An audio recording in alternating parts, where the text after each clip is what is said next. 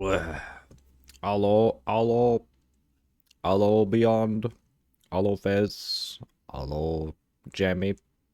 Goddamn, 40 streak. Oof.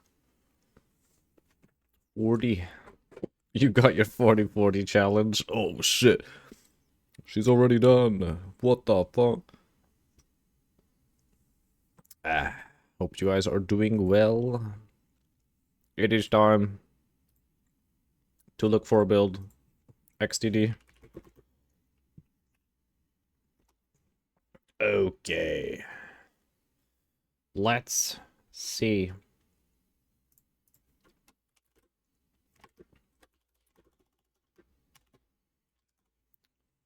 Damn it, you're only 35. Hey, Ditto. Thank you all for the support. Hey, 35 is not bad at all. I'm sure you've been watching for longer as well. Sir, watch the hands-on video. Oh, true. We gotta watch that. Yeah. Hello. Oh, what the hell is this? There we go. Okay, let's see what we got. Now, is this a good video?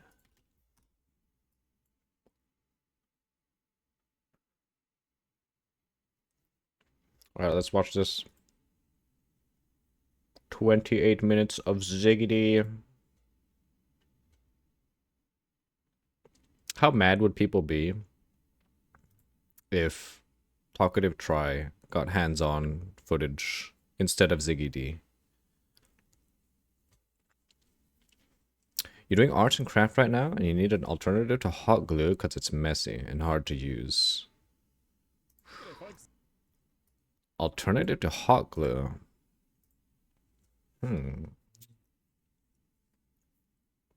Hot plastic. That's a good one. You would be fuming. Not good. Alright, let's take a look at this. Pause the music. G'day folks, Ziggity here with a hands-on preview for the Druid. We'll take a look at the shape-shifting forms, Druid spells, and how the new class plays overall in the early campaign. Wait. G'day folks, Ziggity here with a hands-on preview for the Druid. We'll take a look at the shape-shifting forms, Druid spells, and how the new class plays overall in the early campaign. I got a chance to record this when I went to the studio to host the Q&A. Thanks to Grinding Gear Games for covering my flights to do so. Keep in mind that as this was recorded more than a week from for covering my flights to do so. And how the new class plays overall in the early campaign. I got a chance to record this when I went to the studio to host the Q&A. Thanks to Grinding Gear Games for covering my flights to do so. Keep in mind that... What? He takes 0 damage. You have an alternative? It's similar. Not very good for gluing though. Oh, okay. I didn't even go there.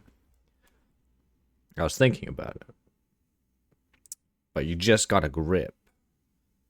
Just watch Old Man. As this was recorded more than a week from launch, it's non-final, and stuff can and already has changed from what you'll see here. The new Druid archetype is flavored by the combination of elemental and nature magic combined with shape-shifting into various beast forms. It does the rare and challenging action RPG task of giving us the potential to play a hybrid of spells and attacks. The human form is where your spellcasting happens, and your beast forms are where your melee happens. Not natural, this. Air's gone sour. When you start on the beach, this is brought home when you immediately find a staff with lightning bolt to begin spellcasting. However, that is quickly followed by losing the new melee weapon type. A lightning damage start. Holy fuck. Best start in the game. A talisman. Talismans function just like any other melee weapon in terms of where your damage comes from. They scale just like a mace would, for example, with increased physical damage and attack speed. But unique to talismans, they give you the ability to select a shapeshift form using this UI element. Werewolf and bear form is what you have initially, with Wyvern unlocking a little bit later on. This choice doesn't lock you into a form, but rather it just grants you the basic attack of the chosen form. Whenever you use one of these talisman attacks or any other shapeshift ability, you'll automatically shapeshift into that form. Okay. The basic abilities of each form are fairly straightforward, with the potential for a little bit more complexity as you go and unlock other pieces that they can combo with. The Bear's Maul grants Rage on hit, while the Werewolf's You don't need to select, by the way. With skills, you can be all at once. It's so fluid. That's pretty good. form, for example, creates exploding chunks of ice on attacking frozen enemies. So they're designed to support or Flicker Strike Bear. God damn. Flicker Strike. reward the other. A teleporting bear would be scary. That's true. Flicker is human, though? Damn it. Wait, but it's an attack. Shouldn't it be possible? You don't get to use normal skills while transform. Damn it. That's trash. I was thinking about, like, what if you make an impending doom wolf? But you can't do that. That's trash. Somehow. Each of the three forms also comes with passive effects and mechanics. The version makes I you played go was likely back. non-final in this regard, but for example, Bear had defensive boosts and generated endurance charges. Shit when engaged game. with 0 pursuit, out of 10. While the Werewolf gets a sizable out-of-combat movement speed buff, which you can see in its movement as it drops to all fours. You quickly also get your first actual gem on the beach here, Volcano. By primal will. This is a spell that causes an explosion and spits fire projectiles for a long duration. There's a running theme with a lot of the druid spells that they provide some sort of ongoing benefit and that they often synergize with things that you can do while shapeshifted. This is all to support that idea of hybrid spells and melee shapeshifting, because after all, if it was something a little bit more limited, like a fireball for example, then you have to make a clear decision between whether you use a fireball or one of the shapeshifted attacks. Is Ziggy gonna... In this case, you can place spells. Is Ziggy gonna show part of the starting tree? Please. The starting tree has to be viable. You can't live your gay furry fantasy. They'll continue to do stuff while you're shapeshifted. I Perfect. really see. Show some of it. Oh. More on Volcano later. For now, though, we can fight. What the fuck? I mean, it's level 1, but like the damage seems kind of good. Nothing revealing though.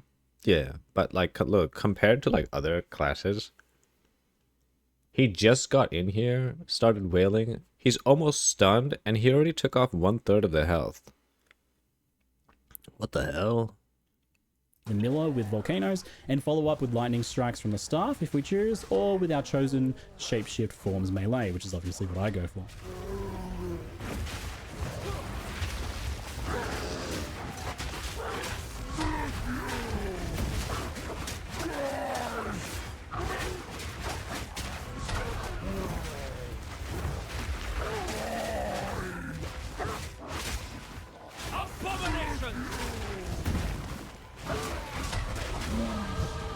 Still breathing? That's a start. Sleep now. Whatever's left of ye. The first uncut gem Whatever's expands your left of options with the ye. Entangle spell, Lunar Assault for Wolf, and Furious Slam for Bear. I'll test all of them as we go, don't worry, but I decided to kick off with focusing on the Bear's Slam combination first. The Bear's basic attack Maul generates Rage on hit, and Furious Slam spends Rage to empower itself with a more powerful explosion that leaves behind jagged ground.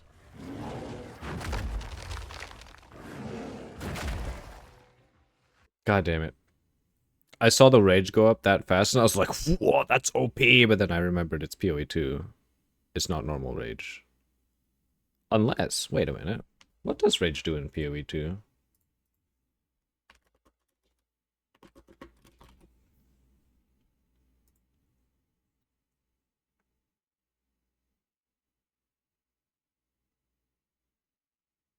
Oh. 1% more attack damage for each rage. Wait. That makes the player rage with malicious intent because it sucks. You know what? It's 1% more. Wait. That's actually kind of good. At level 1? I mean, well, level 2 right now. I feel so stupid using a hot glue. You need a video tutorial. Uh-oh. That's pretty decent. And he got to 15 rage. Like he gets 5 rage per hit.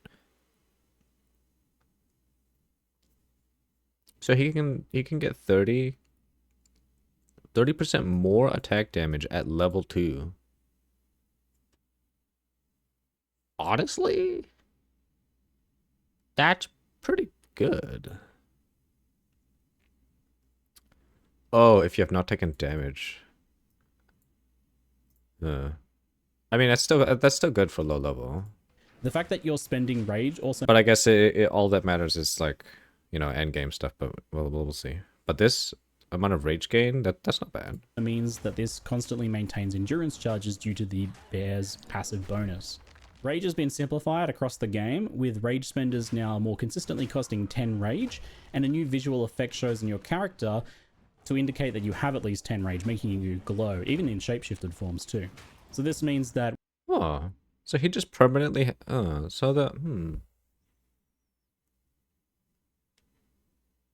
So maybe Spell Totem is not that insane. This is level 2, and he basically permanently has 3 endurance charges. It might not even be that bad. Whenever you're glowing, you know that you can use a rage spender. I find the Devourer first up, so we get the first test of our memory. But you also need to gawk, gawk, gawk. Yep, that's the sound you make when you cast Spell Totem. A little bit early. Aye, this reeks of the Devourer's lair. And here we get to see a bit of the potential power of the bear styles combos. You'll not have another soul.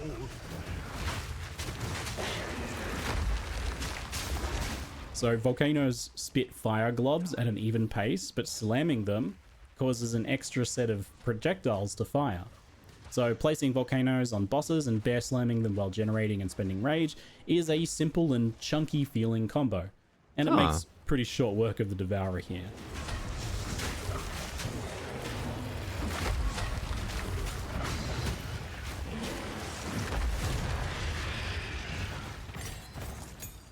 Honestly, that looks like it feels pretty damn good.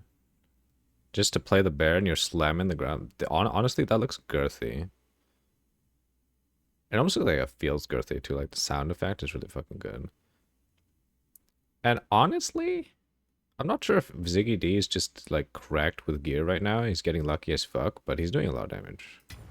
You've gorged on the good folk of Clairfell long enough. With the first support gem, I grabbed Fist of War to empower the Furious Slam, which plays very smoothly. It's perfect pairing with this, as you naturally tend to space out the slams anyway as you move around or as you generate rage with Maul. So the double empowered slams that you get from Rage and Fist of War also very satisfying, so pretty happy with that as a first support gem choice for this playstyle.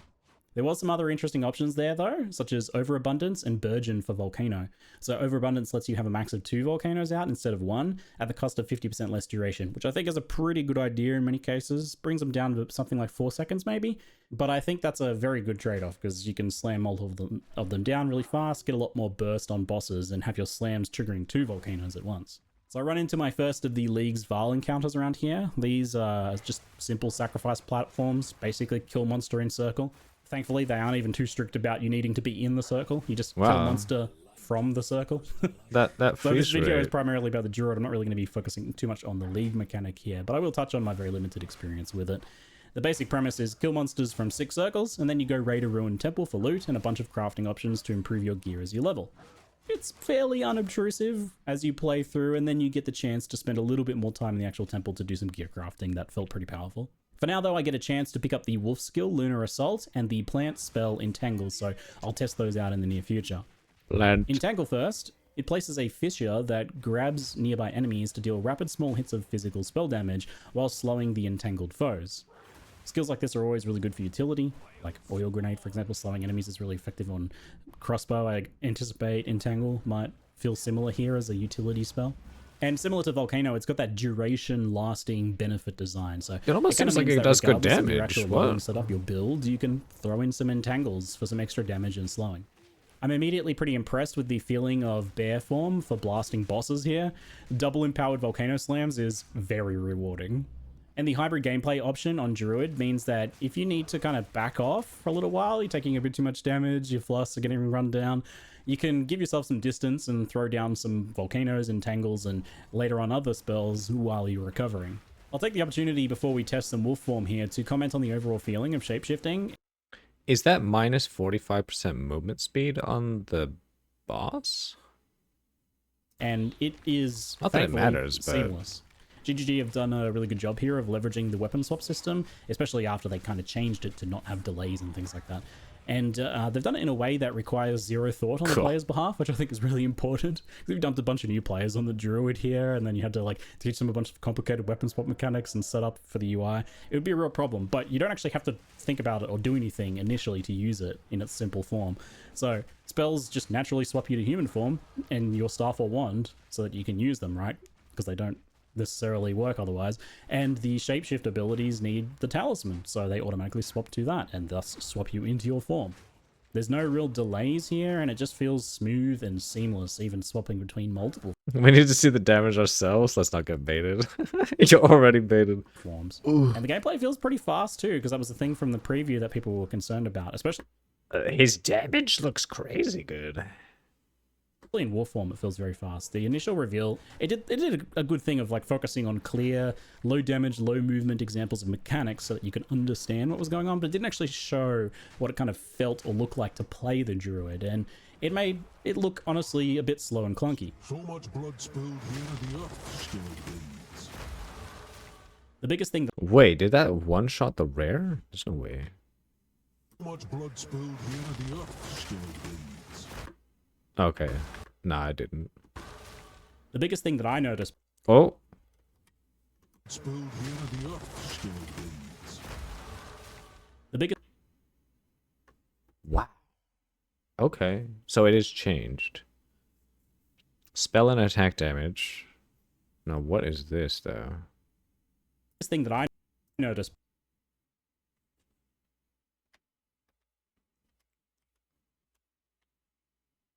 playing it though, that almost right away in Act 1, it was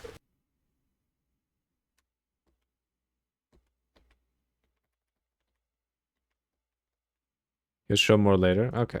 much faster and smoother than I would have thought from the footage, and that's because you're actually using things like dodge roll and sprint to reposition between attacks. And you obviously have a lot more damage than what they use in those previews. And now onto the Red Veil Zone, I decided to test the early game werewolf style a bit more. Lunar Assault is a large slash melee skill that has a very high freeze rate and cold conversion. Yeah, that freeze rate looks kind of insane. And that can be paired with the Ice Bite support to give you a big bonus cold damage buff that's up pretty much all the time with this skill, as it freezes so easily on regular mobs. Oh, and he's even fairly dying. easily on most bosses.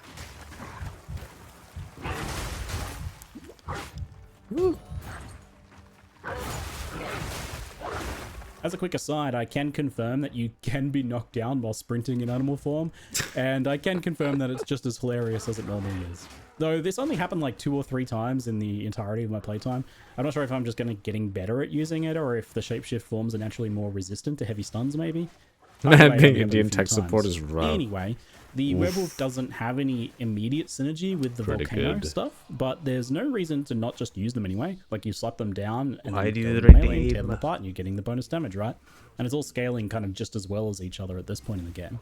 The early combination for Wolf is using the Shred attack on enemies frozen by Lunar Assault. Shred's that basic attack for the werewolf. It's a rapid combination strike with the final hit in 5, I believe, hitting twice. Each hit from Shred on a frozen target chips off a chunk of ice, which then explodes after a decently long delay.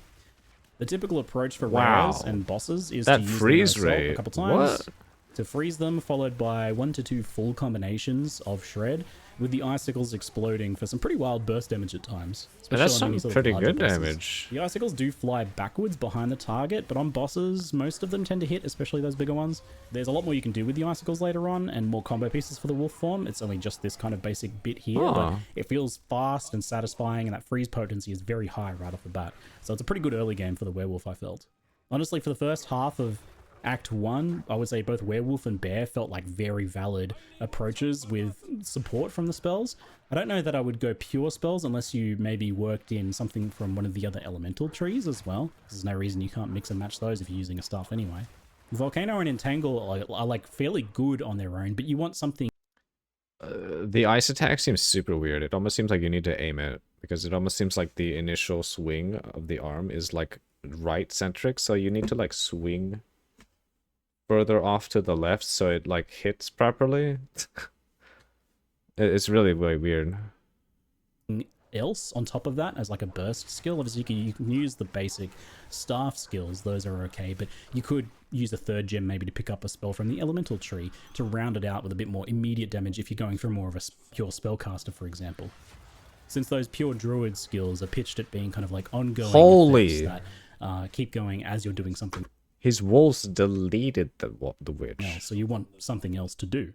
What the So after Red fuck? Veil, the next tier of gems gives access to Shockwave Totem, Rolling Magma for the Wyvern form, it's actually a Wyvern skill, and Pounce for Wolf, and Wing Blast for Wyvern as well. So Wyvern gets 2 here because it's kind of first introduced at this point. You also like Wow, it's introduced early. unlock the ability to swap to it on your talisman at this point, even if you've got the original talisman, I believe. I suspect maybe it's based on character level. That would make sense. So this expands your build options in quite a few ways, about 4 different directions right away. There's a lot of lines of play on the druid here, even right at the early That's game. pretty cool. So you can totem with bear form for jagged ground eruptions, for example. Rolling Magma plus Volcano as a combo there for fire-focused Wyvern. The magmas trigger the volcanoes. You can incorporate Pounce into wolf form, which gives a bunch of benefits. And you can also grab Wing Blast for like a lightning-focused melee Wyvern with its default attack. Since at this point I was really enjoying the wolf form, I grabbed Pounce, and this is possibly the best all-rounded skill in the entire druid category. It's a skill of all time, I'll tell you. Big fan. It's a great movement skill that leaps gaps and obstacles, which is enough to use it just by itself, but it also... Leaps, gaps, and obstacles. What? Our first movement skill? Well, a good one, it seems. It seems fast. And honestly, wolf form, if it gives you extra movement speed, fucking everyone's gonna use it. Fair enough. Welcome back, Frostblink. slams and hits a large area of effect, which can be boosted with Fist of War. It marks a target on hit, and it automatically marks the highest rarity target, so it just works. You can link your own mark later on, or you can just use the built-in Predator's mark, which is honestly quite good on this skill. It gives the target increased damage taken. Great. It's based on the number of enemies of your enemy that it has nearby, if that makes sense. So, okay, yeah, if you and your minions are standing next to it, it takes more damage. And it also summons a wolf companion each time you trigger the mark on kill. There's other ways to trigger it later on. So it provides its own minions to trigger Predator's Mark's effect anyway. So this skill does everything. Crazy. He's fucking Obviously, zooming. it's a must-have in wolf form, but I used it in every single build I tested on Druid. I think if you're using a talisman in your build, you're probably going to want to use this skill. A leap initiator, mark on hit is really good for any melee playstyle, and it's good to just have unless you have like another movement skill that you really want to use instead. I can see you using it. It's important here, I think, that I drive home just how you aren't locked to a form as well. Like, you may know that, but it's easy to just not really think about it. Your talisman choice is only the selection for which basic attack you have. It doesn't lock you into a form. You don't choose a form like most games like this. It's only important what you choose on your talisman if you actually plan to do some sort of combo with it, and I don't think every build will necessarily use the basic attack. Some of them will because they have some pretty powerful combo effects. But for example, the bear forms one just generated rage, and there's other ways to do that. Rage support gem on another skill, for example. So I can... Did you see that? He was just missing the target entirely for like a good few seconds. Talisman if you actually plan to do some sort of combo with it, and I don't think every build will necessarily use the basic attack. Some of them will because they have some pretty powerful combo effects. But for example, the bear forms one just generated rage, and there's other ways to do that. Rage. Huh. Yeah, you can see there. So these are actually active frames.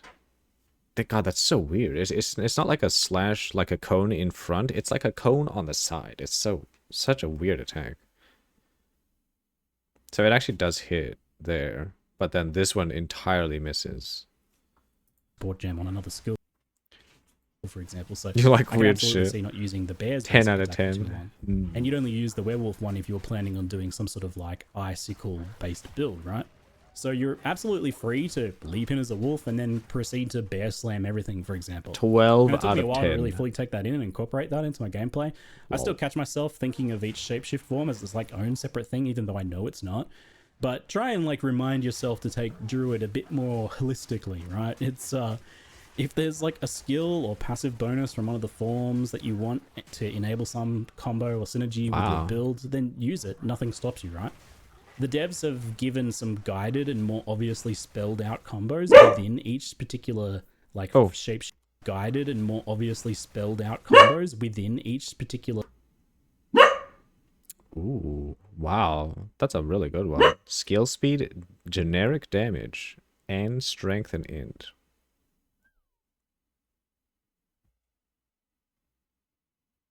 That's not bad. Good passive. Dennis, the starting tree looks really fucking good, actually. These small nodes are spell and attack damage. Which is very odd, actually. Why did they do spell and attack when they could have just made it increase damage? Oh, maybe it would be 2 OP, actually. Like shapeshift form or archetype. Like, for example, bears maul, generating rage, and then slam, consuming it, right? Like these. Like, for example, bears maul, generating rage, and then slam, consuming it, right? Like, these are pre-packaged items that we're given as obvious starting points, but there's plenty of room for cross synergies between forms and potentially even other weapon types too. Like, I don't see why you couldn't like generate rage on a bear and then consume it in wyvern form for the big flame breath or something. Or even alternate between bear slams and human form mace slams. I'm sure there's a build there. So wolf form, which already felt really good with its high movement speed and attack speed, definitely got faster and more furious with pounce. Overall, this playstyle is a fairly straightforward melee attacker with some room for some pretty good skill expression, I think, in how well you position and freeze and then swap to shred enemies so that you kind of choose which direction the icicles fly off. I think if you are pretty good at it, you can perform, you know... Wow, that movement speed is crazy. Get a little bit of extra juice out of it. But if you just want to Lunar Assault, freeze everything and just kill them with that, like a freeze cleave build, then you absolutely can, I think. It's not as high single target right away as the full bear form combo, unless you get like really nice shotgunning off the icicles on a large boss, for example. But freeze locks down many bosses, and I felt like I was just dismantling any bigger targets, you know. It's like by the time they go to do their first real attack... That's insane damage. Holy shit. Like, you freeze them and then they're nearly dead, so a lot of the fights were just kind of over before they began. I did dip my toes into the wyvern form next to mess around with some of their skills a bit off and on. I played with Rolling Magma and Volcano as a kind of ranged wyvern.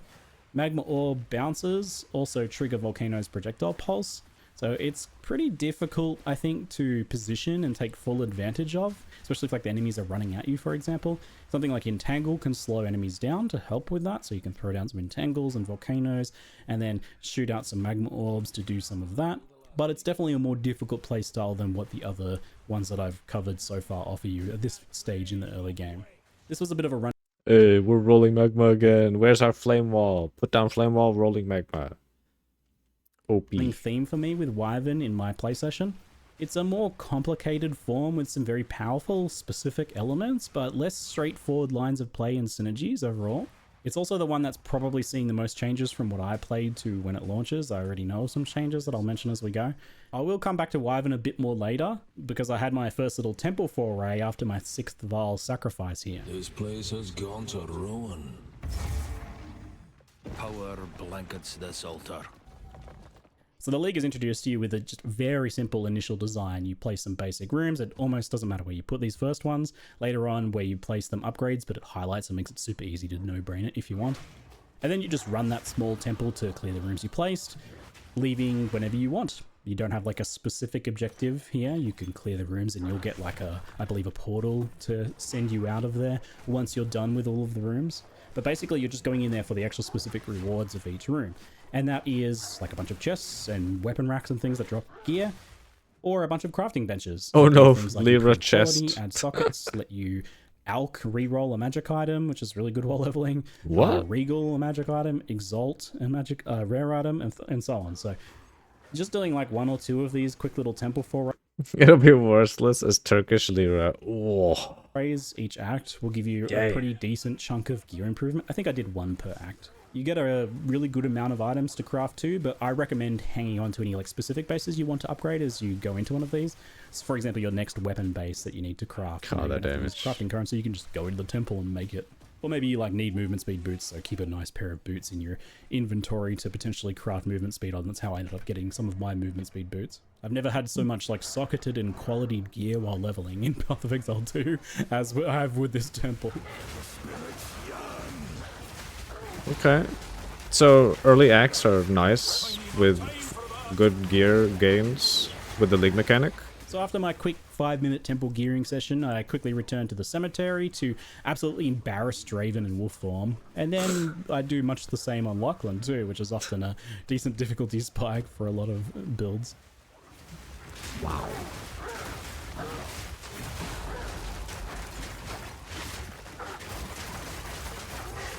Oh my god.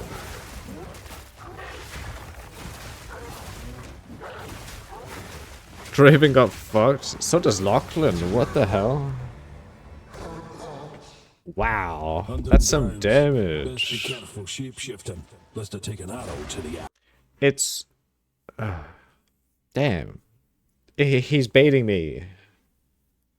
Because the early acts are like the most fucking painful in the game. Especially like Act 1.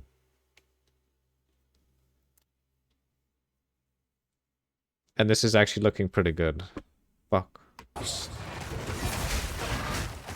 The other set of Wyvern starter abilities is Melee with Wing Blast and Wyvern's default attack Rend. So Wing Blast is a bit like Spear's disengage skill. It's a backwards leap that can get you out of harm's way and do some other utility things. But in this case, it also is a large AoE that stuns primed for stun enemies and triggers an extra explosion for some nice kind of like... You can start a druid, yoink the talisman, and be druid anyway. That is true. The only problem is that a lot of this stuff is attack and like attack and spell based, and other trees can't get like both of those damage in one, passive tree. At least starting passive tree wise. On those stunned enemies. It also generates charges on stunning enemies, power charges with a surpassing chance, it's called. You can scale it past 100% for more charges, potentially, for example. That's how that works. And one change that GGG has already told me about here with the Wyvern is that the skill has been buffed a bit by granting 3 charges now on stunning unique enemies, which is good because I felt like it was difficult to actually use the power charge stuff in boss fights, but having 3 charges means you can get like 15 seconds plus of empowered attacks or something. You can like chain it through the rest of the boss fight. So I could see you kind of just getting 1 stun and then that carrying you through the rest of the boss fight as you expend all of your charges. Okay. So that does sound like a nice improvement. So it was shit before, but okay. So the Rend basic attacks can spend a power charge if you aren't currently buffed to give you a buff with empowered lightning attacks. It gives that skill a much bigger AoE and adds lightning damage. And it does a few other things with a few other skills too. It actually turns it from like a very basic little melee attack into like a pretty hefty, big cleaving skill that does quite a lot of damage. Empowered Rend, it is slow, but it is big and chunky and really satisfying. And You think you're going to play Bleed Bow Blood Mage? Ooh, that's a cool idea. What kind of skill are you going to use? Probably Lightning Arrow? Also, hey Frostbite. Hope you're doing well. really hoping that there's some potential for like melee Rend builds that maintain empowerment with that, because it felt really good when I was cleaving my way through packs with it. Wyvern's early game was definitely the hardest to get the hang of all of the kind of types here. At least when you try to stay purely in Wyvern form, because again, just like you can just use something like Wing Blast alone for a melee escapes skill and then like, play your bear build, right? There's no reason you have to kind of like force yourself to stay in any one form if like overall it doesn't. Hey, famosa. Hello. Yo, you're not deep into Druid yet? Is it giving the player some spells to bound the transformation without a gem? So the transformation is bound to the weapon. So this is not druid specific. You can use the weapon on any character in the game, and you can transform any character. Their normal skills would transform you when used, yeah. Feel like it's paying off for you. Still kind of wrapping my head around that. I did also kind of take Wyvern through one of the most difficult areas in the early game here, but once I got through there, the first Spirit Gem gave me options of Savage Fury, which is basically a druid-like berserk buff that drains your health for a short boost to speed and damage. It looks very strong for bossing, and it's probably not too hard to manage that life loss as long as you got like a flask charge or something. Probably well worth it, and I expect we'll see some use. Anything that boosts your damage and speed for a duration is usually a Gain 1 Fury on attack hit, no more than once per skill use. popular choice. 20 max Fury. Getting damage speed while losing life. So it's literally Frenzy. Kind of. Wow. Increased movement speed as well? 3% of maximum life lost per second.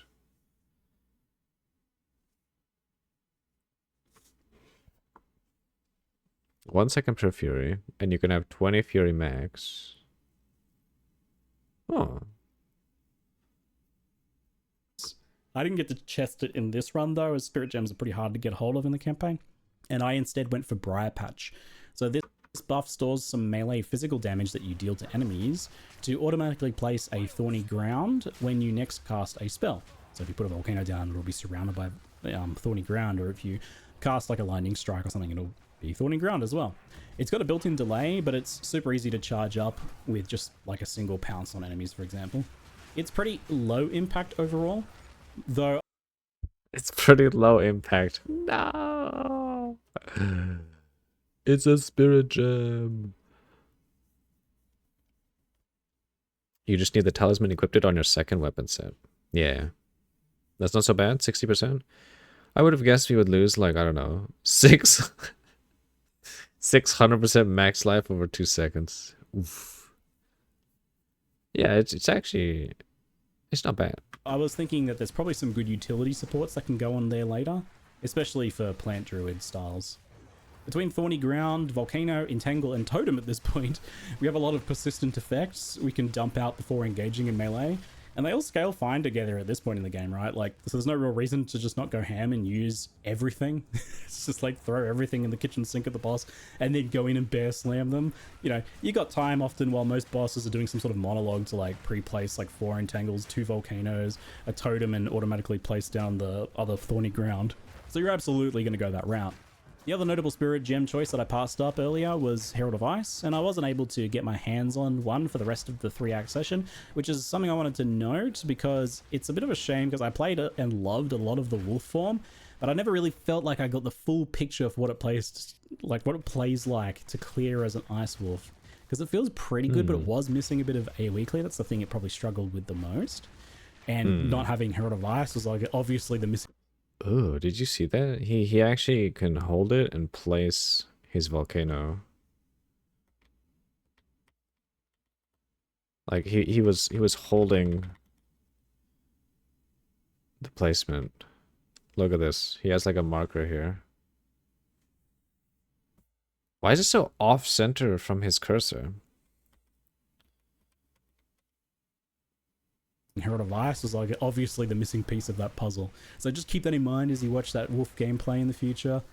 And just mentally add some of your own ice explosions to that gameplay, just to kind of imagine how your werewolf leveling might go. It's already really satisfying, like doing the icicle explosions and freezing things and watching them shatter. I can only imagine with Herald of Ice how satisfying that's going to be. Hey, will I free? If I go wolf, I'll definitely grab Herald of Ice. For bear, Hope I'd you're doing probably well, grab that sir. Savage Fury. And Briar Patch if I level like a nature Can't style wait to druid, play maybe, I don't Lightning know, Arrow again. activating it with Pounce maybe. I think that's more of a specific build thing. It's nice, but definitely not as impactful as other Spirit Gem choices.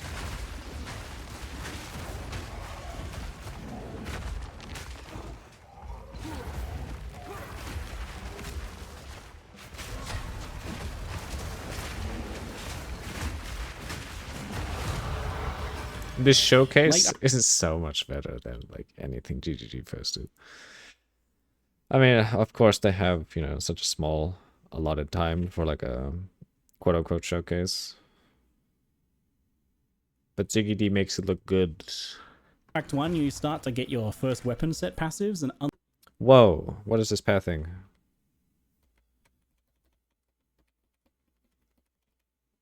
AoE. Let's stun effect duration, stun threshold. Does you hover over anything else? weapon set passives, and unlike leveling other Skill speed while shapeshifting. While shapeshifted. Oh, skill speed. leveling other characters, I think you Critical hit chance while skill speed while shapeshifted. Critical hit chance. I mean, the skill speed's nice. Skill effect duration. I didn't see duration. Wait, did you see duration somewhere? Did I miss that? I don't think it's duration. It's skill speed. Unless I just missed it.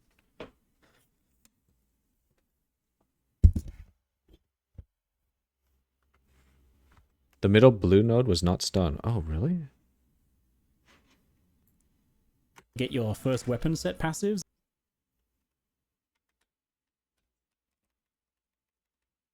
Oh, you're right. Skill effect duration. Oh.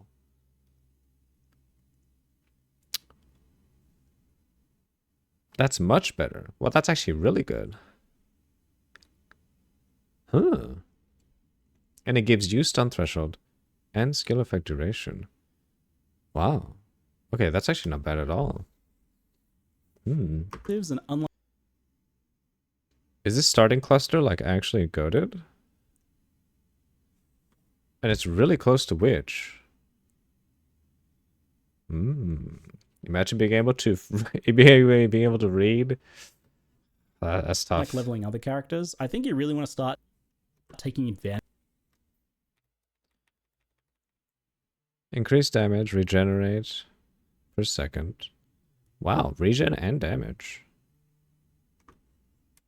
Does he hover over the big node? Advantage of these Mana regen. Wait, that's right away if you're going spells and shapeshift combo,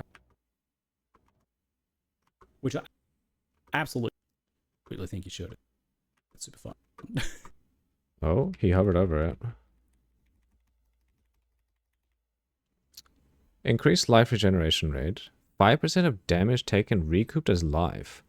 Wow.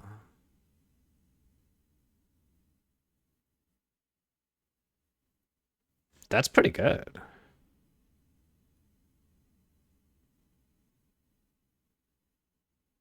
Oh. So it's pretty simple initially to start doing this. If you've never messed with the weapon set trees, it only really gets confusing when you try to do respecking typically. That's when you kind of got to wrap your head around just how it works. Druid tankier than warrior. Ooh. But initially, Wow, even what? The small nodes are also skill effect duration. 8%. you can basically just kind of like throw any duration or clearly spell-oriented clusters on the staff weapon set, and any shapeshift or survivability nodes or melee damage stuff on the talisman set.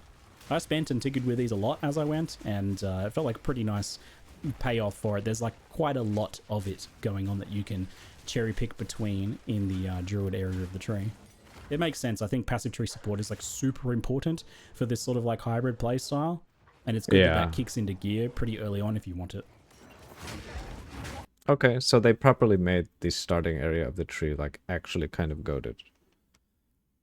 Thank God. Finally we'll be able to use the weapon set passives for once. For Executioner, I decided to revisit the Bear Slams since they performed pretty well early on. I was keen to see how they were holding up at this point. I had the Totem now to add in, and that triggers the Jagged Ground from the Empowered Slams to create another explosion for some more bonus combo damage. He's tanking. You have much to answer for. Cool. Wow. What the fuck? That's some damage. That's like speedrun. Fun fact, you have the character name Willy in PoE 2.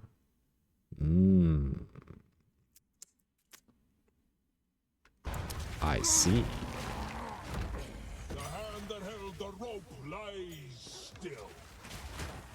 And yeah, their form is pretty amazing on bosses, and overall pretty well rounded. Felt like the most well rounded of them, like powerful single target, decent AoE clear, maybe a little bit slower, offset by just switching into wolf form, and nice defenses too.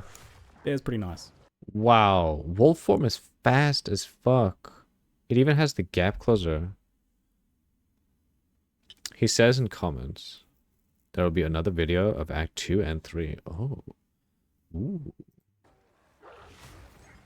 And you know, you can just use that pounce to form shift into wolf and start sprinting when you move between packs. There's no reason why bear has to feel slow when you can instantly shapeshift into a wolf whenever you want.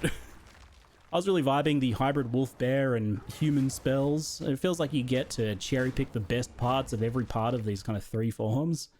Oh, Druid looks really good with the form. Like, man, it just seems so fast. Compared to every, like, this actually feels like what we should have been speed-wise.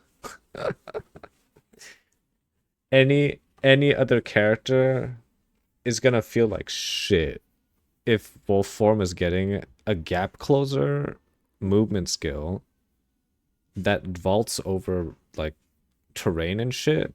That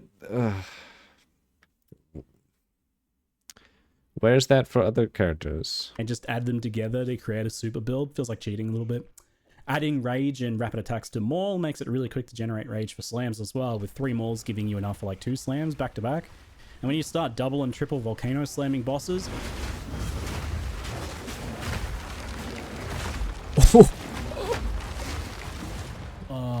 Oh my god.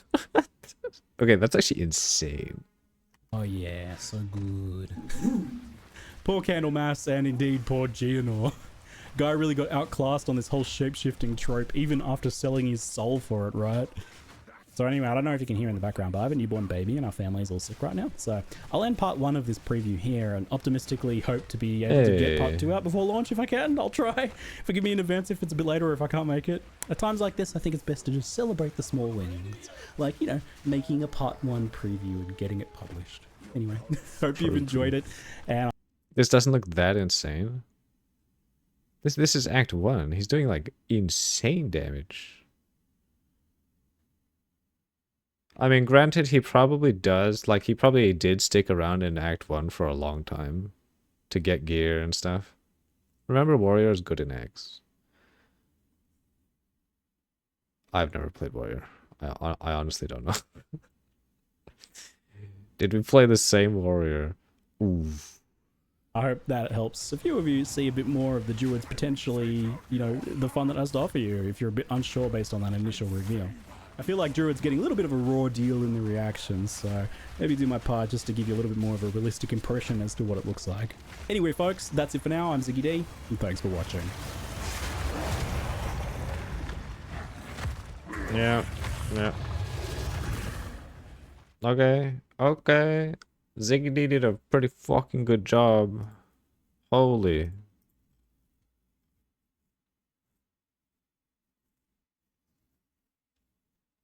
Mine got shat on. Whole Act 1 and 2. If you don't get a lucky weapon, you suffer.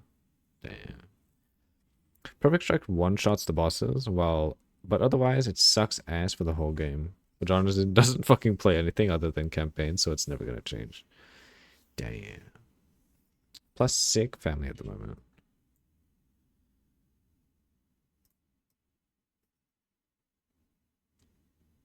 Ooh. 2 and 3. Man, congrats to Ziggy, and also I hope they get fucking better. But my god. It looks pretty good. Man. Fuck.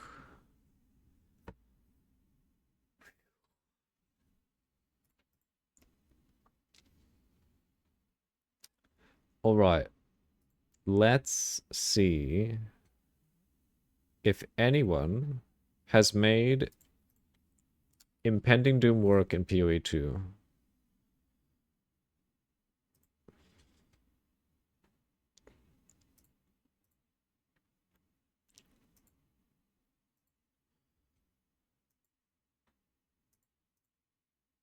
New. Is there...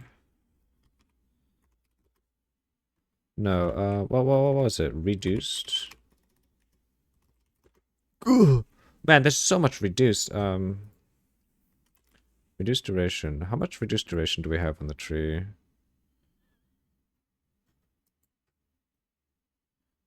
Offerings, no. Reduced curse duration, okay.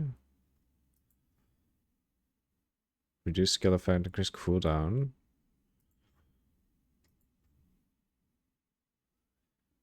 No. Increase curse duration, no, we don't want that.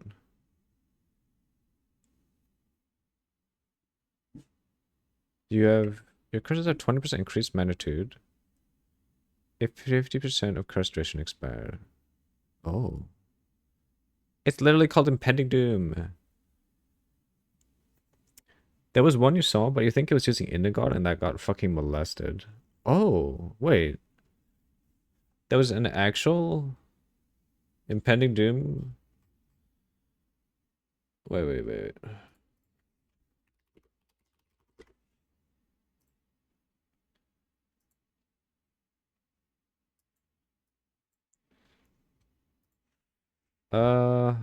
It cursed and blew up the screen. Really? You just saw a clip of it. Oh, shit. Really? If possible, do you have a link to that clip? I want to see this build. Impending Doom. This is Comet. This would be something like this, right? Something that has no damage.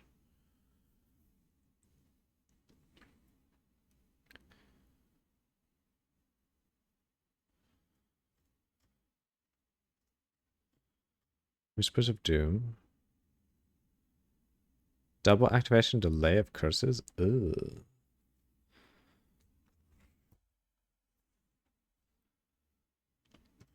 Pain offering.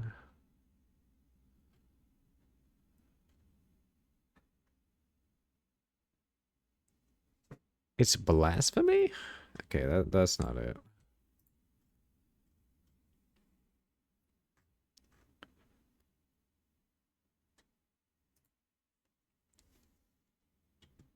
What about this?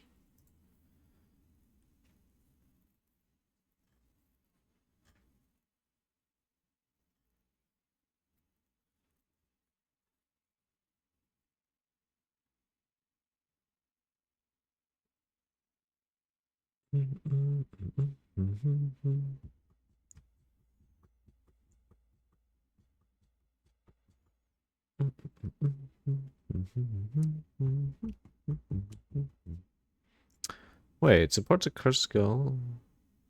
Create hazardous areas which explode when enemies enter them, cursing enemies and dealing chaos damage based on your intelligence. Wait, the Wagery's Undoing? What the fuck is this?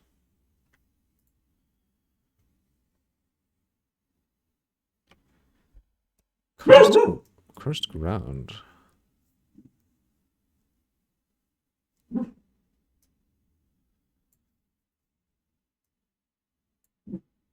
Enemies on cursed ground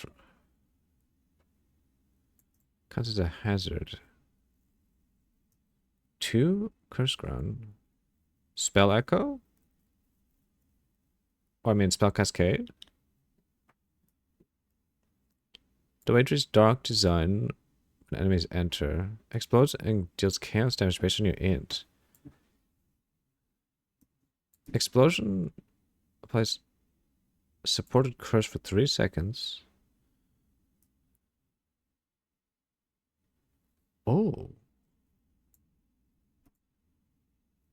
Wait. So is this like a secondary damage point on... This is like a second impending doom.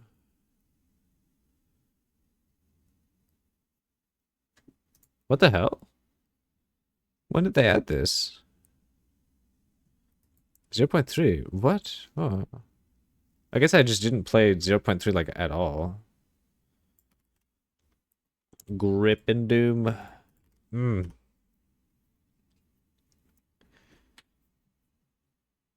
Alright, well, we'll do it after this.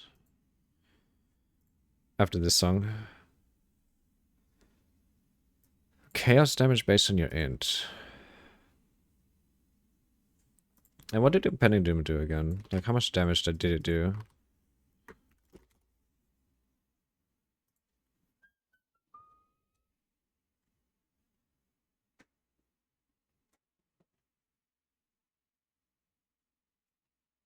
Hmm.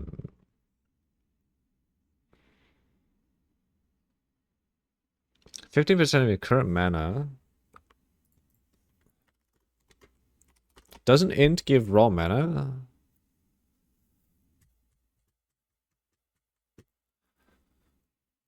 Mana. Holy shit. Whoa.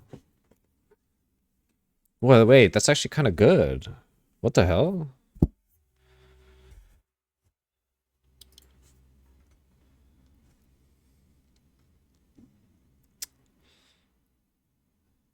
Why does I feel like he's not using this for pure damage, though?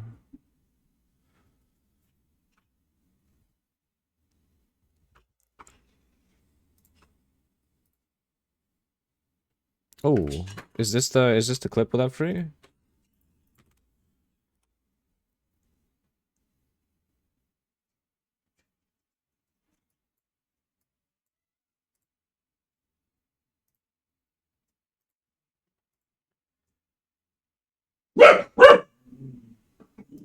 Oh, wait. Is this the belt? Oh.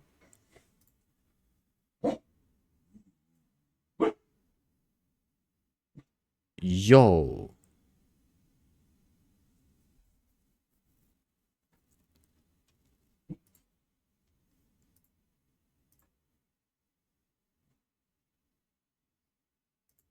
Holy.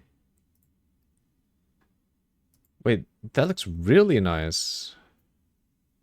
Oh my god, wait, is Impending Doom possible in PoE 2? Are we gonna have fun? But you said Indigon got fucked, right? Oh no.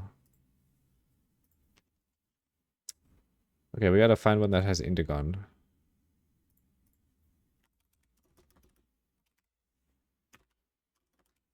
What? Am I regarded? Oh, it's Indigon.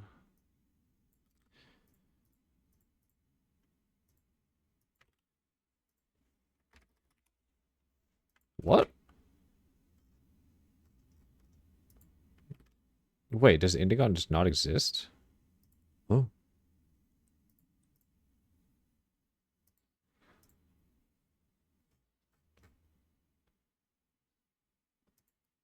Oh, it's because I chose Impending Doom? The wagers undoing.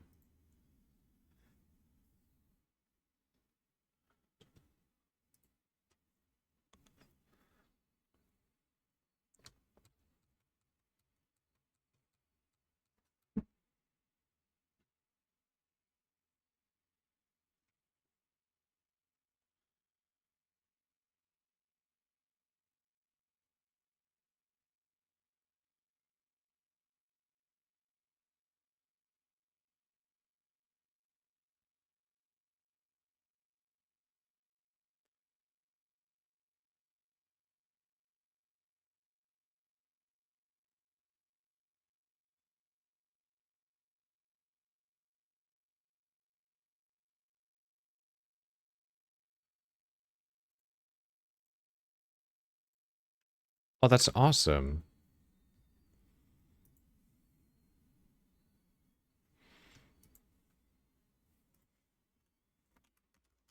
Okay, so he does take no, wait, skill effect duration? Wait, he's going for duration?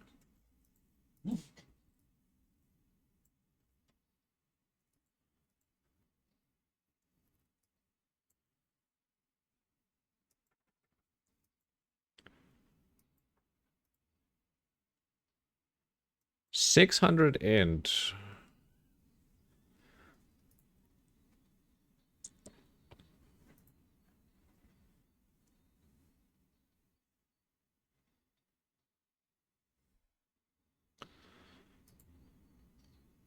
Early weakness. Wait, spare. Indigo now has 10 to 15 increased spell damage for each 200. Previously, yeah, Indigo got kind of fucked. Increased cost of skills for each 200 mana spent. Previously 335 to 50. Yike.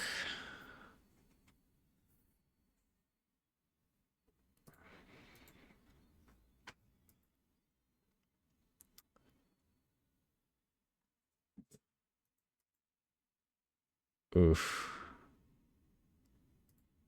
So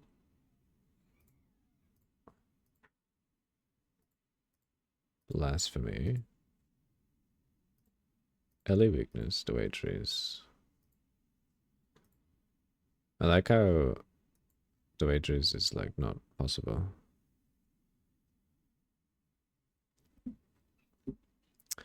You getting EP? Need a drink or something? Ooh. Hey, what you doing? Why are you bullying? Hey, listen.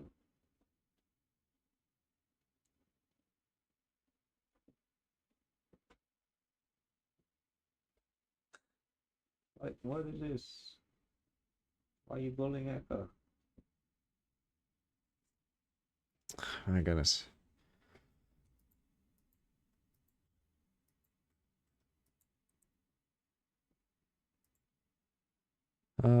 Glorifying desecration makes this item unusable. Tribute. Mana recovery from regeneration overflows maximum mana. Ah. I really see. So this mana is actually fake. What was this?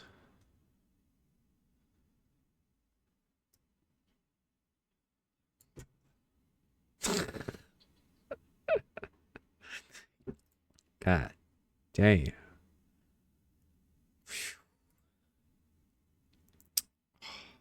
God damn. He's toxic.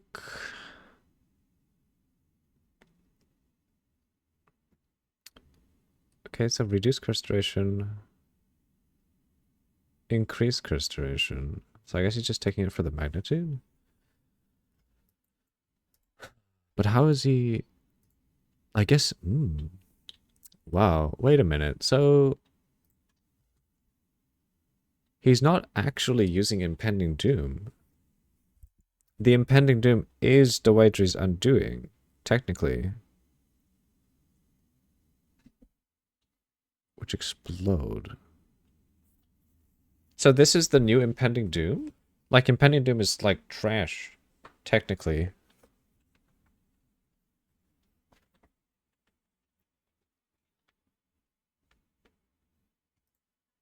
Huh.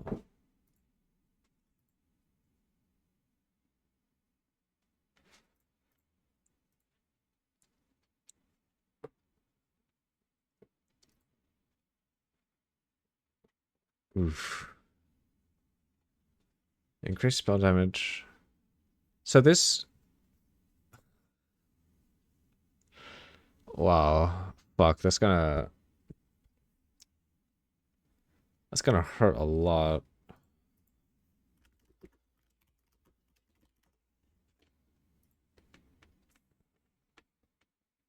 Mm.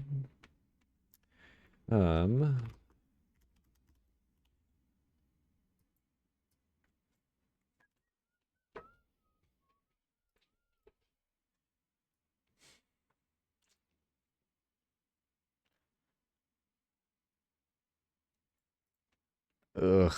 Wow. Indigon got gutted hard.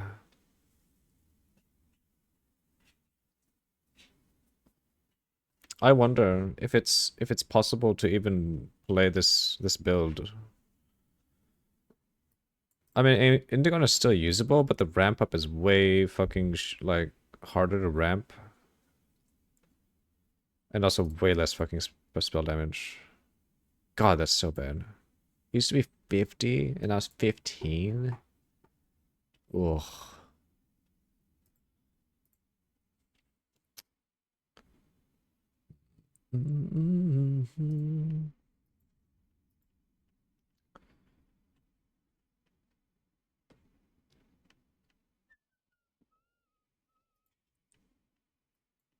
God.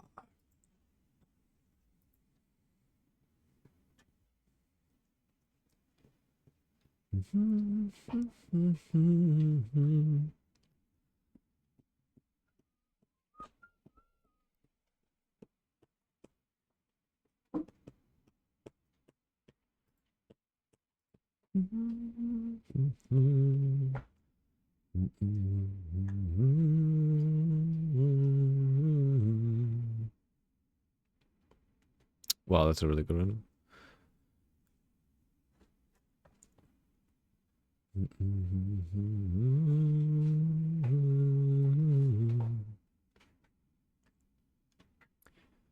Wow.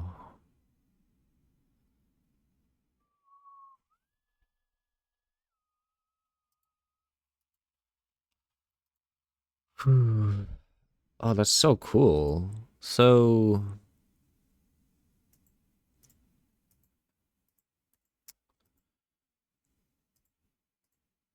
what I want to know...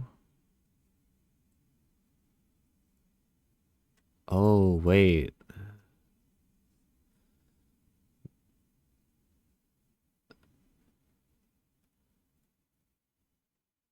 Oh. They gain extra cold damage instead. Oh, this is why... This is why he's... He's shattering the enemies when they die. Okay.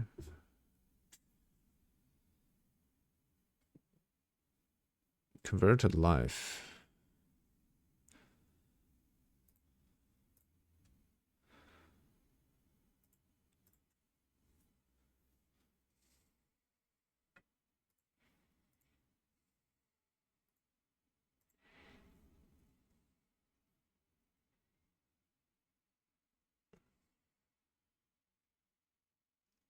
Fuck, that looks so good.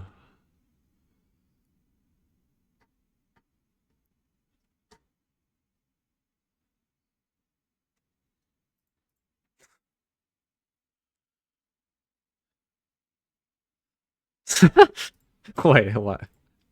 Why is the water not coming out of this?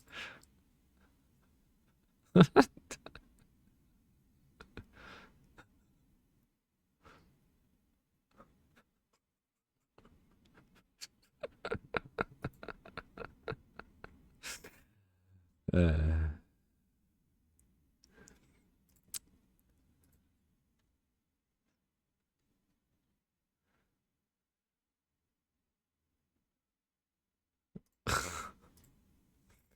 God damn. Hmm.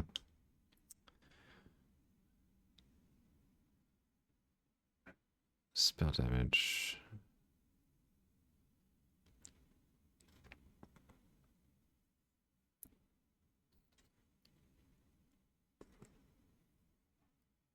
Why living bomb?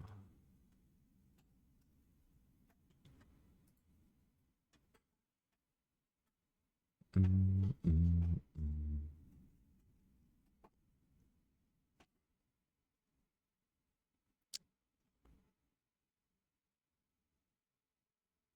Cold and bitter. Wait, but the waitress I'm doing is...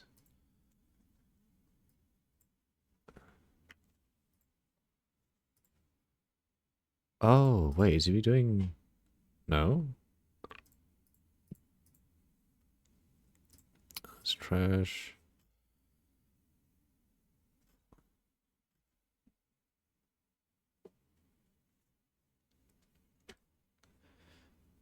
Blasphemy.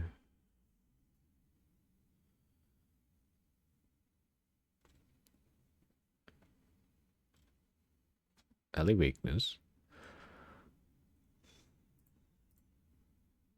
Hmm.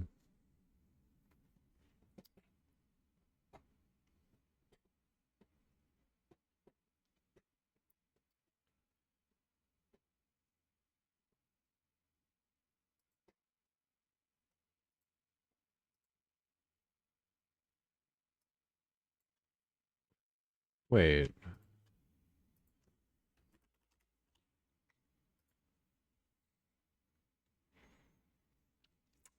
If supporter skills would gain extra damage of any type other than cold, they gain extra cold damage instead.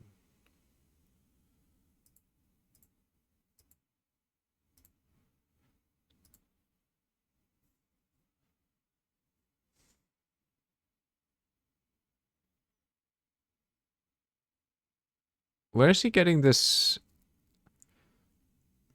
extra as?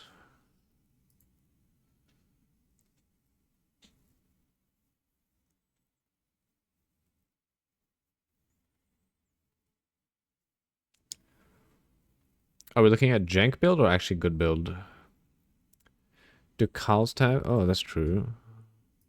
Oh, we don't know because POB in POB2 can't calculate the Dewedri's support gem.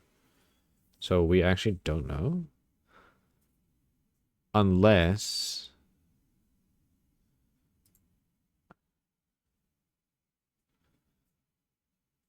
take it no.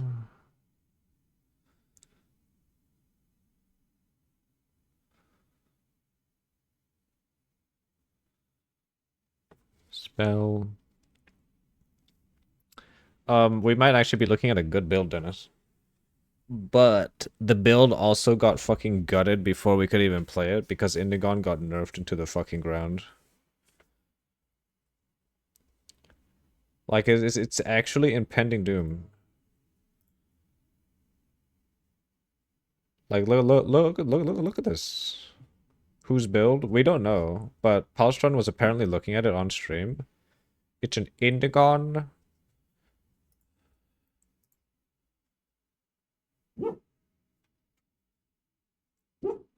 Like holy shit, this looks good. Oh god, I want to play that right now. If I can do that in PoE 2, oh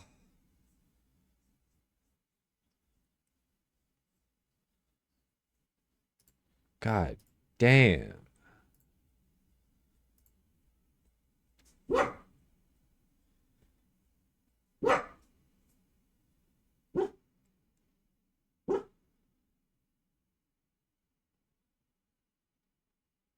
Oh, it's because of Archmage. Did you check on Connor build? Wait, what is Connor doing?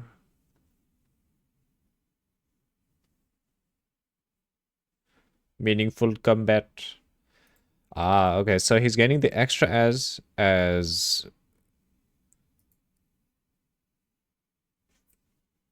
but then Embitter changes it to cold damage. I really see.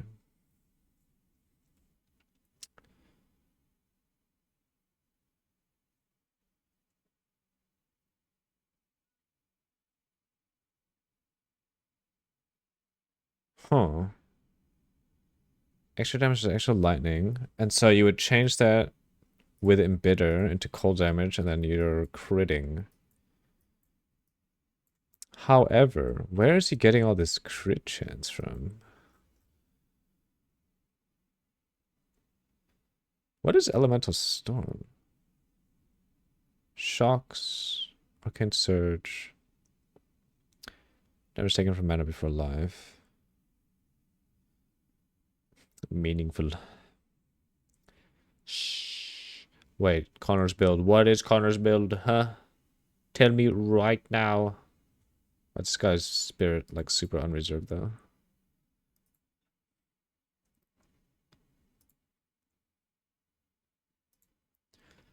Your mama? What the hell? Okay, PoE Connor. No, 1 mana left. Left, PoE 2. PoE. No.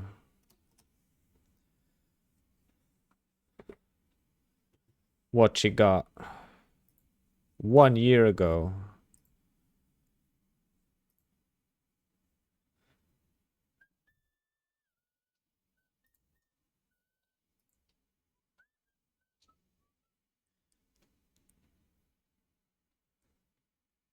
What?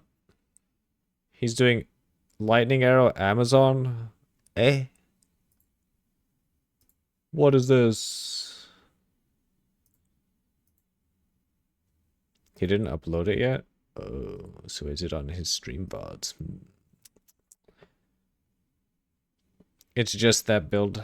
Don't look for anything else. Hmm. Let's see. 20 hours ago. The clip on Daily Exile looks correct. There's a clip? Wait a minute. Oh. There's no clip. Don't even look for it. Daily Exile, you say?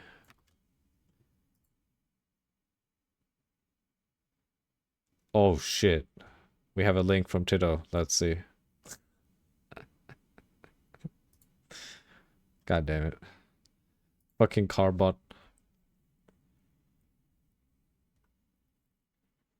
Ugh. What the fuck? What?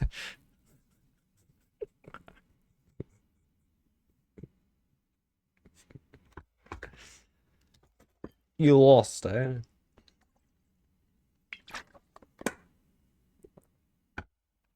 Furry League.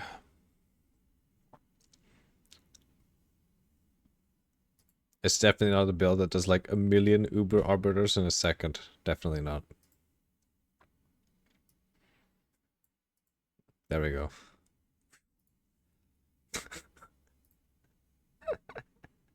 Carbot is fucking great. Alright, where is this? Where is this thing? Daily Exile. 2 hours ago. Wait, what the hell? Alright, we're looking for 1 mana left. Minute 2. Oh, it is this one.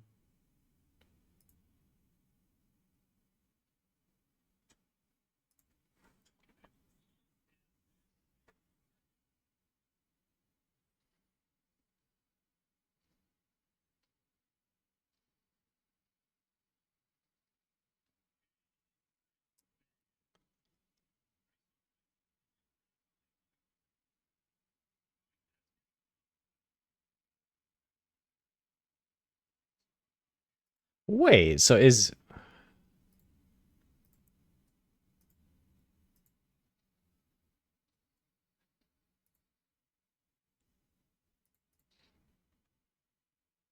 Oh. Wait, so this is an Ignite build? They're going to make those Ignite stack. Boss Barbie like has every icon possible. Wait.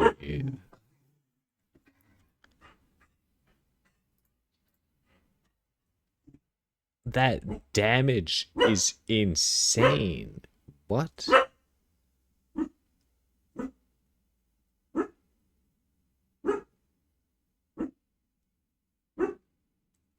It's Emberwick with no downside. What the fuck? Crit is like triple. That is no crit damage. What the hell?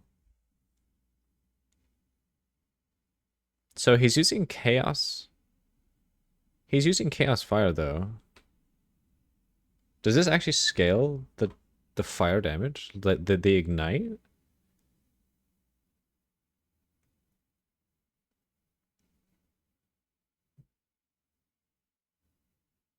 Wow.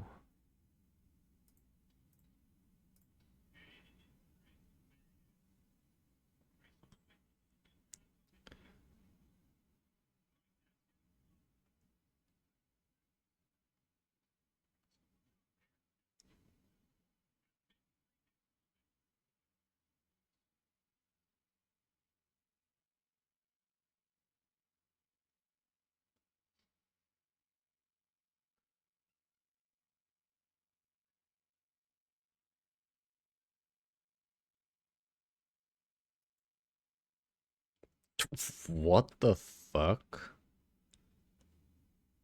No need to look into this any further. This is just bait anyway.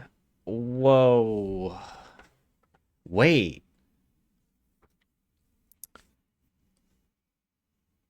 What if? Ah, but fuck, it has to be fire damage, right? Shit. Wait a second. Hold it a minute. What if? Wait, no. Ooh. He's stacking mana. Wait a minute. He's stacking mana, which means... Can we make an Ignite Impending Doom? Wait. Okay. Hear me out. Is there a support? Is there a support like in bitter, but for fire? You're addicted, bro.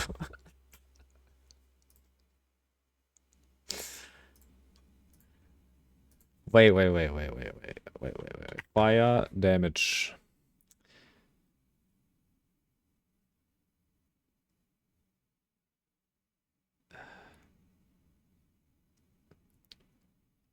This guy's done for. Also, that ignite won't stack. What? Are you talking about impending doom?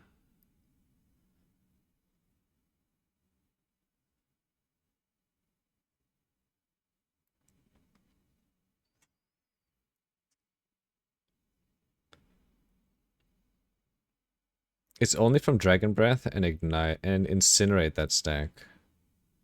Fuck, really? Oh.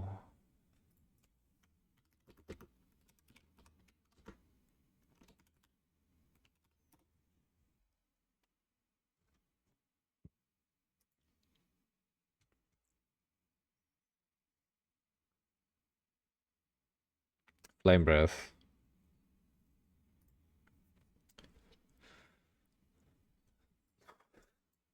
Wait.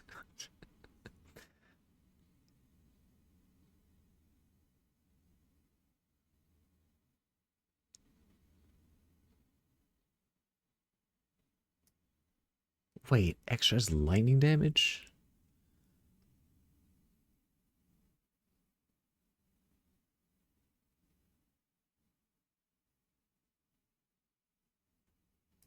Is there... Is there another... Wait. Is there... There has to be another support, like, in bitter, but for fire damage, right? Hey, Raining. Hello. Hope you're doing well, sir. How's it going?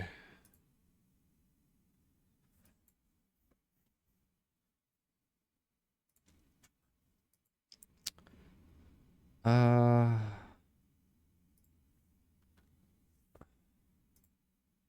Fuck. Items, support gems. Have you played the game Superliminal before? Superliminal. I don't think I have, no.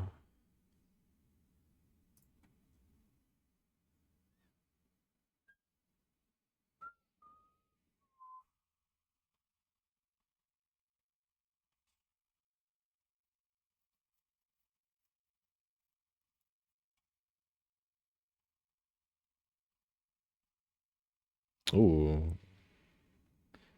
Wait, Ignite has proliferate, but oh, that's right. They have to that's right. They have to stay within for fucking 1 second, like, ugh.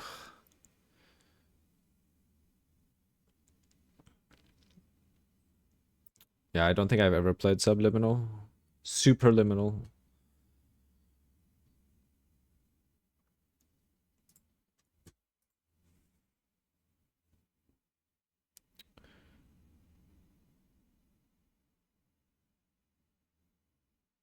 Shocks do not expire ignited.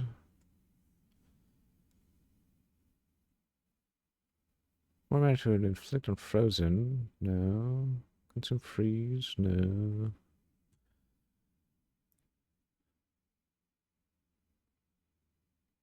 Oof. You might just go to sleep. You woke up early. You woke up super early today and you're getting EP and losing consciousness. Oh, shit. Alright. If you sleep, Fez, thanks for sticking around, man. Hope you sleep well. Get some good sleep. Just play your nerf build, little bro. Whoa, whoa, whoa, whoa, whoa. Fez doesn't sleep. What? Ooh. Hey, Slinky. Hello. He hibernates.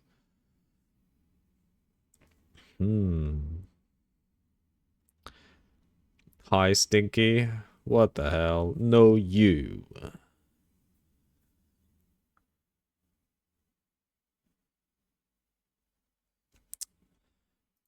Is there really no fire support that is like Embitter?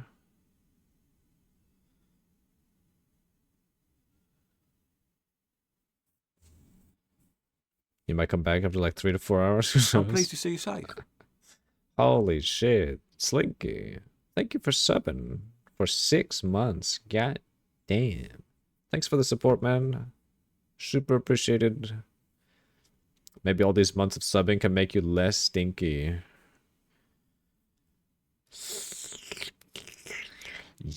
I'm already not stinky. It's just that easy.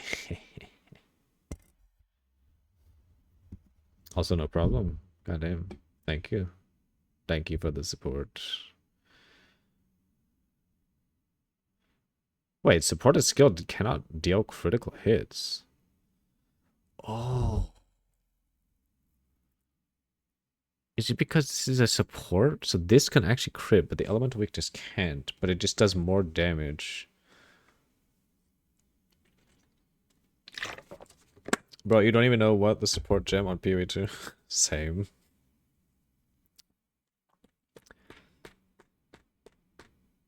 Support skills which can damage enemies with hits, causing all sources of damage gained to instead be treated damage gained as extra cold for support skills. Huh. This would be super nice if it was fire. But, like...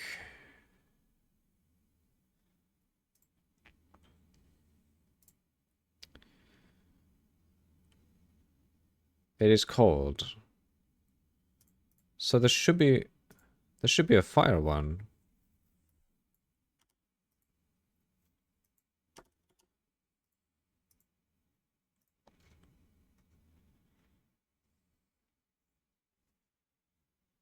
Is PoE 2 updated with beta tree?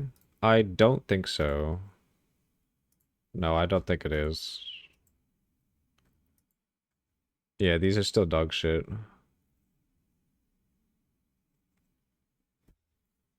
Well, then I hate it here. Oof. Yeah. But we saw a bit of stuff over here, and the druid starting point looks fucking cracked. Like, this is changed. Yeah, in the Ziggy video, yeah, it's super good. Skill effect duration, fucking damage and regen and recoup. Damage is life. Skill speed, it's like, it's actually good.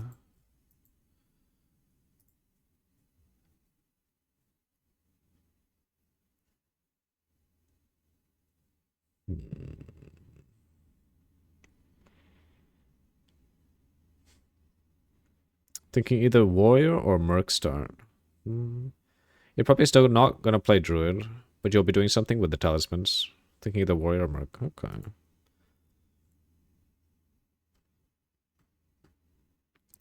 Honestly, yeah. The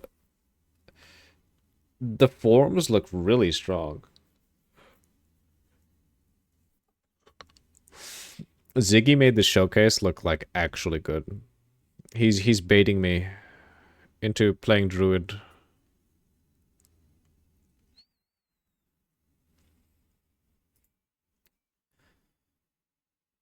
I wonder.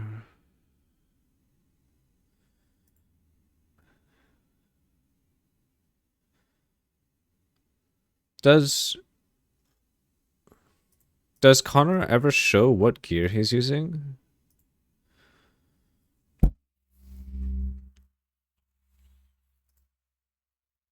Trust the Flappy Bird, man. I might.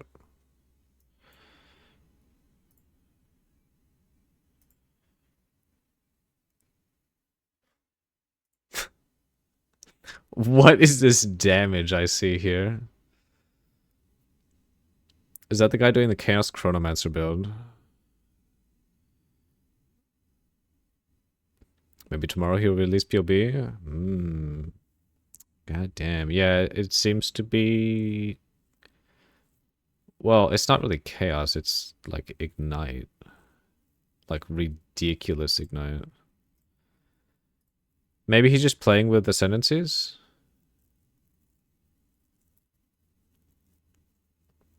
That's Lich? That's not what you thought it was?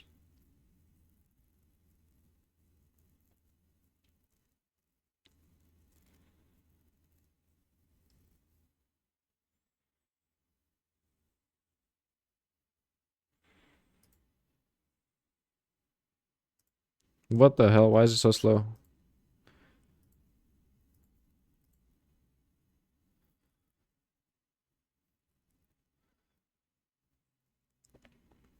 There's a guy on Reddit last league who was using Chronomancer with the same skill to turn fire to chaos and doing crazy damage.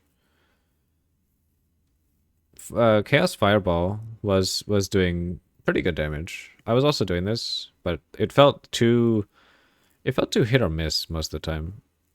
I thought about trying it out, but got tired of doing campaign again. Yeah. No, the channeling one, Incinerate. Ah, I see. Because he's also using Black Flame and Incinerate at the same time.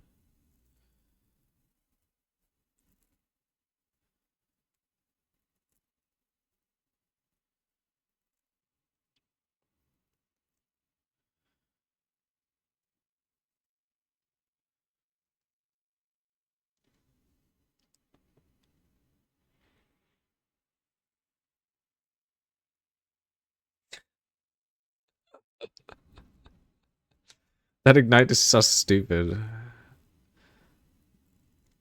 He has to show his gear somewhere, right?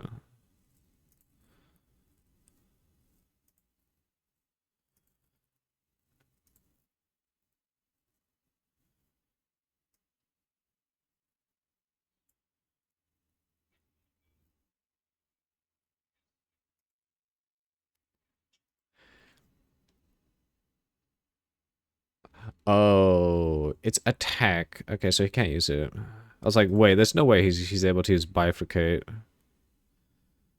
on his spell. That's like insane.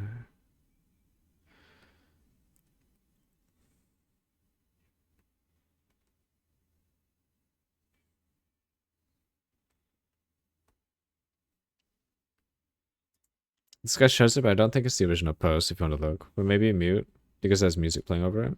Let's see. Incinerator build.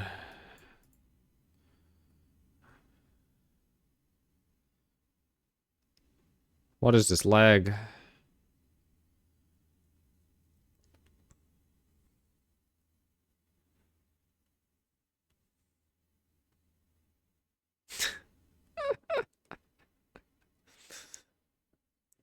That's some fucking damage.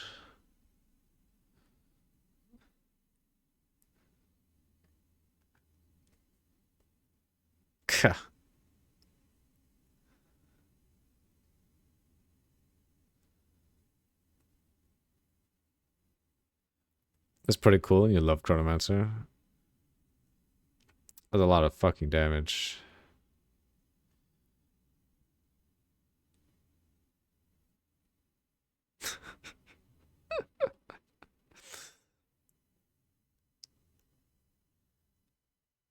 Oh my goodness.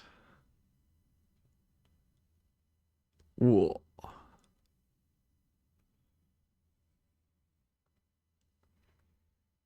This ultimatum guy.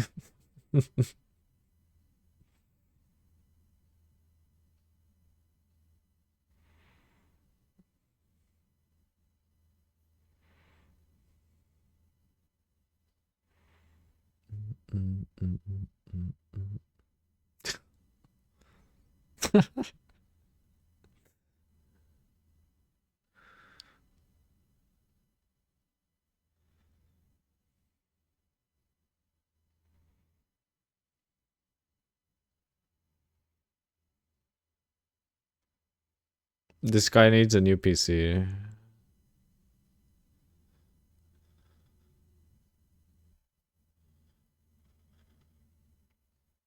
His PC is lagging hard. Yeah, this is like fucking terrible.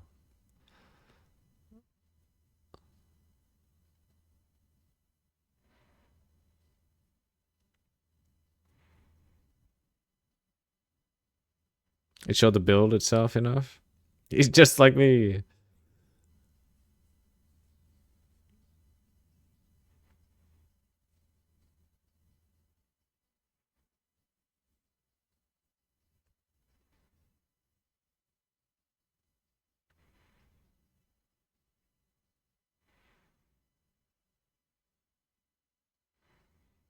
What?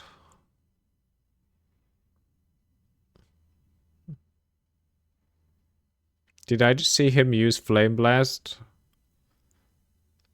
That's a big no-no. Flame Blast is nerfed. You can't use that. Holy shit, though. His PC.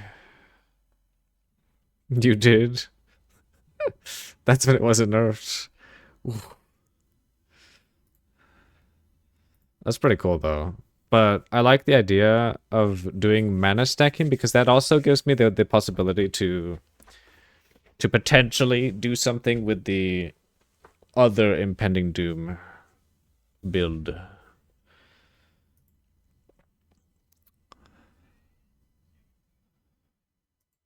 True.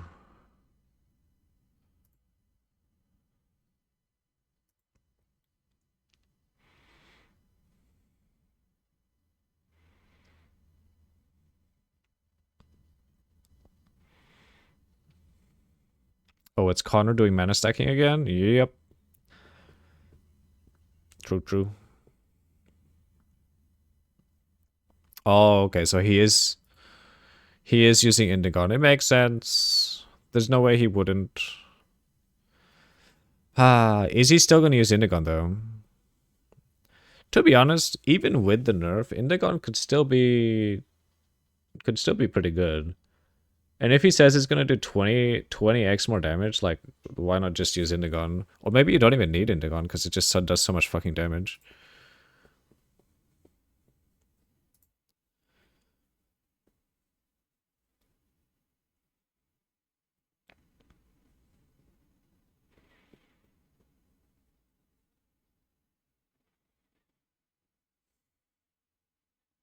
Kuh.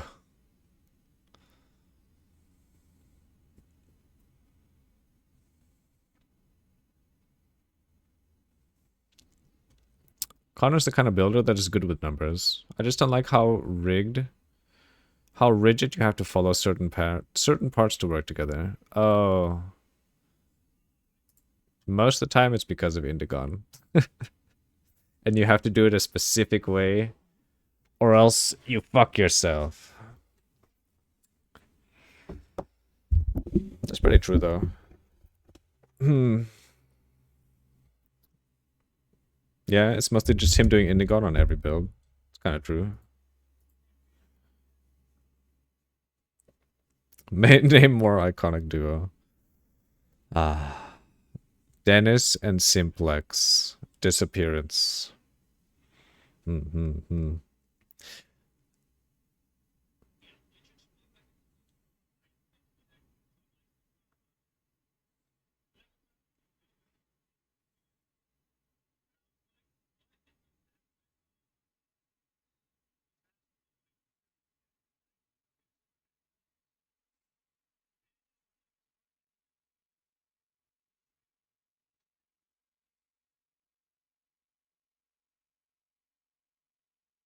Wait, what was he talking about?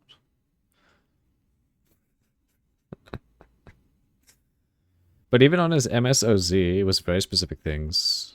MSOZ.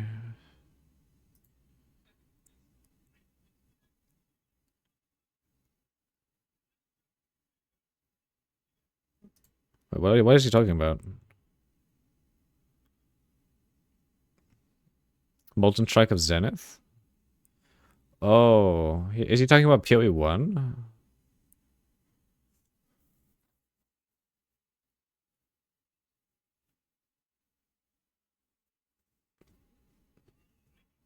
Oh! Oh, I'm stupid. Molten Strike of Zenith. He's talking about Explode. Unleash, Rupture the Soul.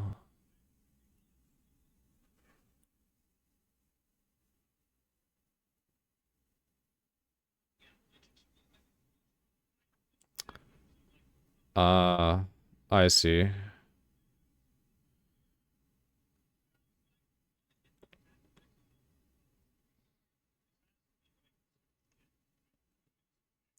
Hmm.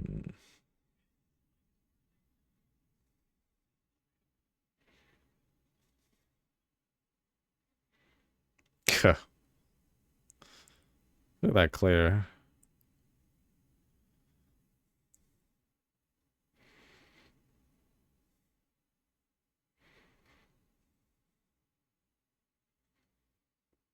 Like, you really want to play Druid, but it's gonna be me refreshing Lance Mobilytics every 2 seconds on League Start. I mean, that's not a bad thing. Honestly, Druid does look really, really fun. Like, just for fun, just for the fun factor, maybe, like, if it actually has good numbers from what Ziggity was showing, it might just be good.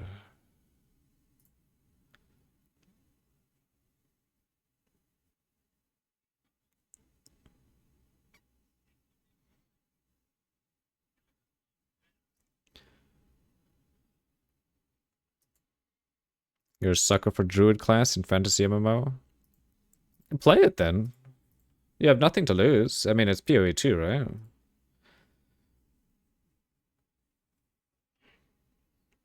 But you don't need to be Druid to transform into any form. It doesn't indicate I'm furry, though. To be honest, you're not super invested in how your league start goes for PoE 2. You're here to try things and whatnot before you get burned out in 2 weeks. Getting to maps quickly and getting currency means nothing to me. I'm pretty sure that's mostly the case for like most PoE 1 players.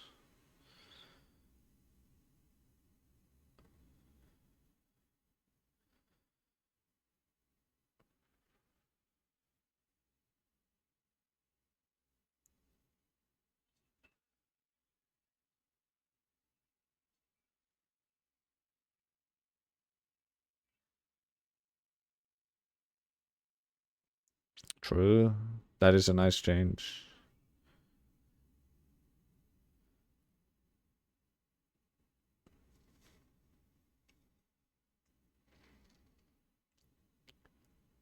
Just there to enjoy some game and feel OP while doing it.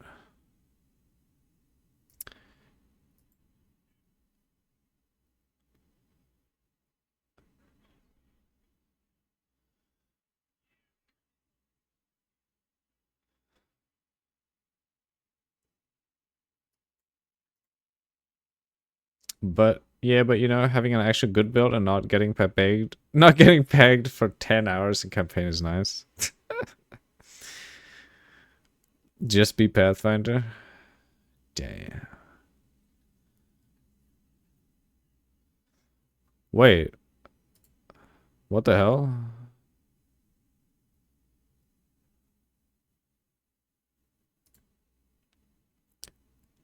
Are these already out? Or is this fake news?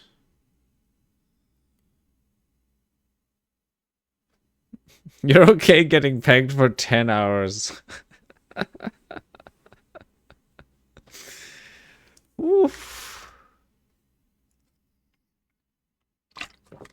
Yeah, you haven't played the new changes to mapping experience. So you're excited to see that? You didn't play the 0.31 patch or whatever that removed tower requirements. The same one Fed showed. It's missing the same one as before. It's out?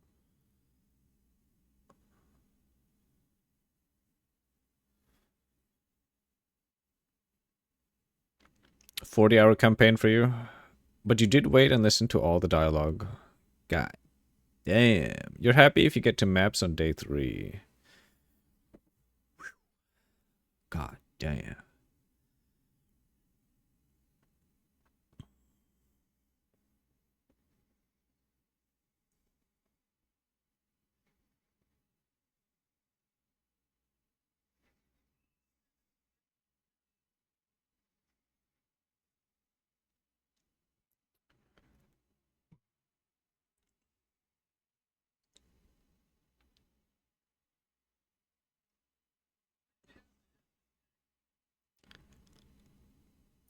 Wow, that is pretty dog shit, isn't it?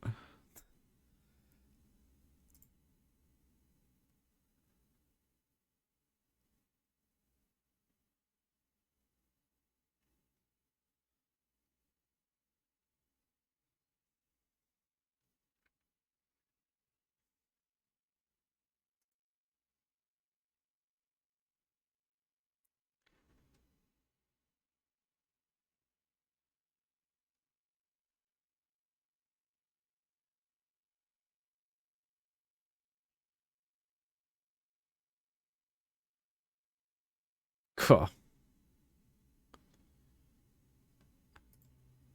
God, look how much fucking damage that is.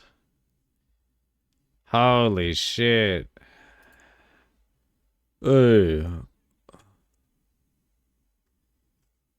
Where's the POB, Connor? Please, I need a POB. Ah.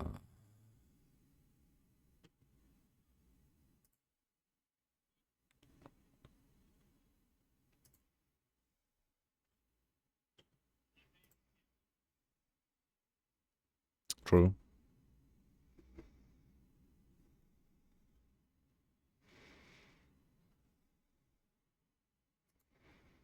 Two days ago.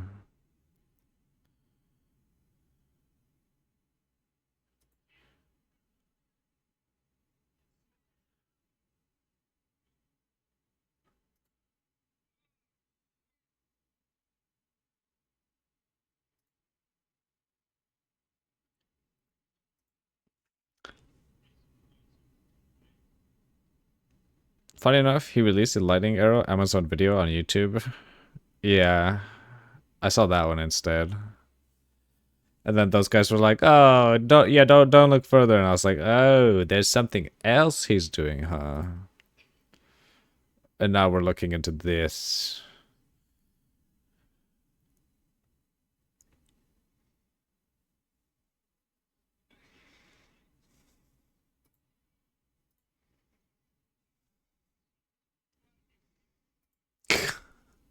The calculator he uses is also fucking insane. Don't look at trees at the moment because tree is not out. It most likely changed a lot. That is true. But you can still look at the tree and get a rough like idea of how to build the build.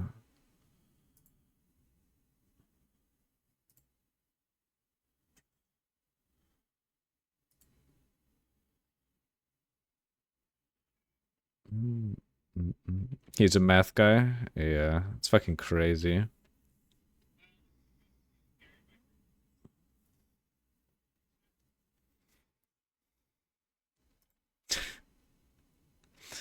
Indigon Archmage. Yep. Indigon Incinerate. Fan Flames. Cast some Prolife Tornado. Something in Vigor.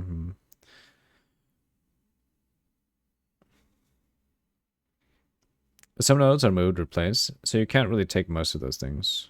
I mean, you can still use it with guidance. POBs aren't law. Yeah, that's what I'm talking about. Like you can get a rough idea of how to build the build and how to make it work with looking at what he's doing. Like just learning from what he's doing. Oh shit. Are we actually waiting on the... Oh. Never mind. Nothing is pushed.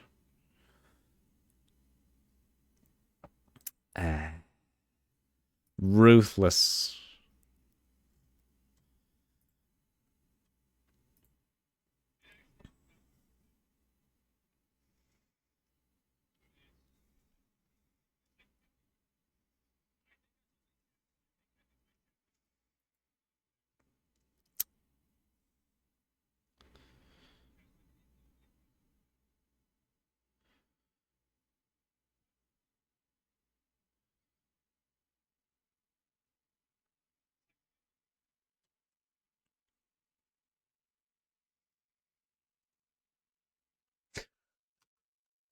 Holy fuck. I want his brain.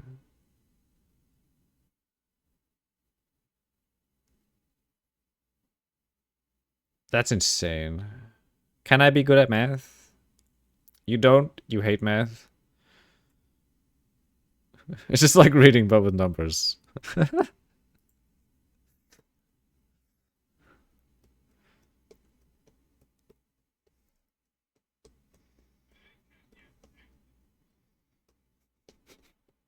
Do you even Asian? Ooh.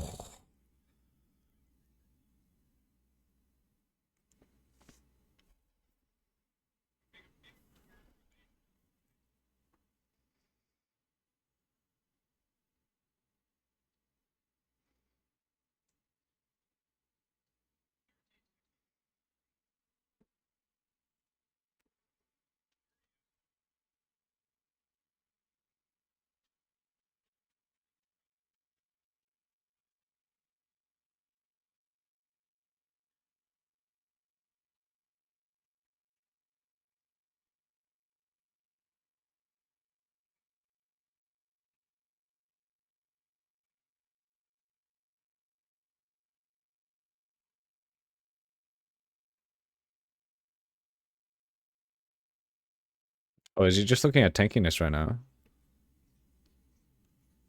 Jesus Christ.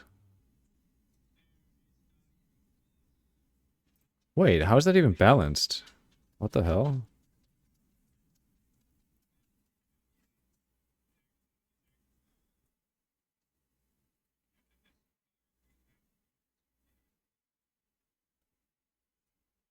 PoE1 tree was released a week after release of patch, etc. So today is the tree.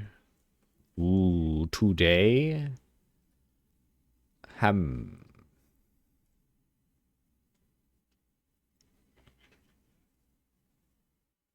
Probably tomorrow is the PoE update, roughly 24 hours from now.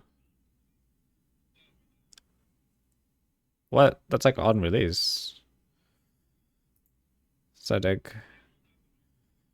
Blasphemy. Why is he not using calc spreadsheets? Egger, hope you're doing well.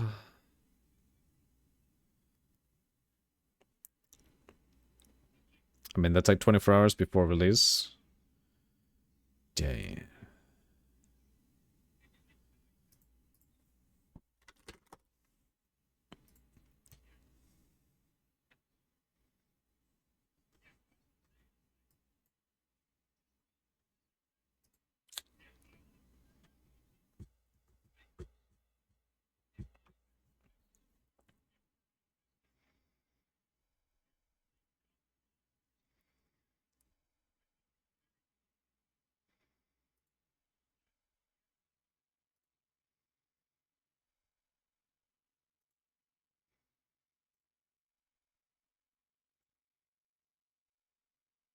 Hmm. Also, is this his leveling plan, or does he plan to respec a lot? Because that's a lot of traveling nodes. Oh, no. There's no way you can level with his tree. That's like way too much travel nodes. He's not going to have enough damage on Act 1. I assume this is going to be like, that's like endgame POB. He's just going to go backwards from there. I assume. Local identity is waiting for tree to implement on PoB. Because there is a way to level, but it probably won't be pretty. It's gonna be too painful, especially with his travel nodes. Like he's going into attributes to save passive points, right? There's no way. There's no way he's doing that. Just default attack him down. Ooh. Yeah, there's no way you're leveling with this. That is a yikes. Wait a minute.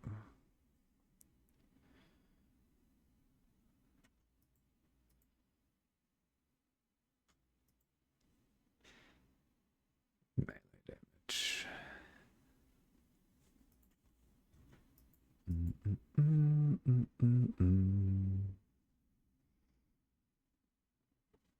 Oh, Batman. Cutie. Oh my goodness. Try my level with that kind of tree starting. Whoa. Oh my goodness. This cutie.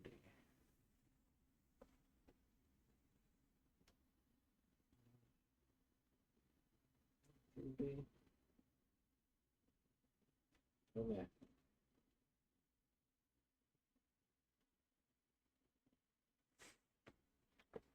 Oh my goodness.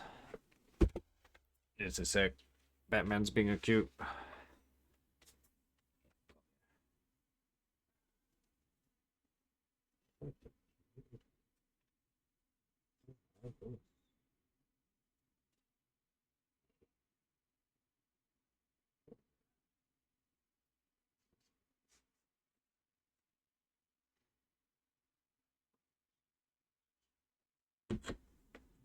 Yeah. All right. We have a baby here.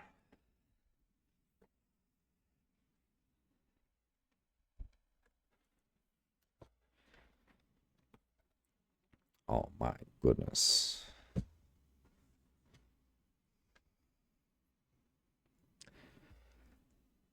So cute. Cute.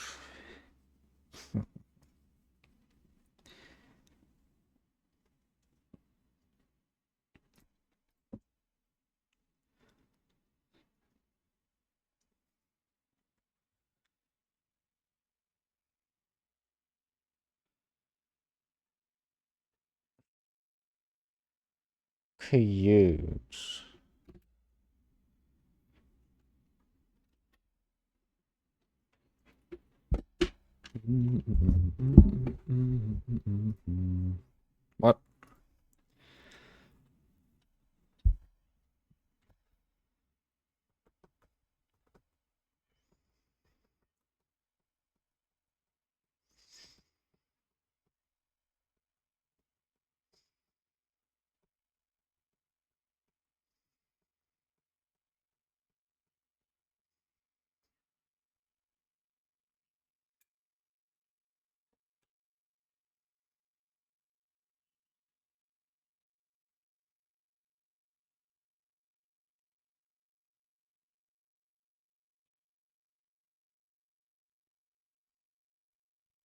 Cute.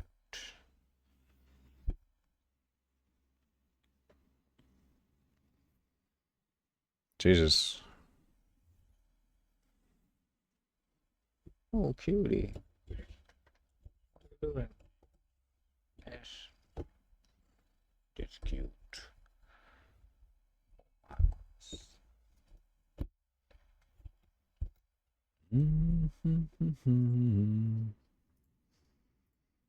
Oh my god, what are you doing to this?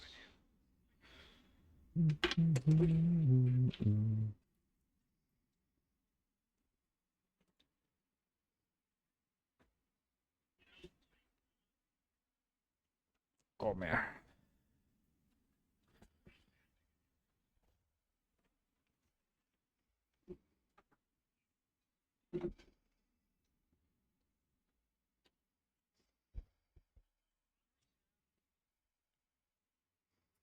Still 60 million.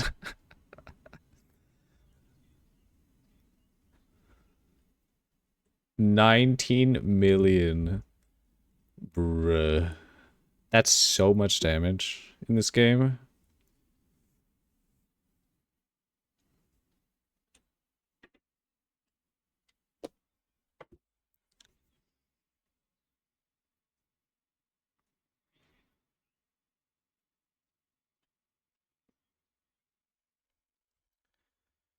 Oh, I want to see his skills.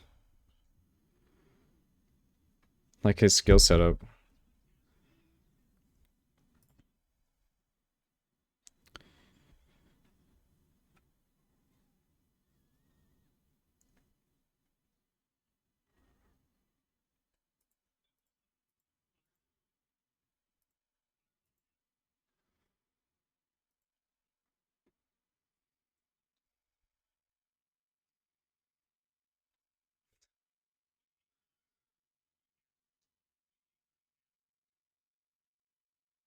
Yikes. Yeah, fireball cast rate is not great.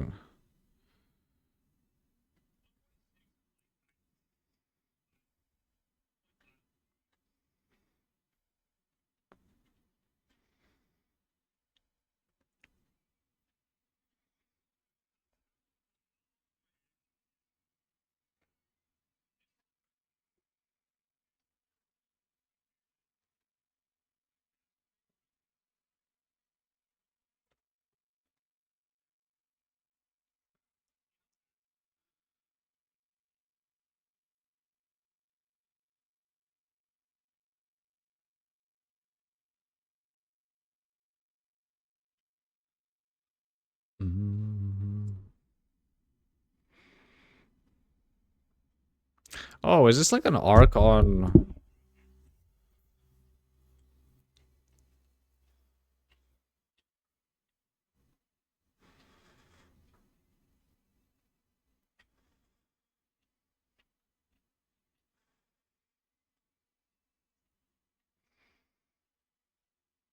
Mhm.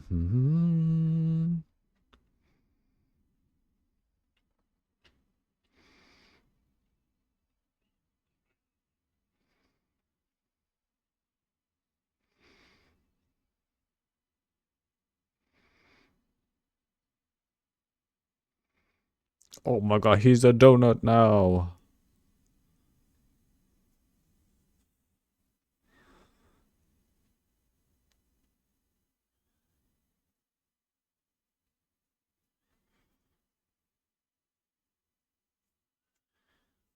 Hmm.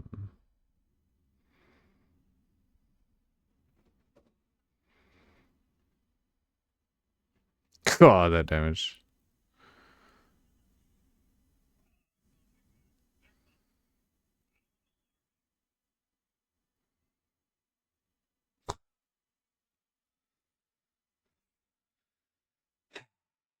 What the hell?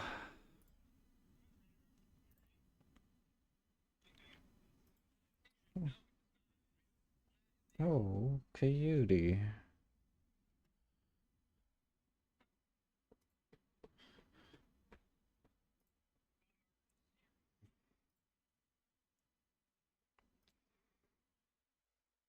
Oh.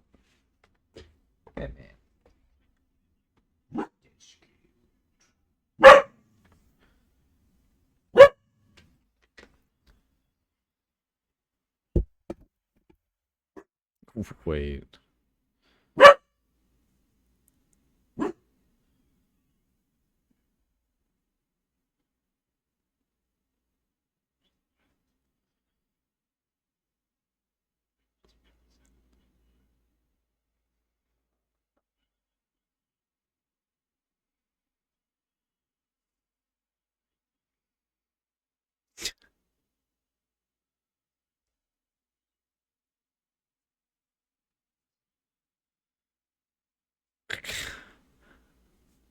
What is this math thing? Oh my goodness. It's way too based.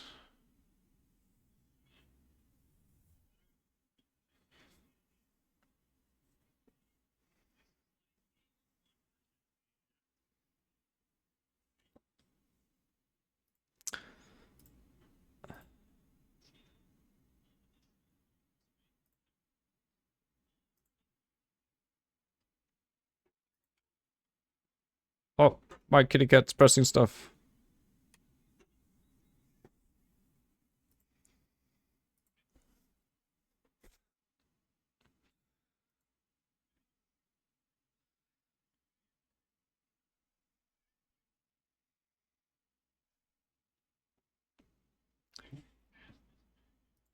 Did Pastron have the new tree? That druid area looked new. He's using the image. There's like a new image that's going around where you can slide out and compare what's changed. But it's only an image. There, yeah.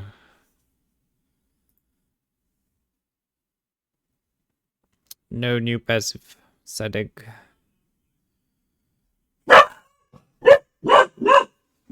Jesus Christ. Jarvis.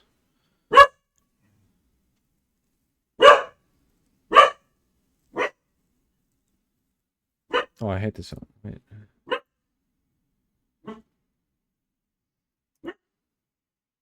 Orc.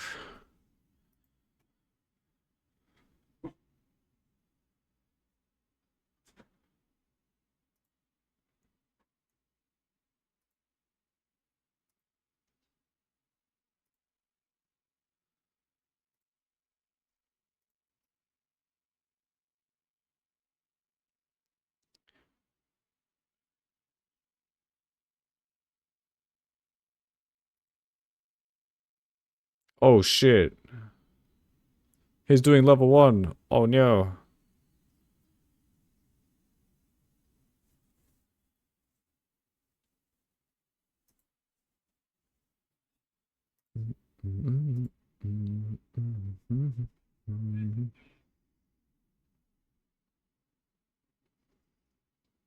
Insane Miller kill. Insane.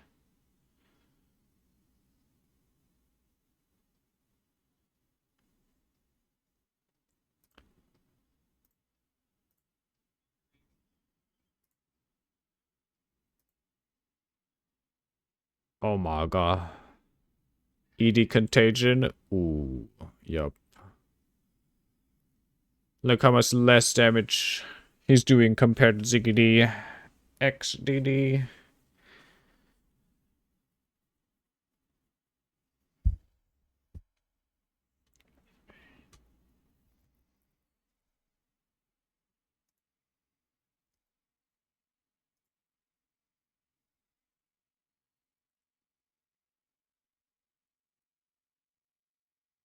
Bear does this better. Like, actually.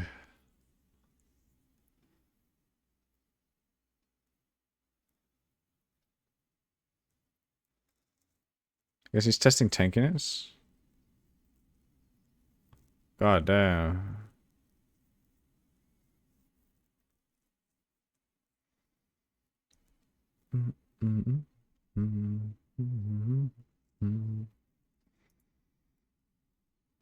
This is his Amazon? Yeah.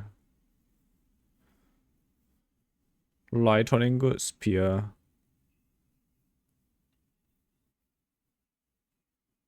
Wow.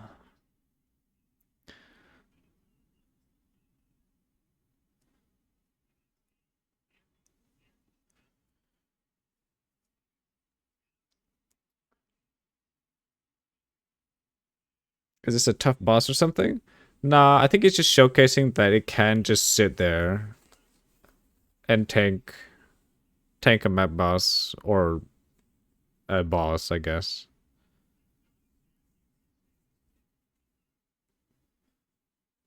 God damn.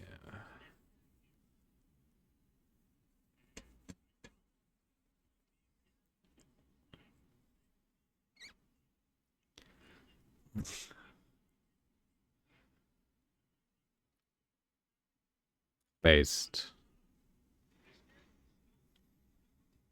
Shit, POB, not 50 million DPS. True, it's trash.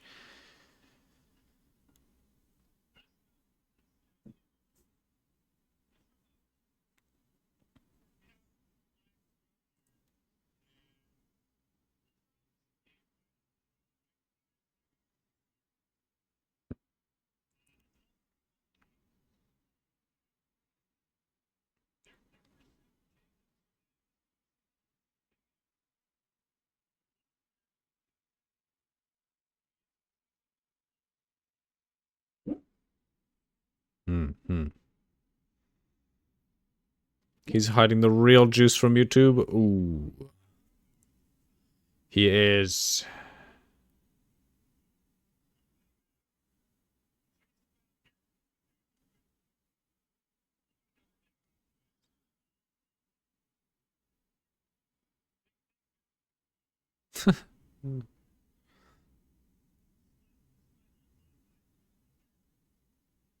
Nice headhunter buffs.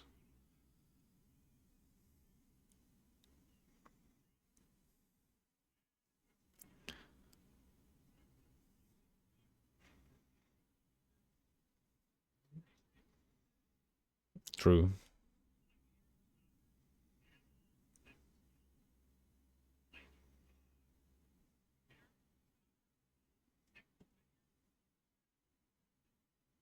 True. It has been buffed.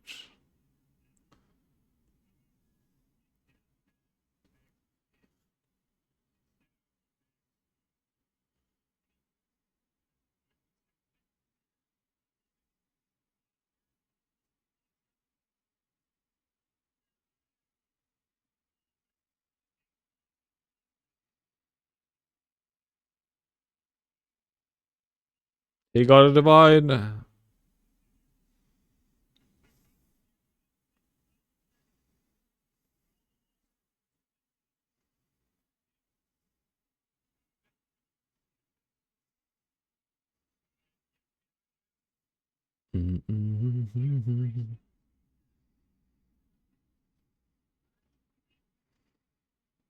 That prod speed is pretty insane.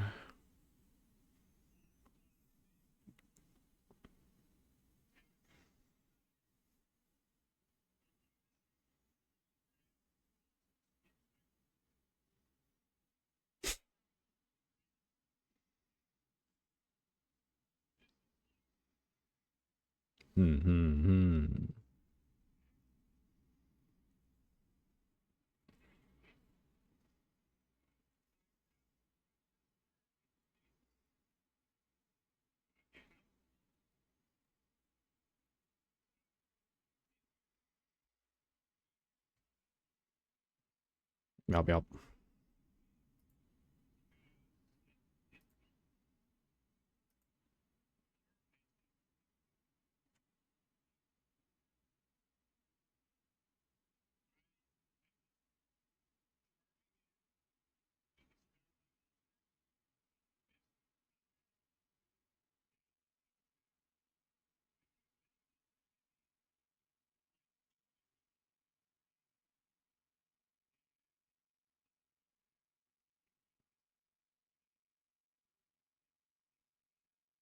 Look at that pack size.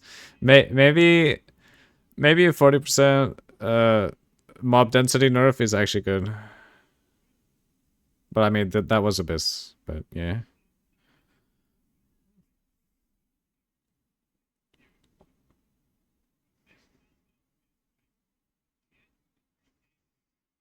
Alright, alright. We need to see more of his other build though.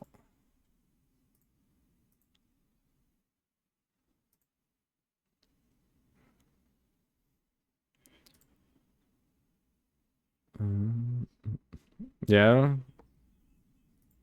Losing Abyss will hurt a bit of the density unless the sacrifice altars add a lot. Yeah, that's true. We lose Abyss plus we lose 40%. But hey, that'll make the game run on 60 FPS, right? That's a win.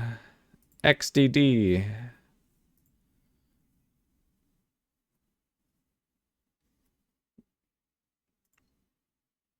You don't really lose it? The 40%?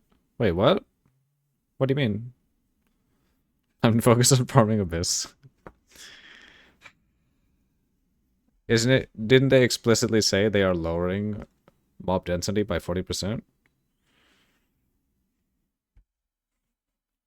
You get the same amount of XP loot. No, but we're talking about the mob density, not the loot. Yeah. Yeah, you still lose the density.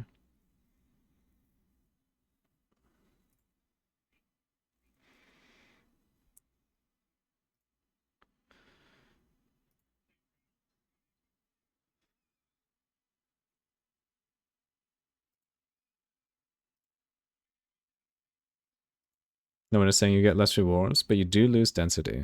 Yeah, the density is. I still think it's a very weird one. Like, it's an ARPG. You're supposed to be fucking blasting through shit tons of mobs. But I guess we kill less. We'll see how it feels, I guess, at the end of the day.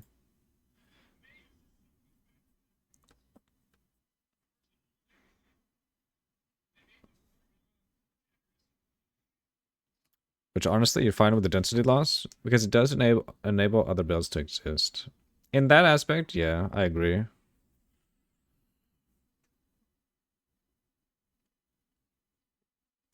They did say they want to eventually make it so you can use your tree to determine if you want more weaker monsters or less stronger monsters.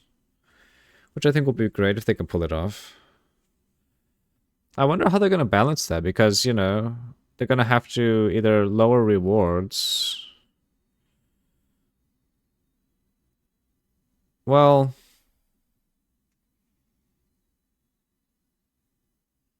yeah, that's a weird one. It's an easy fix, though. Not really. I wouldn't say that's really easy. Because it's also how the player perceives it and how they feel the game plays as well. Like, if the game feels like shit with less monsters, like, what are they gonna do?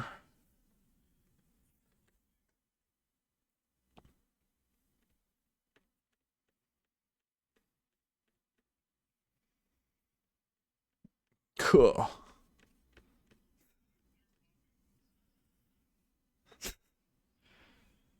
It'll be a balancing act between rewards based on the amount of mods affecting the monsters, etc., but it won't be for me to figure out.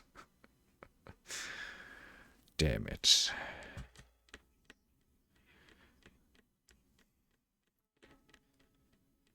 Hmm.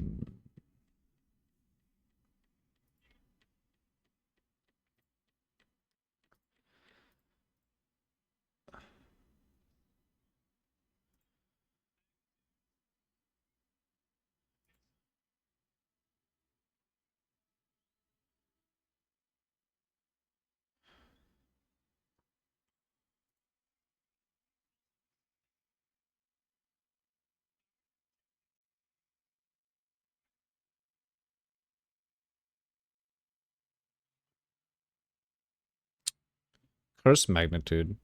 Man, I really want to do... Uh-oh.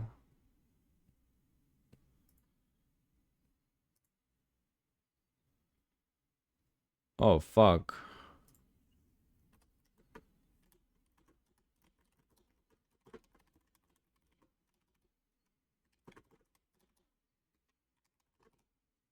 God damn it. Yeah, we super dead.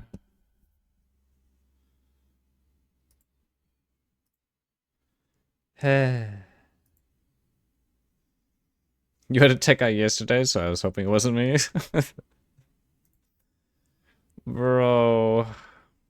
Why are we dying? Watch trickles, bro. Oh, shit.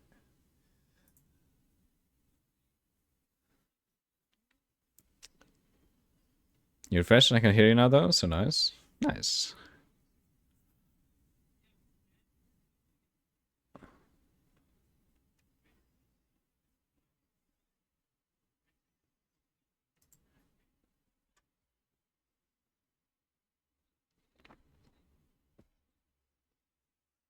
So you like how they added graphs to PoE 2 this season? Yeah.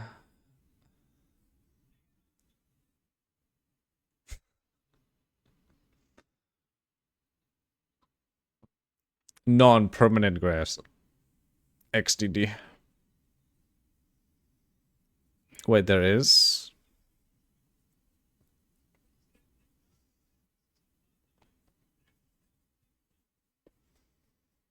Yep. There is the new league mechanic. Hardcore players rejoice. Hardcore league. Hmm.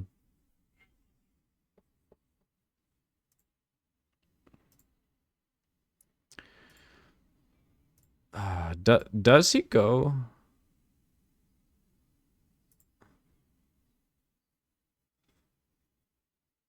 I forgot what the league mechanic is. Damn. It's incursion. The synthesis. 2.0 incursion. You aren't getting the POB.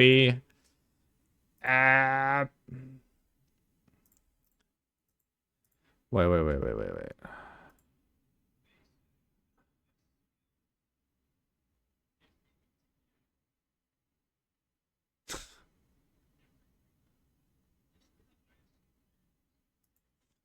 You're gonna bed? See you, dude? Alright. See you, Dennis. Thanks for hanging out, dude. See you later. Sleep well.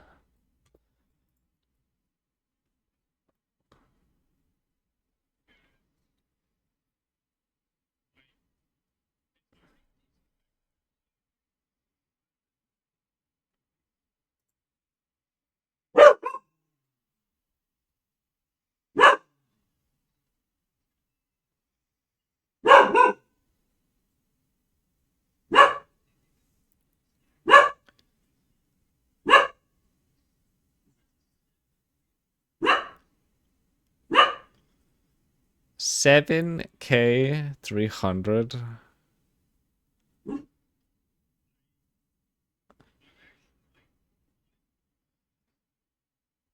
Wow.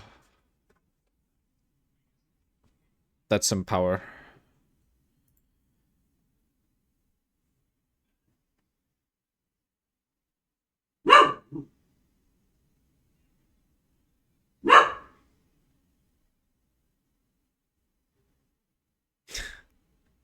Another 200 ignite mag.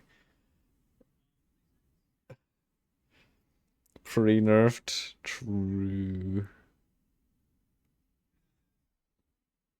Now deals 500. 500 is still OP as fuck.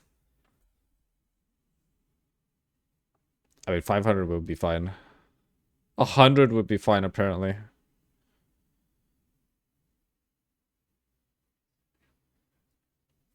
Oh.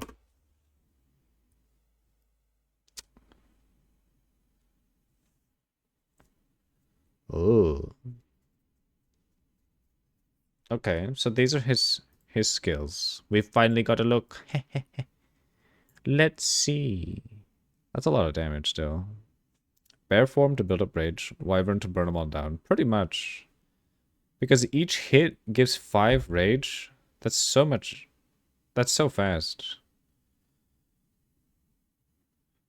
It's kind of insane.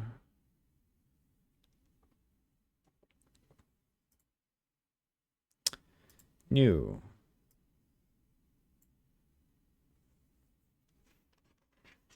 You're gonna get like 10 rage each hit.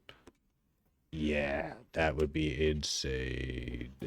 Ignite Bear Wyvern could be juicy. That could be really good. Let's see. Burgeon. What does Burgeon do? More damage per channel. Okay. Considered casting is just faster casting, I assume.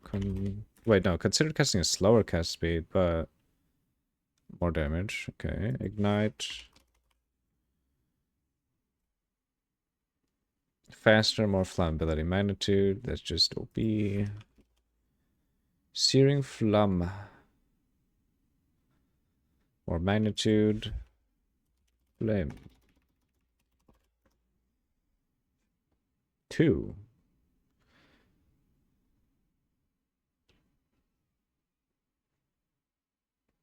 Oh, increase ignite duration. Oh, interesting. 20% chance to refresh ignite on critical hit. Yeah, no one cares about that. I see. Oh, wow. Huh.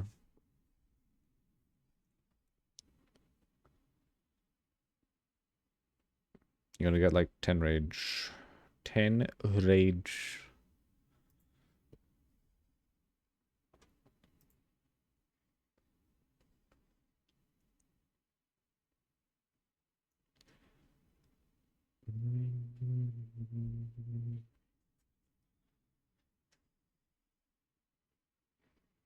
True.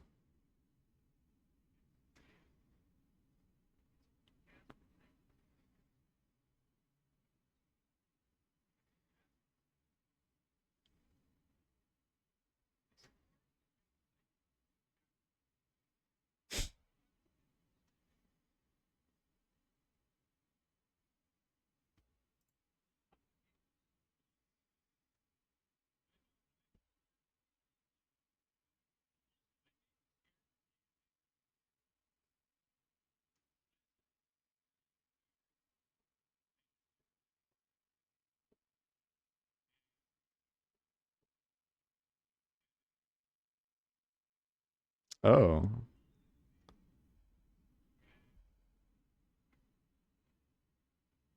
Oh, I see.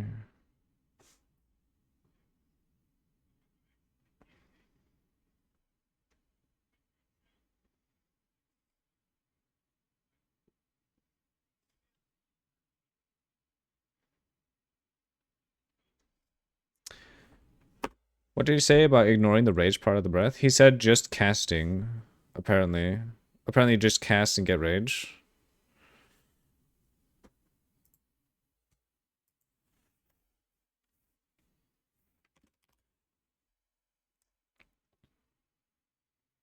Casting what? He didn't say exactly what. He only said cast. Huh. Huh, you're right. So you can get, wow, 10 rage on a melee hit? Oh no. He did say exit form to cast. Let me see what he actually said.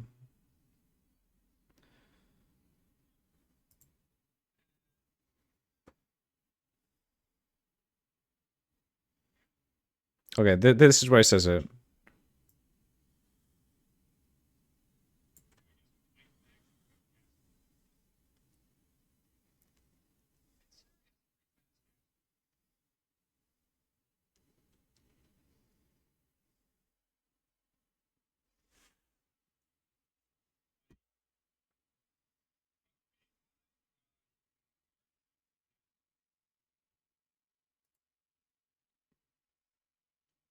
Ignore it by recasting.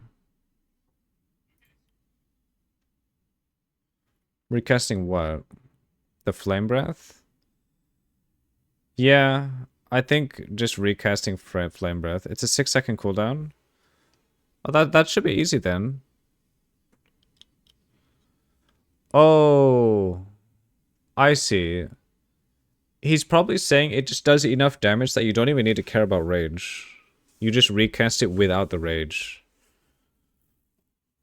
Maybe that's what he means. Like you just don't care about rage at all. You just cast it and it just does a bajillion damage. It costs rage though. Oh. It's mana and rage cost. Oh, okay.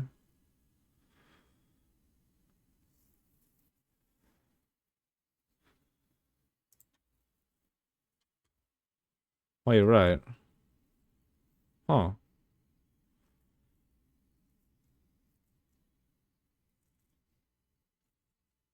Okay.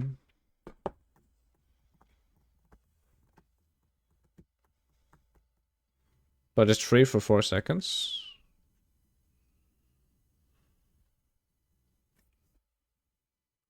Oh. It is ignored, the blue. I see. Okay. Hmm. Okay, so that's what he means. I guess you just recast. Okay. God damn. So I guess it just does that much fucking damage.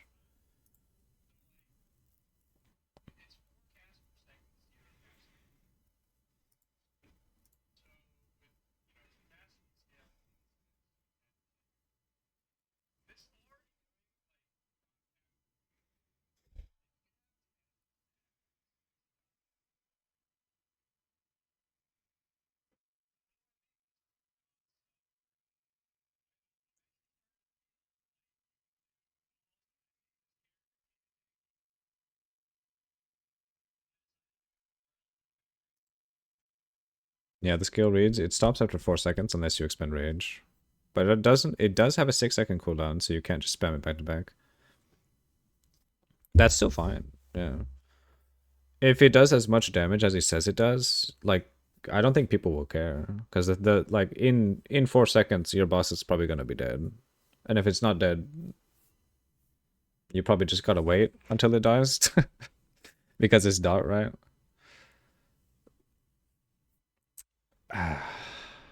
God, that's insane.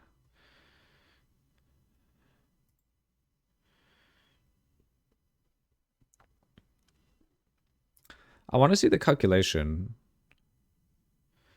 Yeah, we'll have to see what the final numbers look like. Could be good though. Could be really good.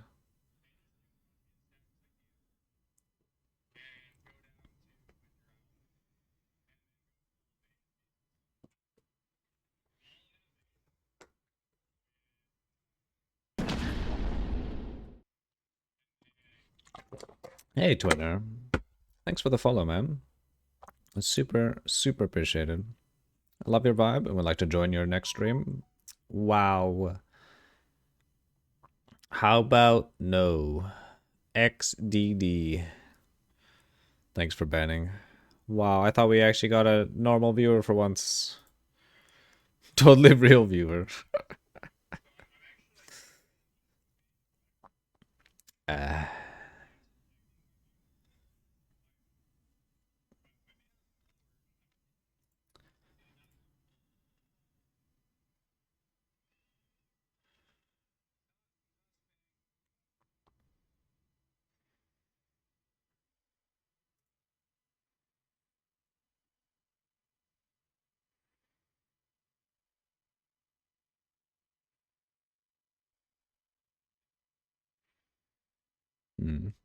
Imagine being normal. I don't think you attract normal people. There's 0 normal viewers here. Ooh. Damn, that's true. Next time you see bottom right side of the tree, you can pause so I can see what nodes he has.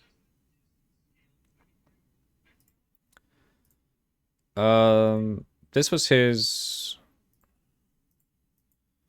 He did have the entire tree shown at some point.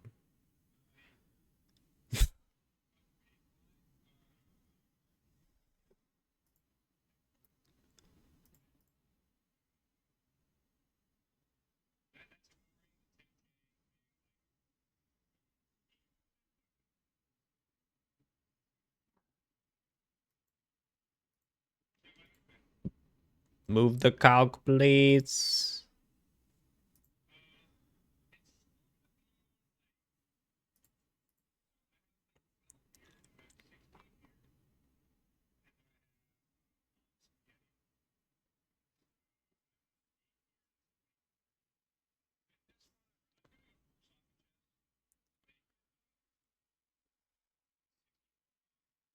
What nodes is he getting on the right side besides Winter Owl? So he's getting...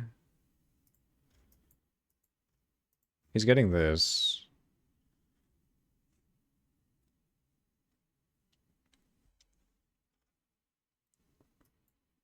I believe. Yeah.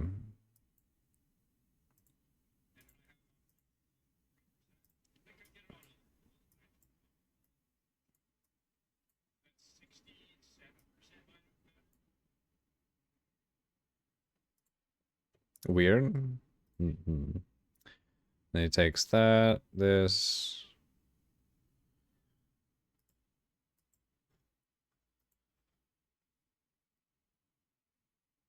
Presence area of effect. I don't think it's weird because he's using Archmage. 10% magnitude for Archmage, I believe, is really fucking good.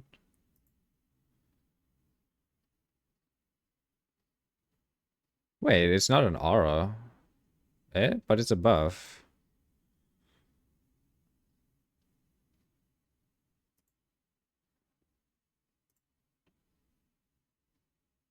Does this affect... does that passive affect Archmage? Mostly just curious about all the traveling. What does he anoint?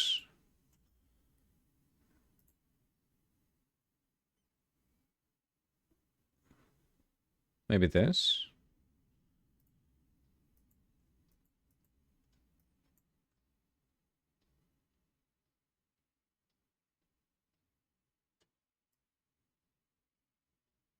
No, it's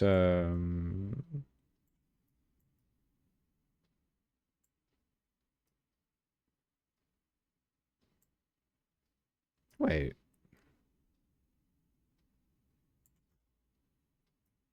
Oh. No, there's no way he takes that. Is that anointed?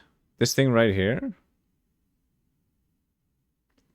It says aura skill, so I don't think it applies to it. Wonder what else he takes. Oh, we can see a bit of his left side. I mean, yeah, left side.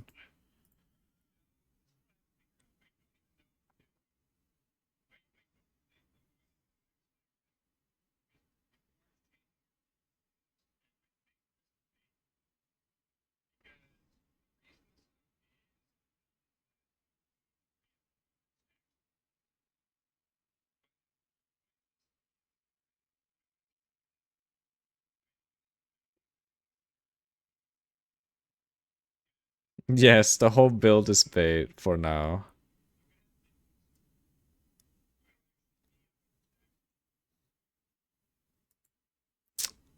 But that's the thing beyond.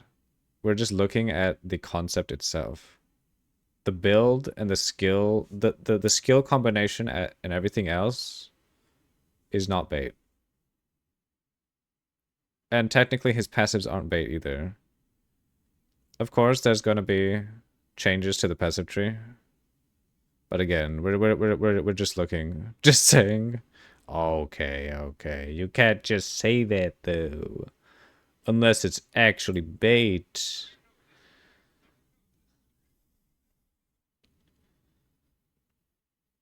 You mostly just asking questions out of curiosity?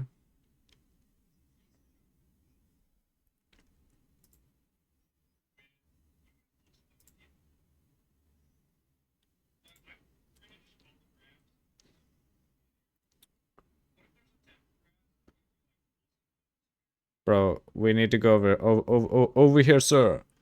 Please. You played 2 of Connor's builds and had to change things based on your own preferences. Ah. Oh, look, there it is. That's the left side of his tree.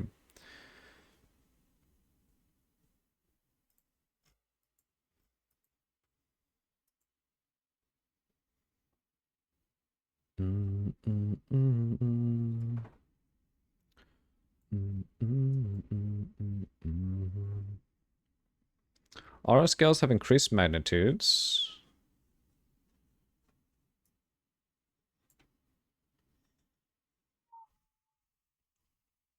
So the cursed thing is the anoint. Can you anoint it on your tree so it looks the same? Let me see. Let's just zone of control.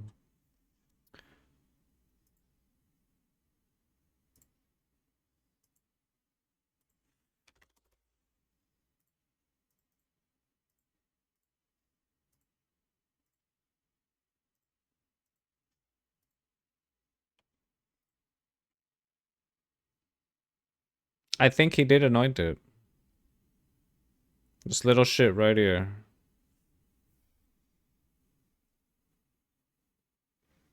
It looks kind of faded. Yeah.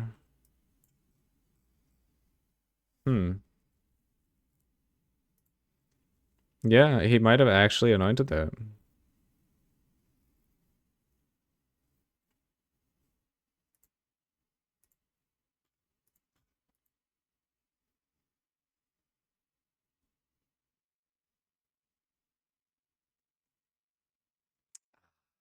Damn. Damn it. Ah, fuck. Black Flame won't work. With impending doom. No. Ah. It has to be a fire spell.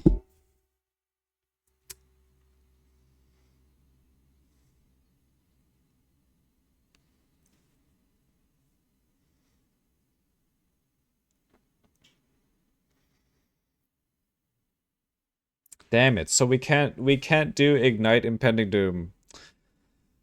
Well, wait a minute.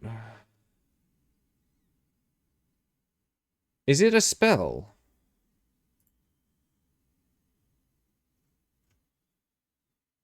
Ooh. Wait, it might work. Oh no, but it's fire. It has to be fire. Fuck.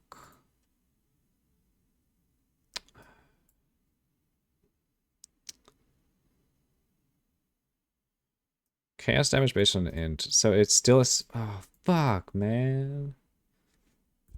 Damn it. We can't do Ignite Impending Doom. Sad egg. I mean, you can use the ring now. Wait, the ring just makes enemies take chaos instead of fire. Oh. God damn it.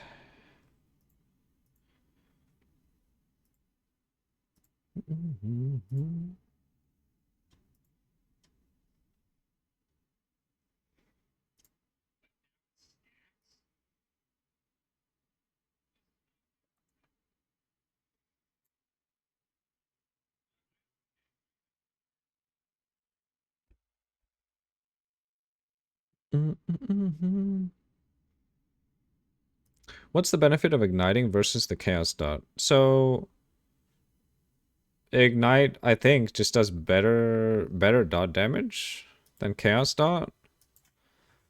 I don't know if there's very many like good chaos dots. And part of the benefit from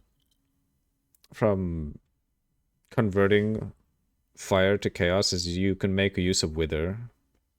And wither is just like fuck tons more damage, right? And wither would make the ignite do more damage, I think.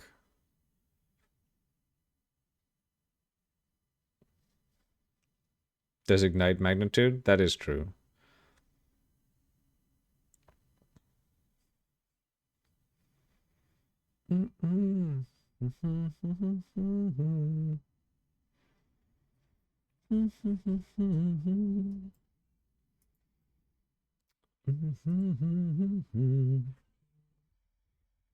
I like, man, I like this idea.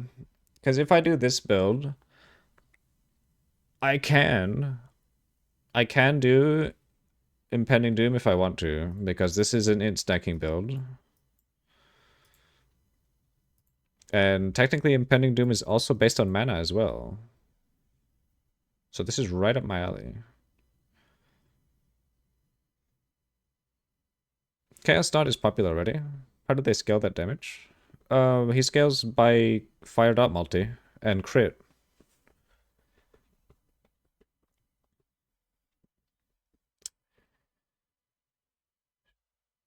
Show you the tree again?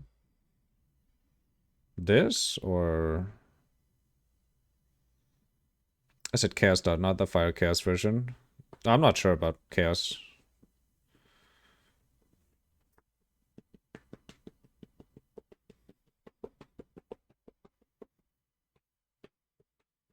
Black Flame Covenant. Yeah, I know. Like, that's the whole part of the build.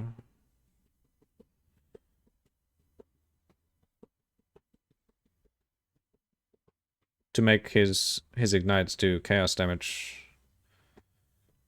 He's using a fire skill though? Yeah.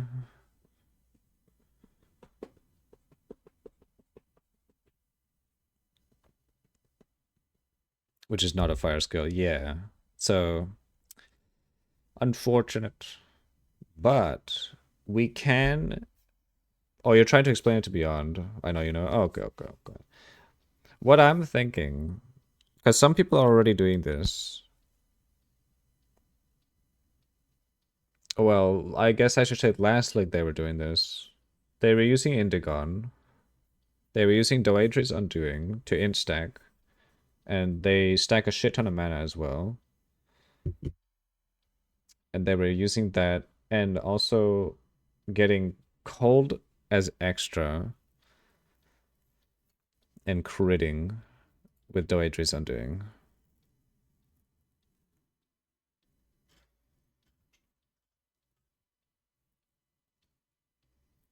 Can you share the tree? Oh, are you talking about Connor's one? We only have Connors in the form of like actually viewing this. Like we don't have any. What if you use the newly buffed Chronomancer curse? Newly buffed Chronomancer curse.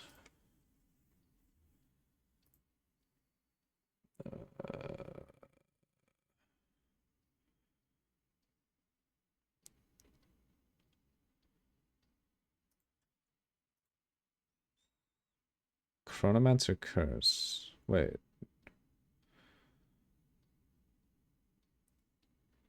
Didn't I have... Fuck.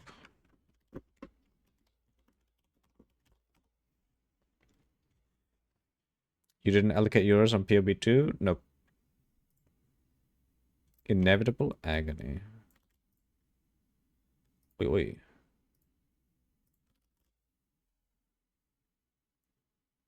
Inevitable agony granted by inevitability has been activated. Has been updated. Ignores curse limit. Not causes curse damage to take 50% of hit damage dealt to them while curse again. Yeah. This one does. I did see this and I did think of Impending Doom as well.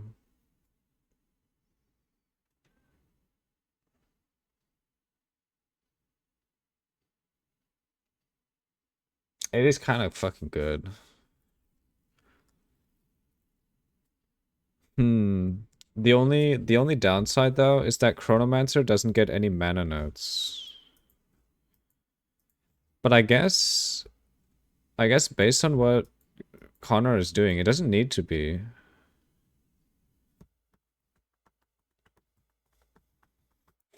What if you just make it easy and use Sunder instead of Impending Doom?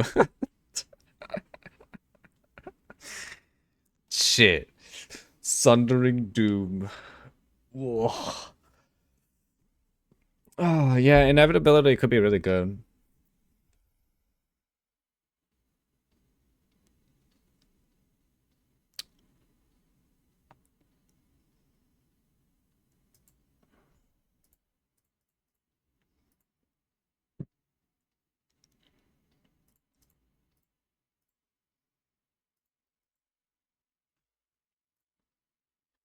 What does inevitable agony actually do?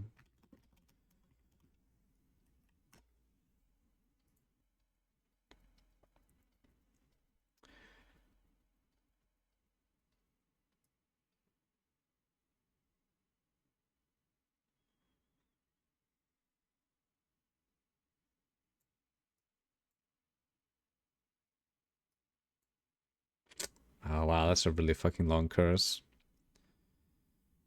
Hmm.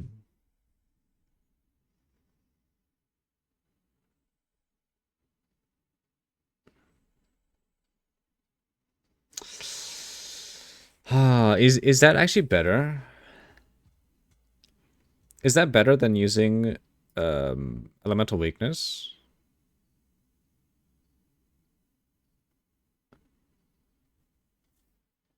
No mana node, but he even tried on his Infernalist, which doesn't get mana. Yeah. I think you get enough mana from gear plus tree. Infernalist gets a bit, but yeah. He also does it on Lich, apparently. So what we're doing here, on this build at least, is using Archmage to get lightning flat. So this is extra lightning as Imbiter to change it to cold. And Ellie weakness to just do more damage. I wonder if doing this is just better. Because Doedri's Undoing is already doing the damage, like, immediately.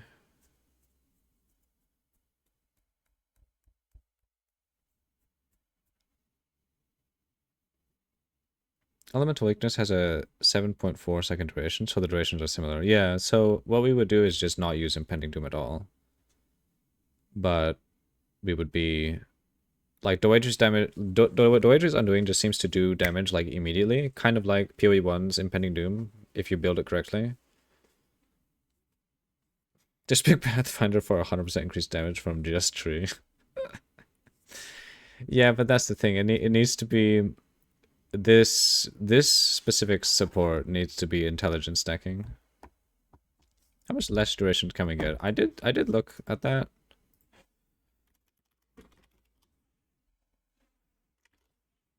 Whoops.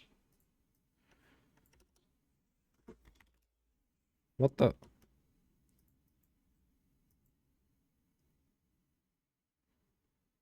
What? Oh no, it's reduced duration.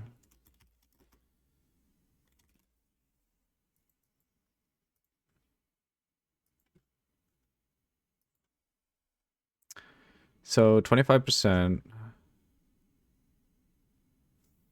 8, 8, 16. Because if we can get Doedries to do immediate damage, then have the curse pop not long after, that's a lot of extra damage. Yeah. The thing is, I'm trying to weigh if it's... Because, let's see. The buff to inevitable...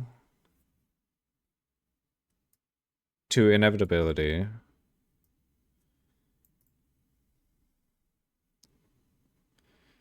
So it takes 50% of the damage, of the hit damage, while cursed.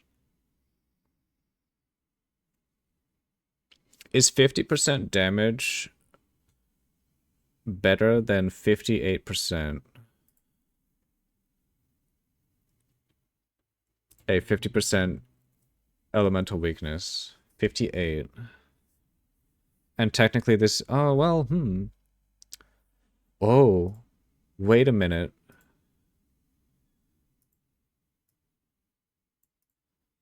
$33. So this can... this goes up to 50.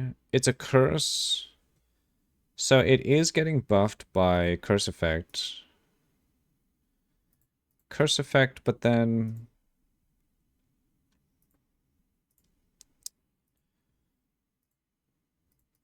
But that then... Elemental weakness is 58%. Is this better?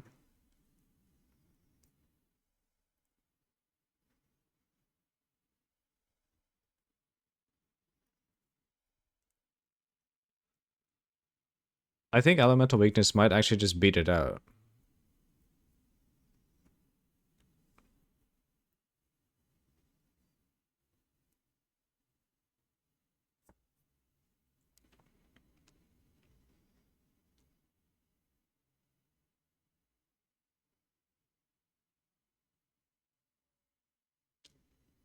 What is making them take elemental damage? It's an archmage build. So we're stacking both int and mana. And we get lightning from archmage. And then Inbiter changes it to cold. So lightning from that, yeah.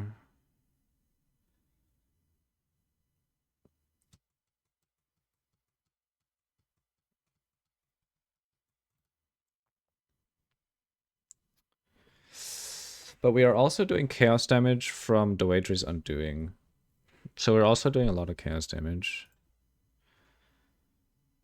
Why Chronomancer? Well, we were looking at the inevitability curse.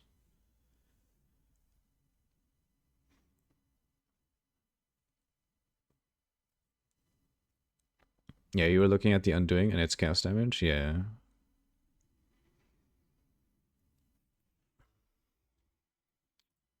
I wonder.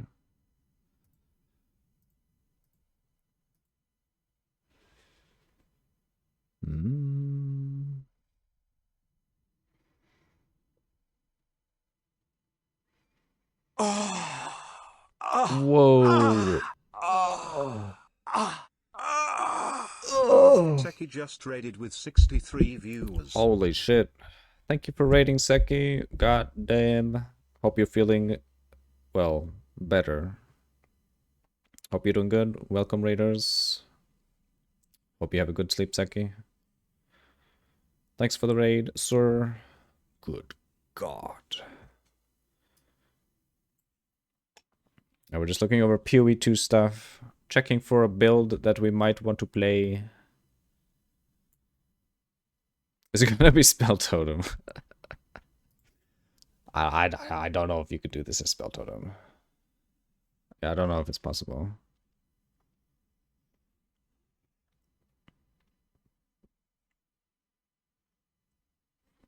Oh shit. Yeah, sleep well, Zeki. Have a good rest, dude. Thanks again for the raid.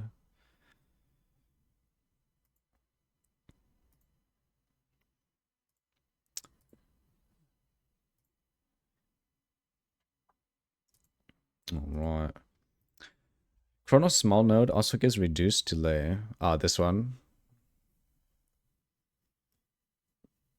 Yeah, that's true. Hmm.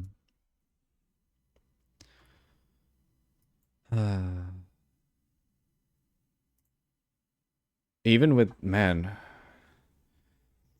Yeah, even with the buff, though. Like from the footage, it seems that like the reduced delay actually doesn't really do anything. Even when they were using elemental weakness.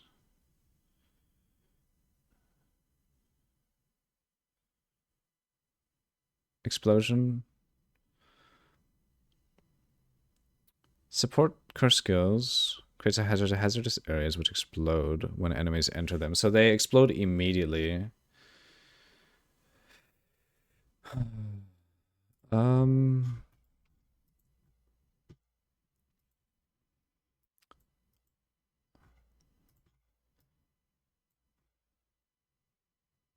Faster curse activation.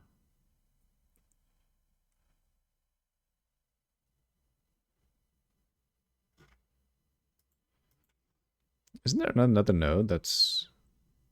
I mean, that's good too. What is he anoint?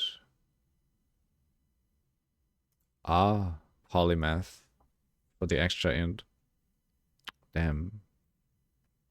Who knows? You love impending doom. Maybe I'll fuck around and see if I can try some new things out. Damn.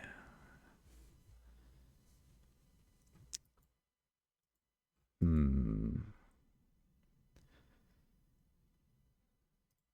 Inevitable agony. Cost. Oh, shit. You know what? We should look at the cost of mana, too.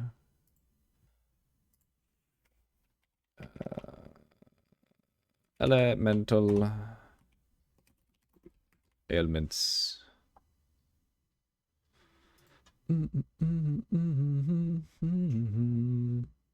Oh, wait, what? No, elemental... What am I doing?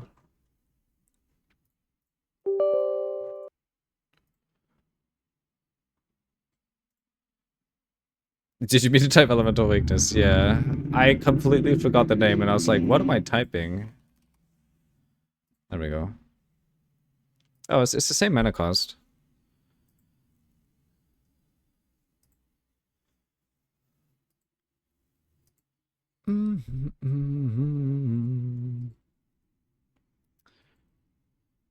Oh. Okay, elemental weakness is way better. Same cast speed too, yeah. But it's way better because it has curse magnitude from the quality.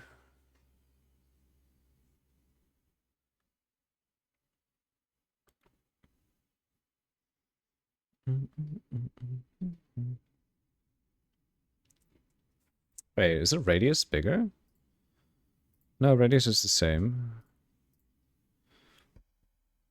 What does quality on inevitable give? It gives reduced delay. Curse only erupts.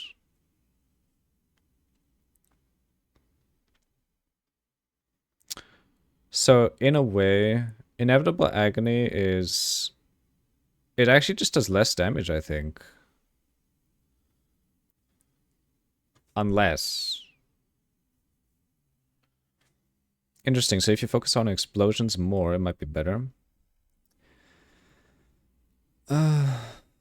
Well, the thing is...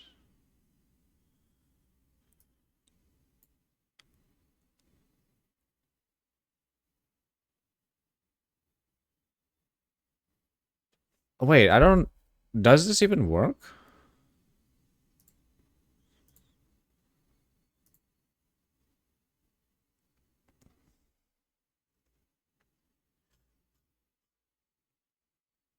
You're no longer thinking about whether weird archmage thing you're doing? I see.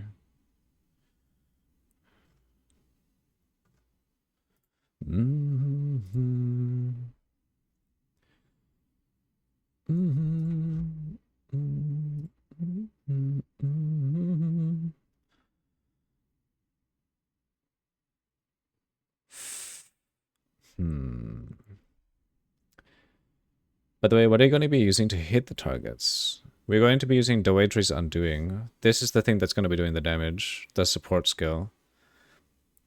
I'm also thinking, though, if there's a way that we can also add Impending Doom to this, that would be so nice. Do we need life tap, though? No, we might actually need life tap.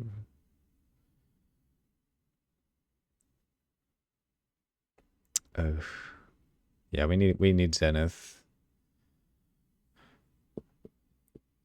More hit damage. Honestly, oh, yeah. I wonder if controlled destruction is more damage than Impending Doom. Nah, but we'd have to lower our... We'd have to get Giga reduced duration for Impending Doom. There's a lot of requirements so far. Yeah. Is there a way to apply curses on hit in PoE 2? The Wager's Undoing is the on hit. Basically. I'm pretty sure it's immediate, like based on the footage that we saw. I'm not sure if you guys saw it actually. Let me...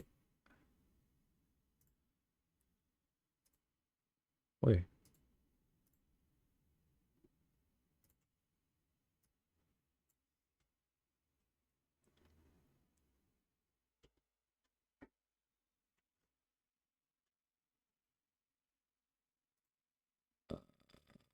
Is that it? No.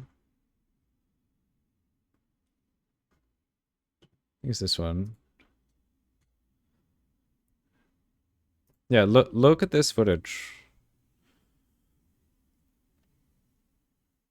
Some skills can do that. I think it's not for spellcasters. Besides that, like to apply additional curses. Oh, I see. As far as I know, you just have to like wait because curses are fucking cringe in PoE 2. I might be wrong. It can be for marks. But yeah, look at this. Look at this gameplay. Look how awesome this is. Oh. Oh my god.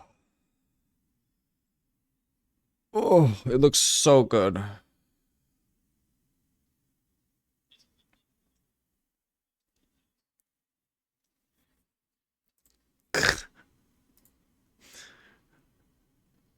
That one's fucking silly. Because inevitable agony ignores the curse limit. So if you can apply a secondary curse easily, it could be neat. Yeah, what I want in PoE 2 is the Dewatry gloves. That would be so nice. Wait, what are we listening to? What the fuck is this? Ooh.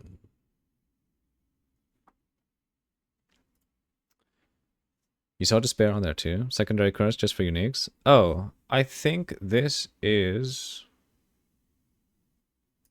E? It might just be for single target. Wait, what?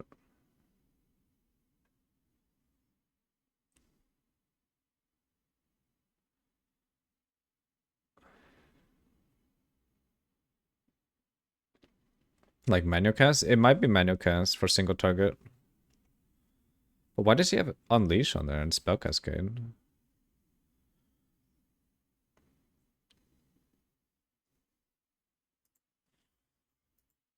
Though, granted, the POB that I imported is definitely not the same as the guy that Postron was viewing. It might be similar because I mean he's using pretty similar stuff, roughly.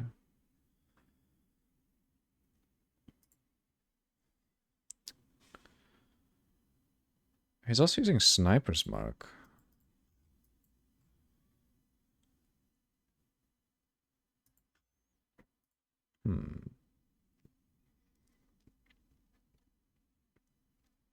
Wait, that looks good.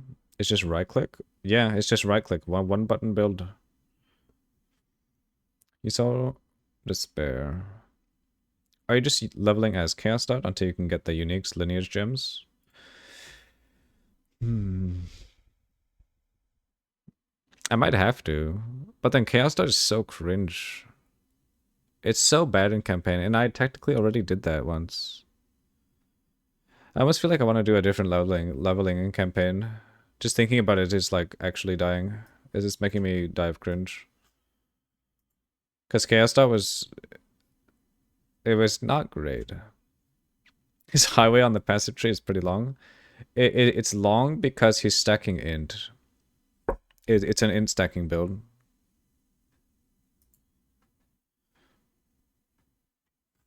Yeah, the more int he gets, the better.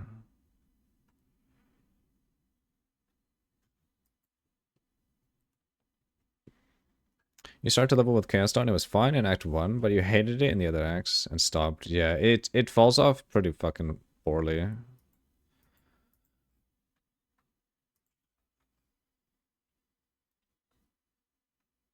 You enjoyed your permafrost? Fragmentation Witch Hunter a lot more. Huh. Oh wait, no.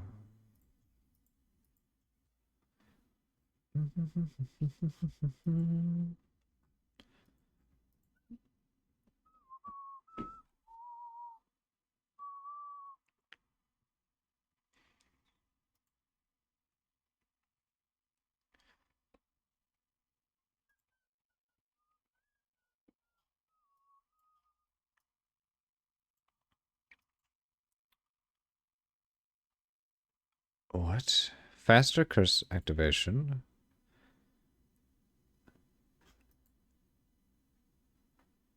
Area of effect, faster curse activation.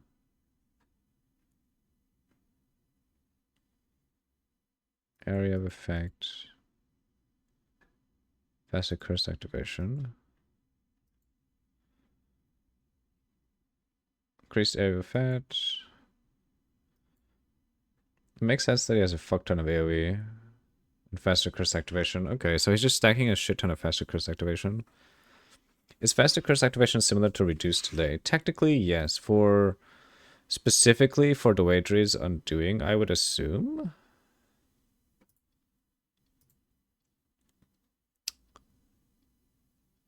Curse delay 1.5. But the thing is, in the video, it's immediate. It's like PoE 1.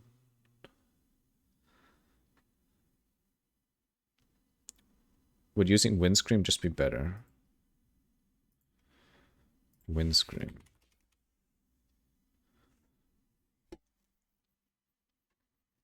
Curses have no activation delay. Ooh.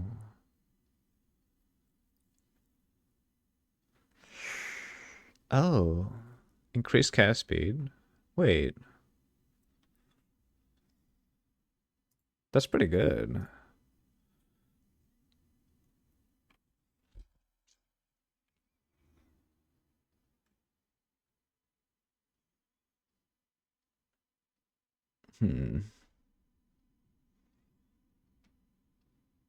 Increased effect of socketed, so he gets more int. That's a good budget option. It's a very good budget option, actually. Like, insanely good. Might be good at least until you can get your jewels, if anything. Yeah, super, super good. This is insane. Because you get more cast speed for curses, which is just quality of life. No activation delay, which means I assume this is already instant. So ooh, that's. But then, you know what?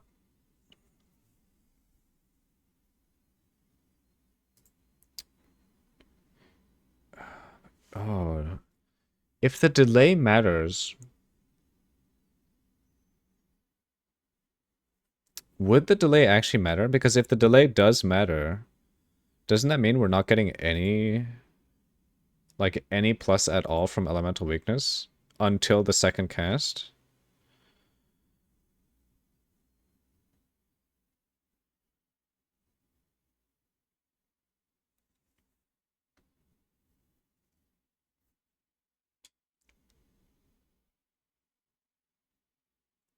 Because if that is actually the case, then Inevitable Agony actually would be more damage.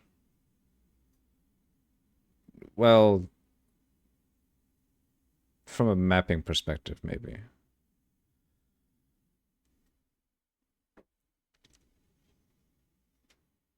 But then this would be kind of useless.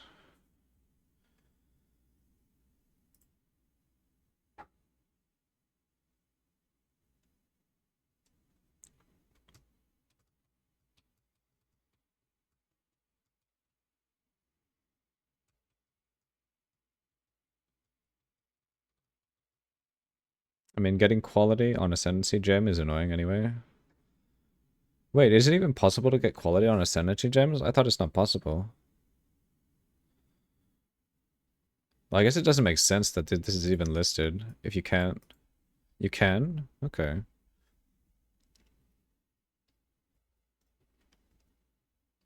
So if we didn't need it, that would be a plus. That's true.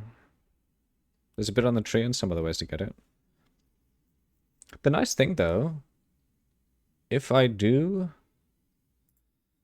go Sork starter, that just means I can swap between Stormweaver and Chronomancer. And I can just, you know, go the mana route or something.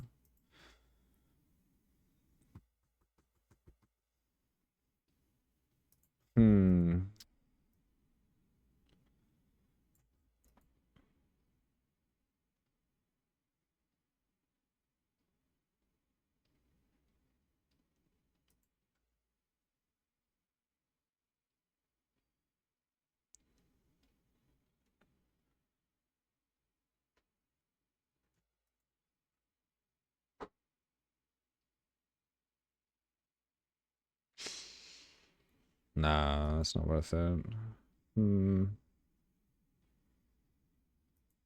What would you even take if you're not doing minions? Probably Rupture the Soul? Ooh. Wait a minute. Well, the clear is already good, but Rupture the Soul could be really fucking good for clear. Well, I mean...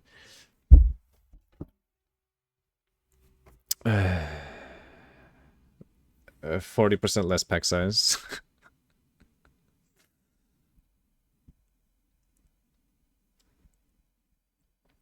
There's a bit on the tree and some other ways to get it. Things like the Fox Talisman adds quality. Cunning Fox on the tree also does it. Oh. Yeah, you don't think clear is what you're worried about? Yeah, I don't think so either. Especially if the curse is that big.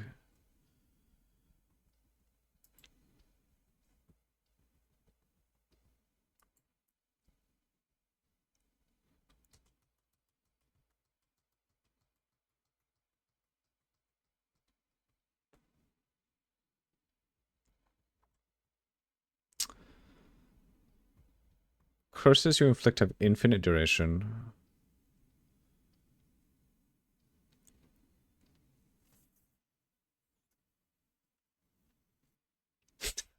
Wait. Oh, okay, never mind. I was like, wait, what? What if you could choose this and Inevitable Agony, but you can't do that because they're two different ascendancies? Because it would be fucking useless. But we want it to expire, no? Technically, in this case, Forbidden Flame and Forbidden Plush. Wow. Oh, that would be so good. Oh my goodness. Rupture the soul.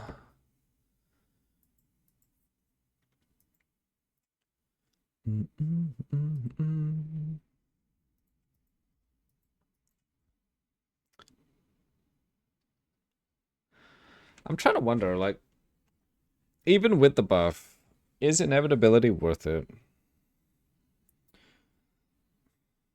Because what's possible? You can...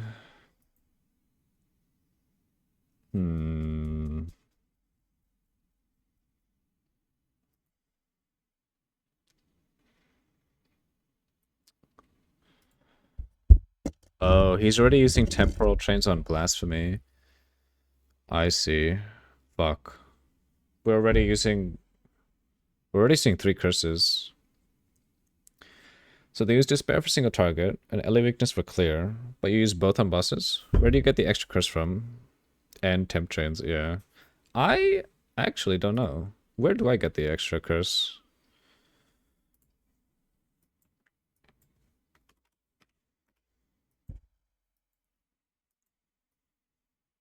Because before this, he was a Stormweaver to get shocks. Man, to be honest, shock is actually really fucking good. Oh god, he is taking Whispers of Doom as well. Double activation delay of curses. Yuck. But this is only 2.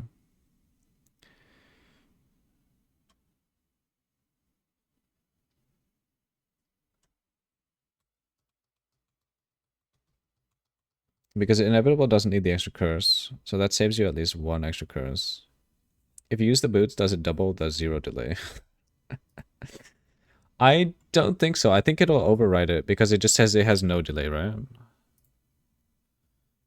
Yeah, no activation delay, so it should override the Whispers of Doom. Because you can't double 0, right? Those are really good boots.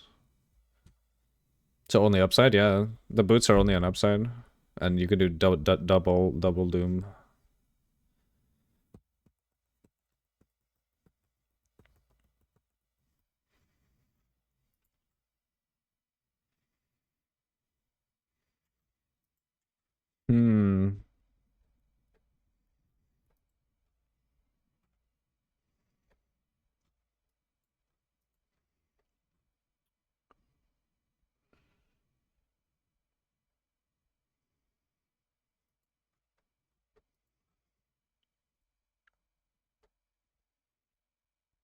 The only way to do this is to get additional curse on Lich. Honestly, that's quite strong.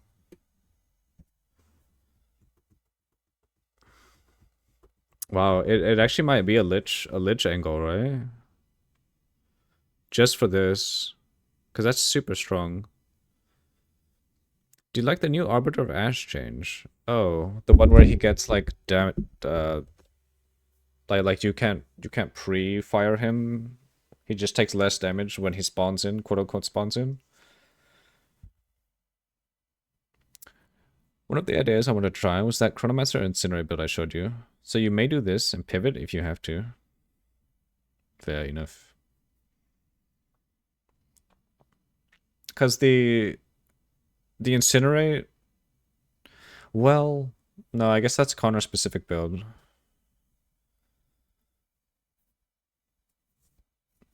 If you use that node, you can't use Impending Doom then, yeah? I mean, you can, just not a point. You're right that I can't use Impending Doom. So it wouldn't really be an Impending Doom build. It would be more... it would be more of a Doedra's Undoing build. If I specifically do Impending Doom, I have to build very differently. Like, I'd have to take reduced skill effect duration instead of increased. The Arbiter of Ash will now phase transition at a lower life threshold and will heal to full during the transition. Oh, he gets double life bars? What the fuck? That's a recent changelog on the patch. I don't know if you read it yet. Oh, I didn't read it. I think I want to do Impending Doom with Inevitable and Doedries. All with love reduced duration. It's possible. But the thing is, with Doedries, you're going to want to keep spamming it for the damage for Doedries, or because you're going to have to build so much reduced to the point where, oh god, it would have to be like so fast, like to the point. How fast would that need to be? Like a 0.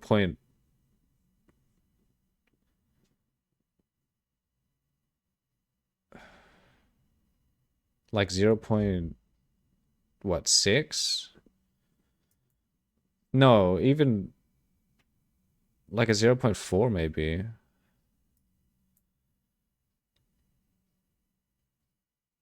Maybe even faster. Like your curse has to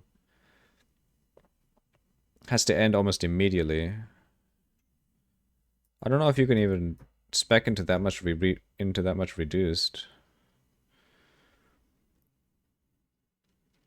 You did read it when you originally read the notes the other day. You just forgot. Well, fuck.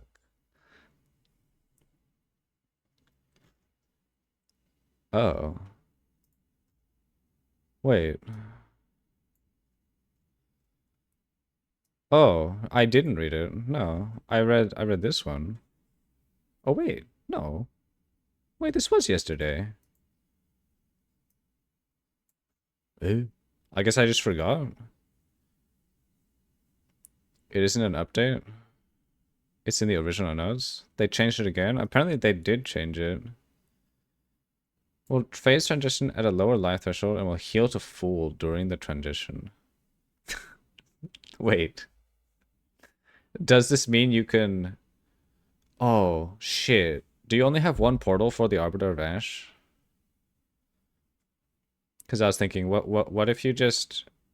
You phase him, log out, go back in, and then not have his HP regen? Because that's what some speedrunners do.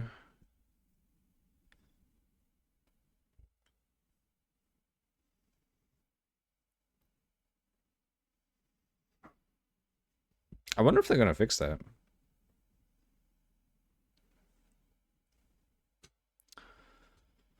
So if this is new, Spark.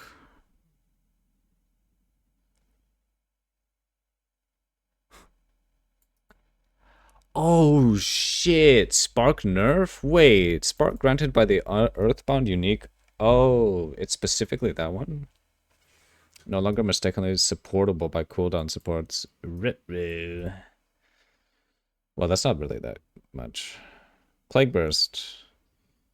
Ooh, Plague Burst is not supportable by cooldown supports? Wait, what?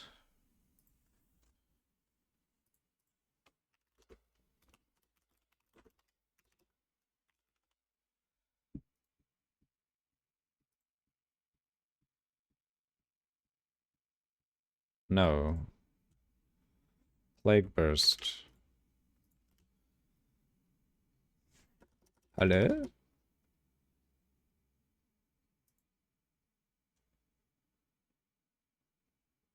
What?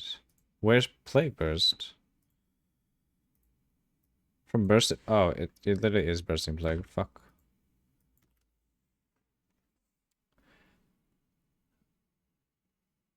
Plague Burst, okay. Wait, this can be...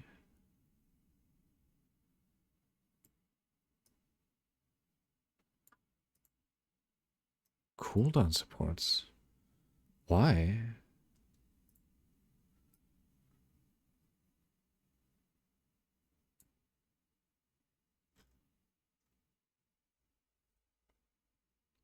Oh.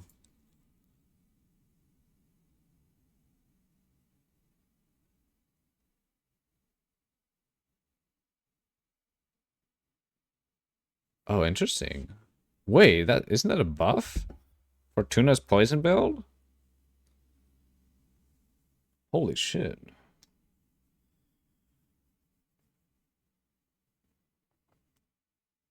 That's the exact line that was in the original notes. They just moved it. Uh-oh.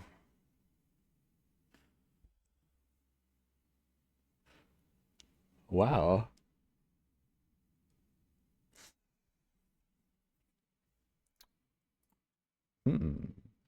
Ember Fusillade.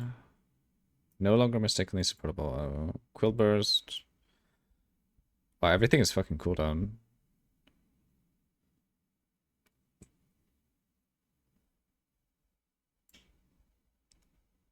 Armor Explosion not supportable. Wait.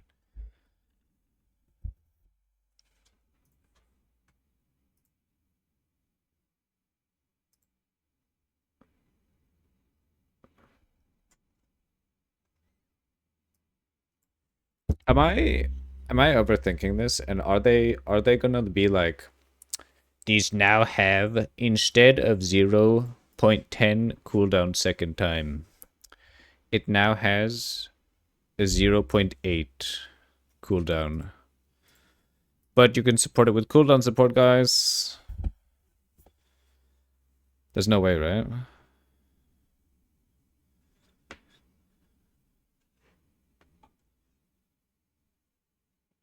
Because that would be so fucked.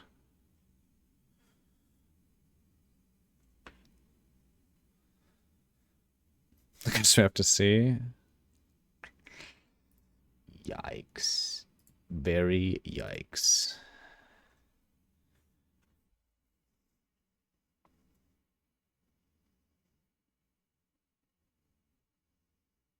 Wow, man. They're really reducing the cooldown of like fucking everything.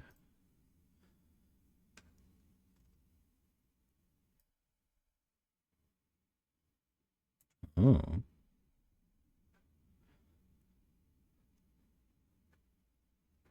Holy shit, Valgard nerf. Let's go.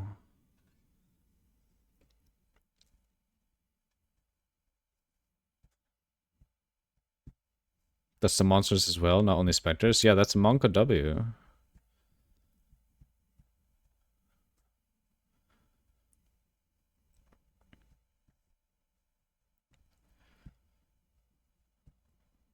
Valgard got fucked though.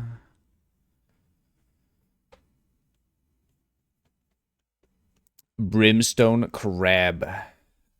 Let's go. Let's get some Brimstone Crab Specters. Improved monster AI. Uh-oh. Monka W, the massive Quadrilla boss wasn't killing enough people. They're like, we need it to be smarter. Let us kill it more. Kill those players. Oh. No one cares. Escape shot was kind of shit.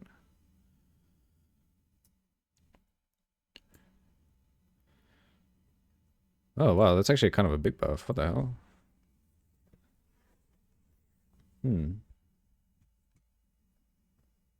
Oh, escape shot, good buff. Oh shit, wait.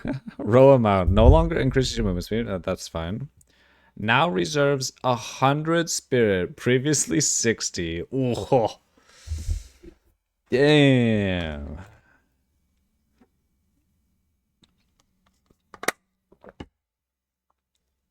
I mean, it makes sense. Classic double tap. Honestly, this was a buff, I would say. This part right here.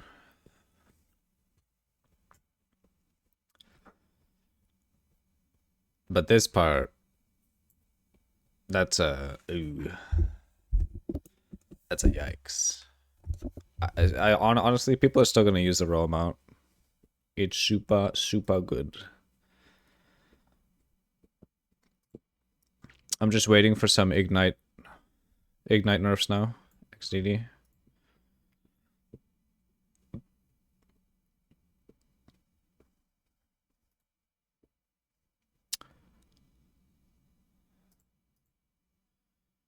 Wait.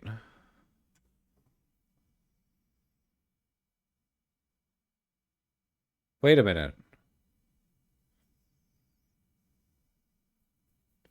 What if this is actually possible?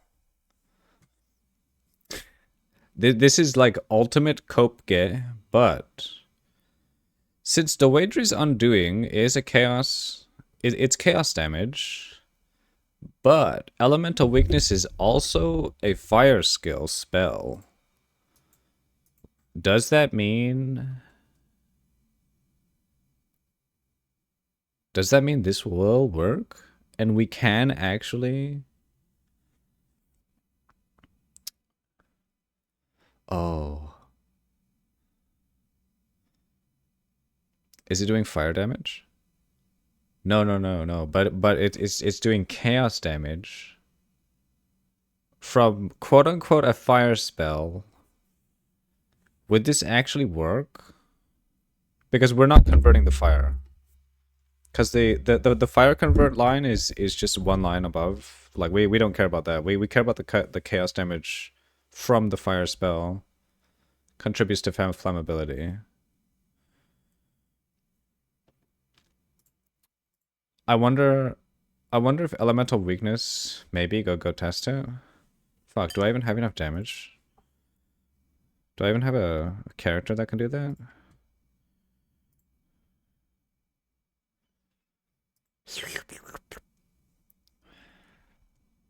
Let's see if I even have enough money in standard. I don't play this game, so I have like 0 money probably. You got like 48 hours, just enough time to do campaign. Let's go. Eh? What? Oi, oi. Let me log in. The login button takes you to the druid. Wait, can I not play? Is the game down?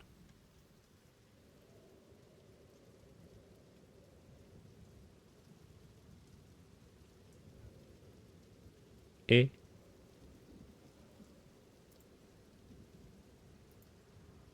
Maybe it's down. Fuck.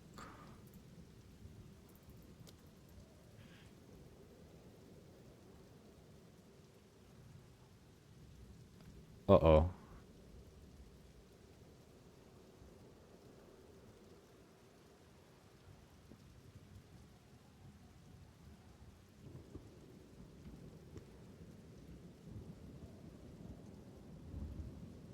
You logged in fine? Wait, what?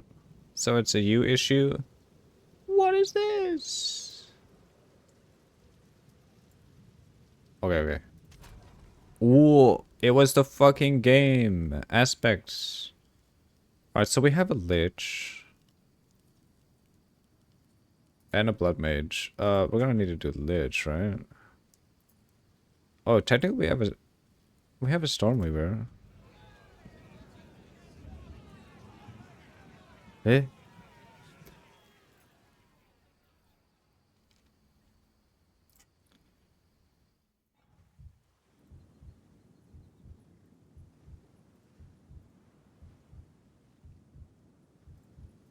Whoa.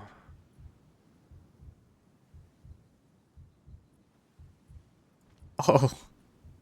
Wait, this is... Oh, shit. Oh, you know what? This is perfect. Yes. They changed everything. Black screen. Uh-oh.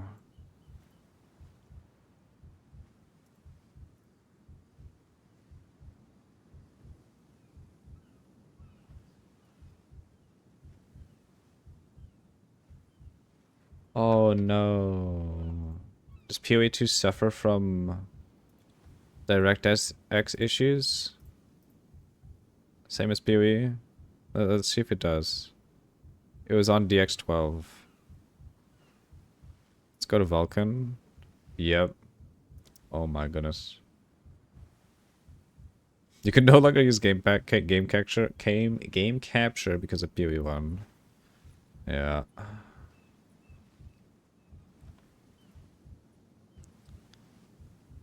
You're so tired of having to fix it all the time? Yeah.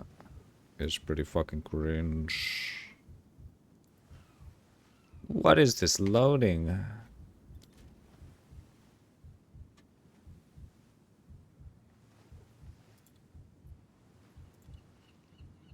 Keep. So you just screen capture your games instead? There's a way to get around it on OBS actually. There's a... What was it again? It was, instead of game capture... Oh wait, no, you're probably already doing this. But it's window capture, I think. You're doing it? Okay. That maketh sense. You meant window capture? Yeah. Well, we can trade but don't worry.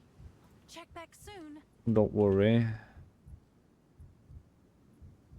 Booba physics. Okay. Booba physics are back. We're good, we're good. Okay, so... Let's take a look at our tree. Let's try and get it roughly the same. However... You know what? No, we don't even care. The only thing we care about are the skills. With the elemental weakness. So we're gonna go and get our way to Black Flame. Wait, no. Reset all passives. What? Yes. Okay. You gotta change the properties when you change games to capture. It works well though. Yeah. You just watch AIs playing Mafia against each other, and it's like Danganronpa plus Death Note light inner monologue. What the fuck? Is it like actually good?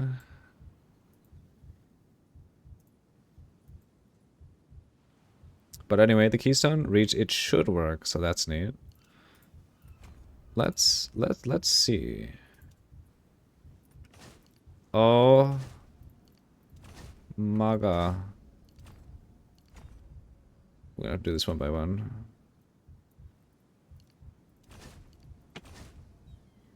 Is there a key we can use?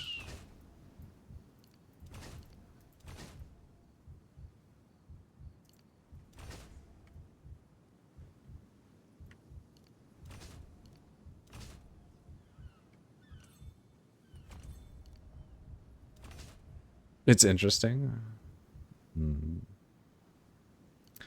But anyway, the keystone reads like it should work, so that's neat.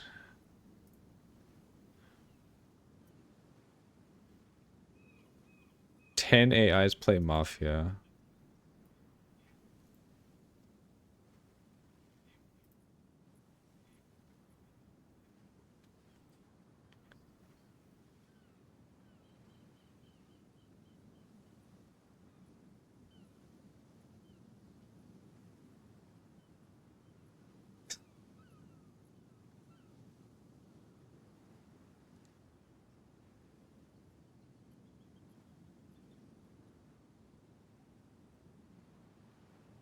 What the fuck is this? For sleeping too later tonight? Monka W. Curse Alright, my additional enemies, that they may curse. fall before me.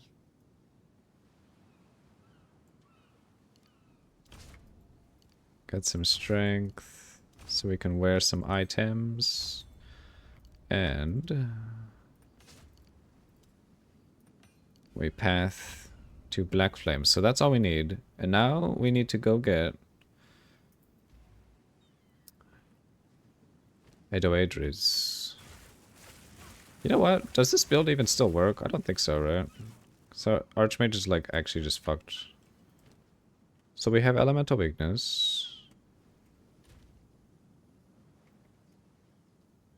60,000 divines incoming. Ugh. Please, I just want to survive in this economy. Knowledge and faith are not enemies. Oh, whoops.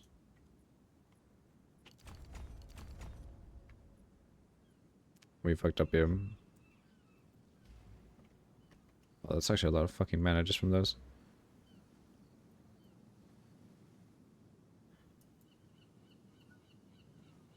Those names.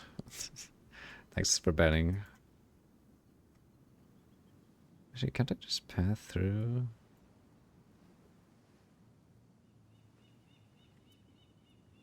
One, two, three, four, five.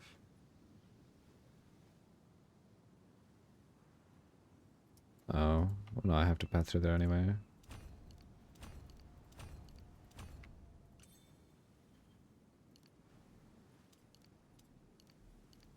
I need only focus.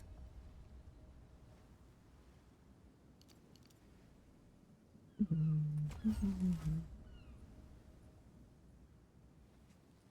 want the jewel socket probably? Yeah. Definitely.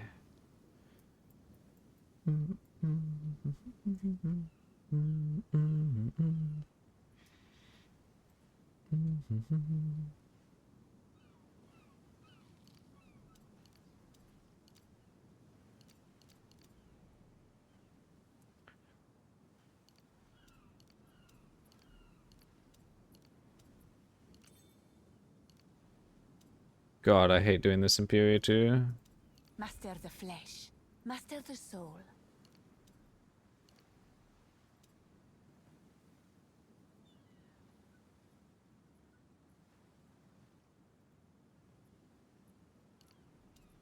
Let's go, inch stackers. Is there a way for like a button to press so I can just allocate int immediately? Because this is so bad, pressing twice.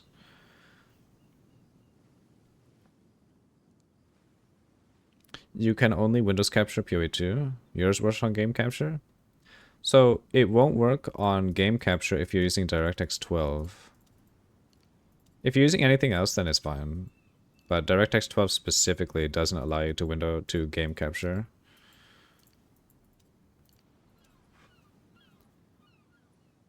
No, you can probably game capture it. There's an issue with some PoE 1 patches that break the game capture though. And the workaround is to window capture until it's fixed in a patch. But I just always use window capture because I'm tired of having to fix it all the time. Did you update OBS? It's literally a well-known issue that comes with different patches. It's not a me issue. Yeah. It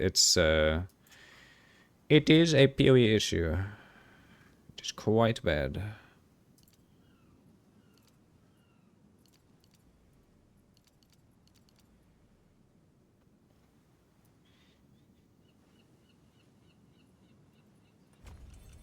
You know what? We'll just take these.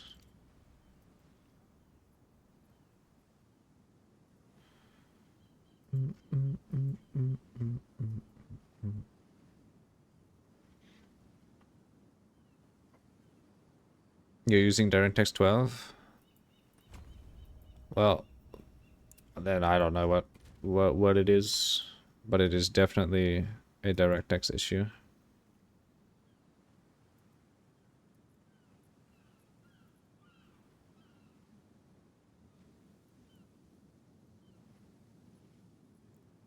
Okay.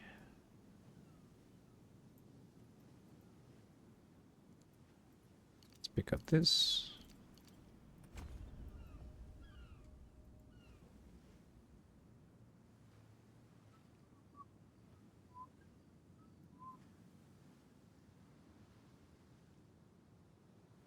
Oh.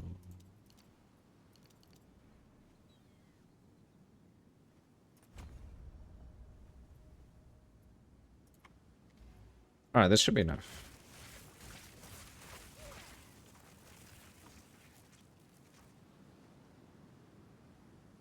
Does control plus clicking the node do anything for the attribute nodes? I think I tried doing that. So I'm holding down control, and yeah, nothing, sadly. Funny enough, on PoB, they actually allow you to do this. Wait, what the fuck? In PoB, you can do like... Oh yeah, you can hold one for int, 2 for strength, or 3 for dex by when allocating on PoB. I wonder if that actually works in game. There's no way, right? Nah, it doesn't work. Control 1 plus 1 2 allocates to different nodes. I'm doing this right now. Control plus 1. Yeah, it doesn't. Setting. Also, that numbering system bothers me. Why would int be 1 when it's on bottom? If it's 1, then why would strength be 2? I don't know. Oh wait, T?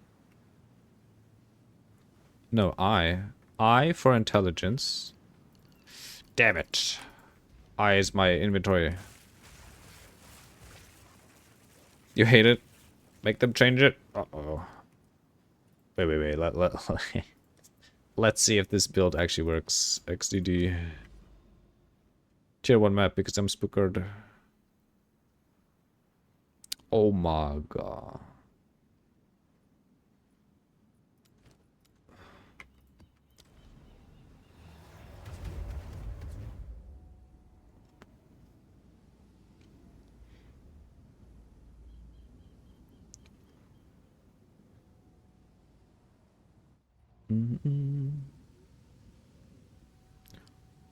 That has no ascendancy. Oh shit. No, that's fine.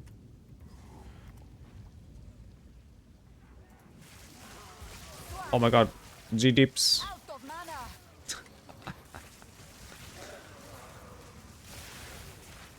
XDD. Actually trash build now. Holy fuck. Okay.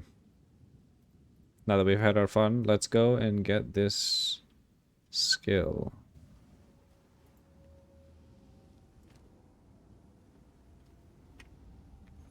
So, the wager is A?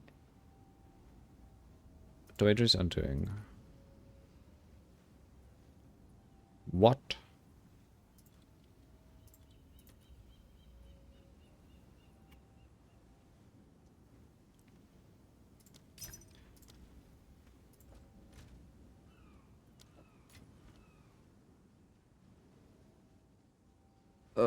We have to PM people.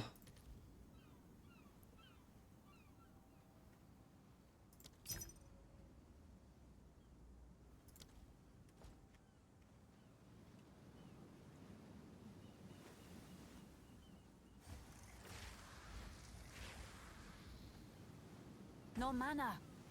Just spam TM 10 people like you get an invite. There's none on async. Yep, there's none. None of them are alive.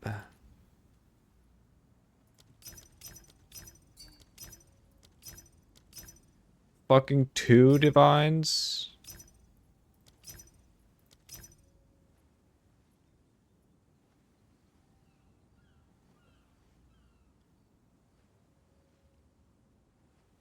For testing, 3 divines. Oh. Shit. Oh. Get fucked. 1 divine. Yeah, you really care about your beta standard divines?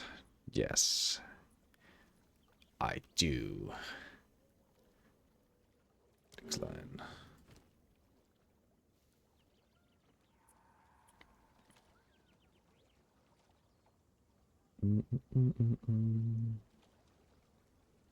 Hello?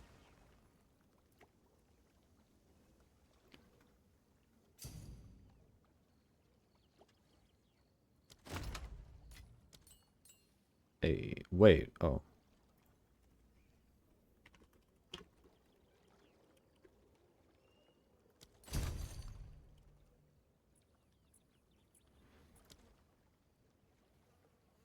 Okay.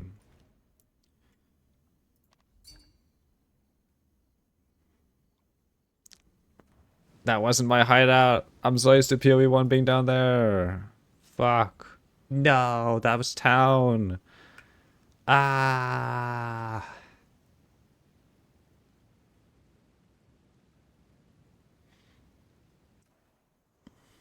These load times. Oh my god.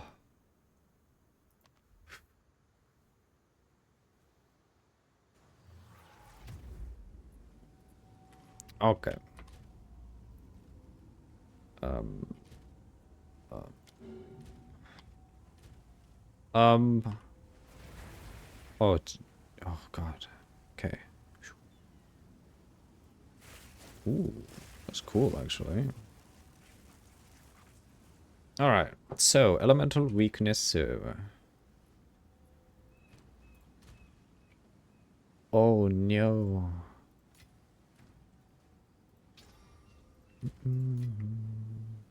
How much is it perfect?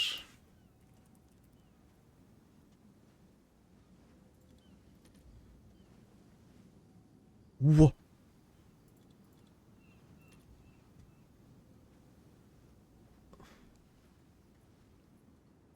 Bro. Does no one have anything listed? Literally only need to test if it works with the keystone. You don't need perfect. That's true. But we may as well.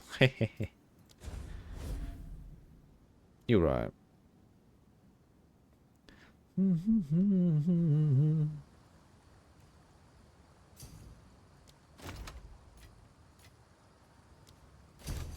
Okay, thank you.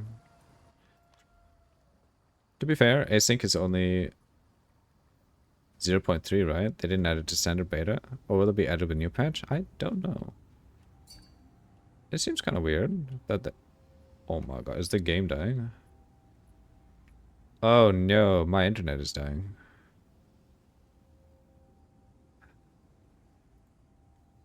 Ah.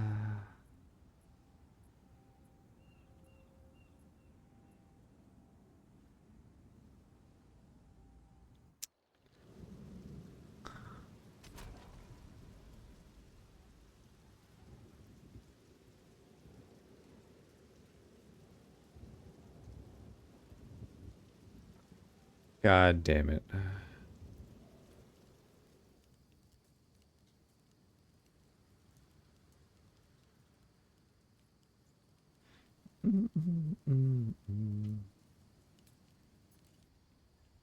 We back? God damn it, man. Anyways, async in standard? I don't think it's in standard. As far as I know.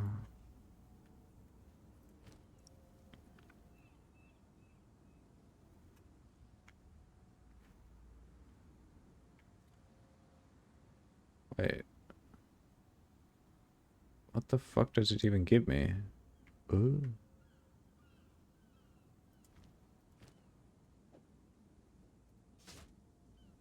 Well, it's like fuck all mana now. Go check your Angie. Help? It's definitely still there. Yeah. So, async trade does work. Oh.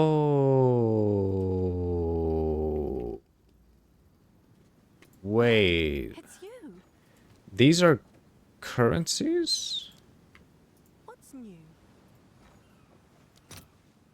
That's a currency.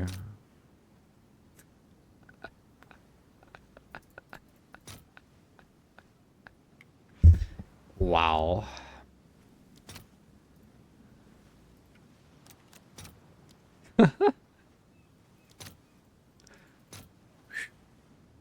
Wait, how much is a divine?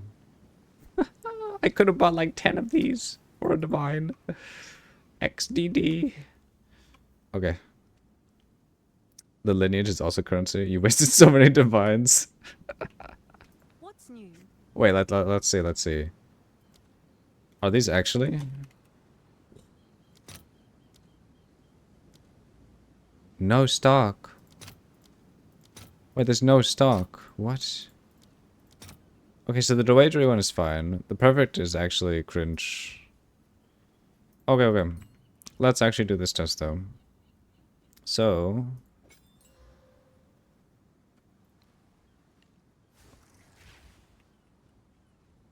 Divine is so pricey on standard? Yeah, it's fucking crazy. Alright, wait, let's put that in there. So we need... Oh my god.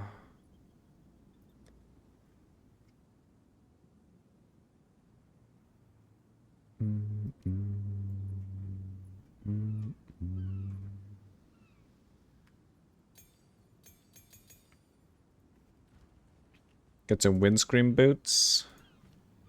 We'll see first if this works. So we need Zenith.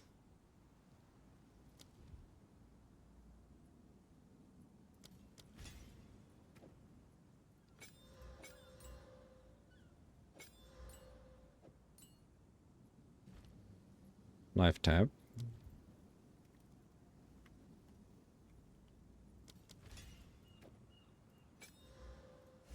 Holy.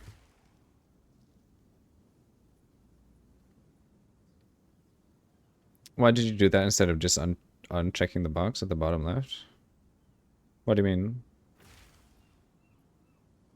Unchecking the box. Oh, I see. For like actually scrolling down. You mean like this? Hide remove only? On support gems. Wait, what?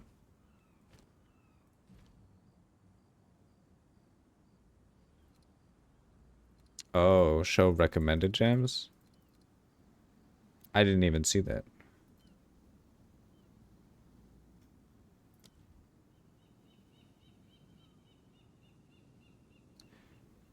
Technically we don't even need anything else to test. Alright, we can give it a go.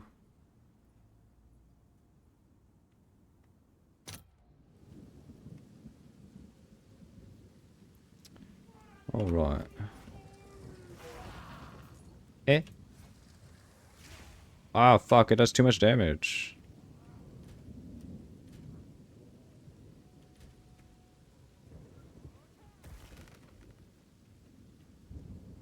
Can't see if igniting, yeah. Hmm. We need something with more HP. Go find a rare, yeah.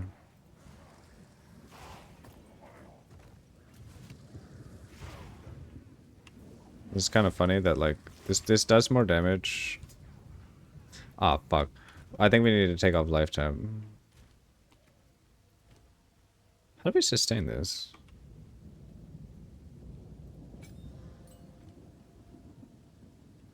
The boots would be instant explosion though? I think so, yeah. Boots would actually be instant.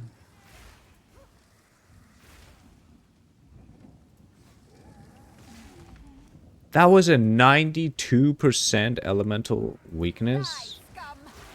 Okay.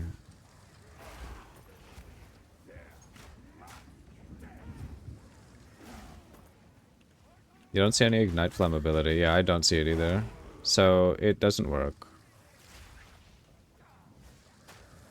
Yeah. Damn. Sad egg. Do you need any ignite chance? Possibly.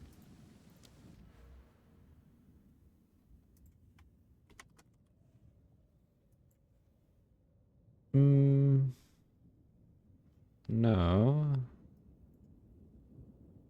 Ignite magnitude. Huh. What's the... Put ignite 2 on it? Let's see.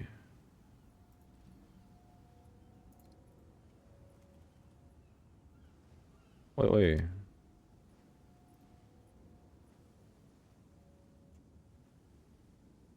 What?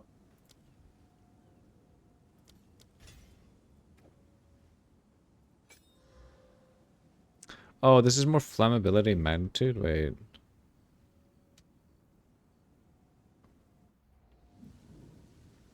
That might not work.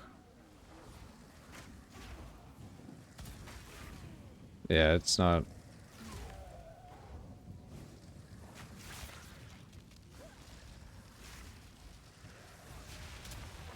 No mana.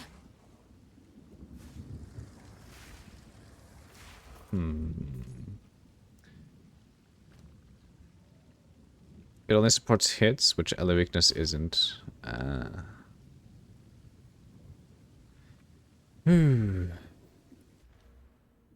Damn.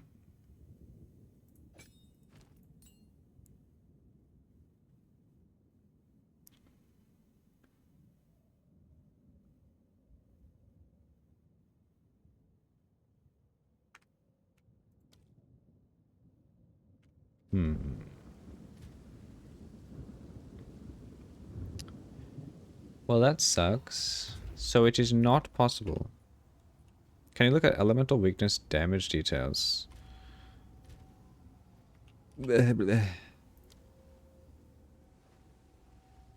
Damn. We have nothing. That's kind of too bad that you can't calculate this damage at all.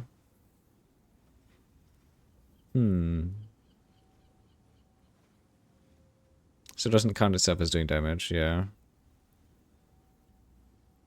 But that's interesting because, like, things like cast on crit, it does no damage, but you can go inside here and see what actually does damage that's linked to it. So this thing should technically be doing damage. The fire skill doing damage doesn't work because it's not doing damage. The supports are interesting. Yeah, it's too bad, but we cannot do ignite, quote unquote, impending doom. But we can try those boots that you're talking about. What were they called again? Windscream.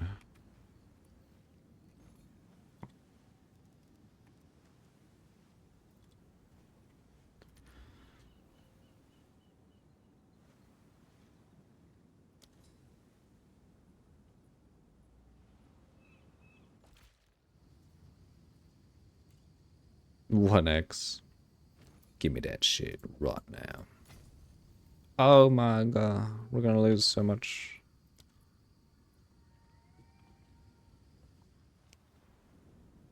All the queef boots. Oh. Hey, Londe. Hope you're doing well, sir. Oh my god. Alright, let's see. See how this feels. Whoa. Ooh. I've got mana. Wow, yo, yo, yo. Thank you. Oh, that's so cool. You're a legend. Fade. That's neat. It is neat. No mana. A place of sacrifice. I like that. I like that as well. Of reckoning.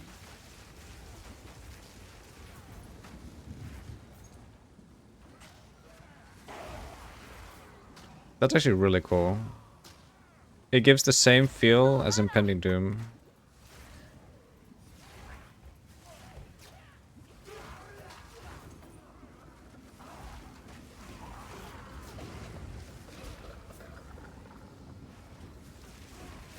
Need mana.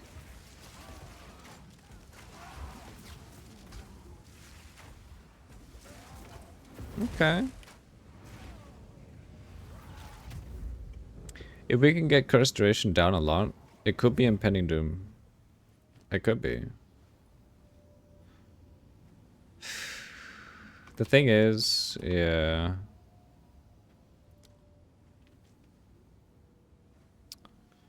The curse duration is so fucking long.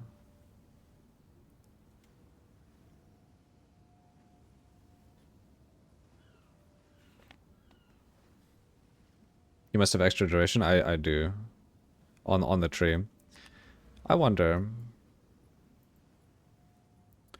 Increased duration. So we have increased duration here. We can start getting rid of that. Yes? A step closer to legend. Faster curse activation. Magnitude. Duration. We don't want increased duration. It's usually 7.4 at level 20. Yeah. So we need reduced curse duration.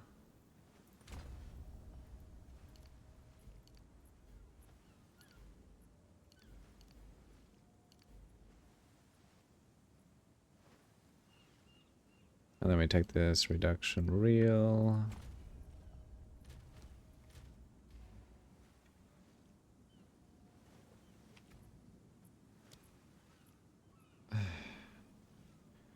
.7 is not good enough.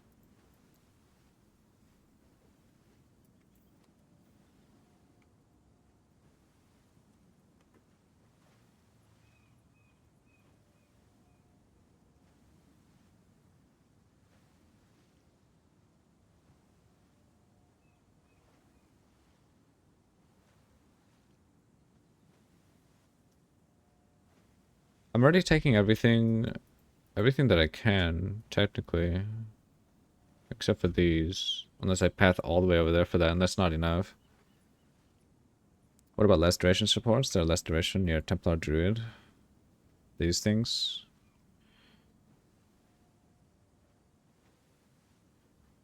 But who knows what new tree will be? Yeah. Let's see.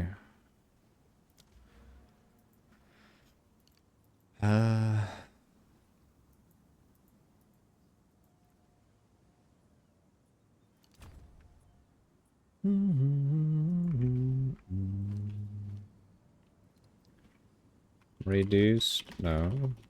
Duration? Wait, what?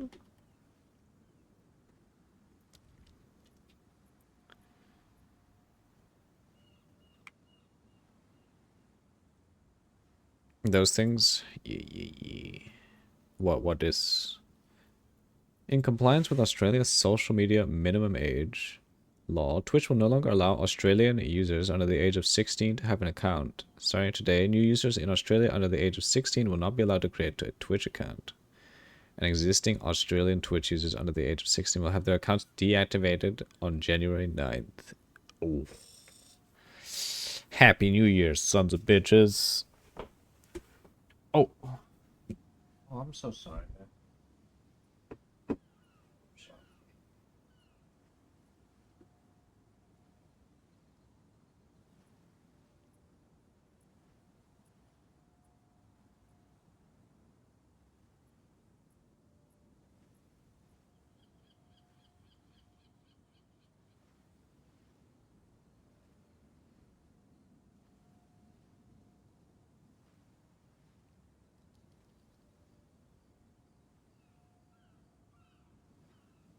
Ooh. Okay, so more duration, no. Can I search for like less?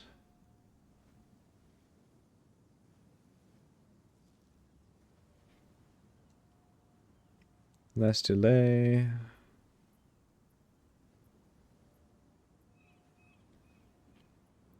Less cost, less skill effect duration.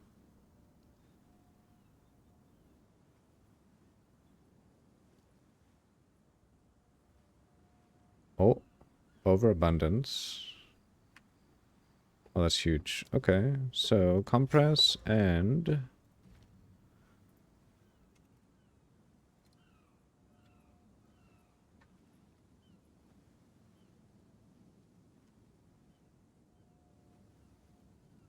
What the fuck?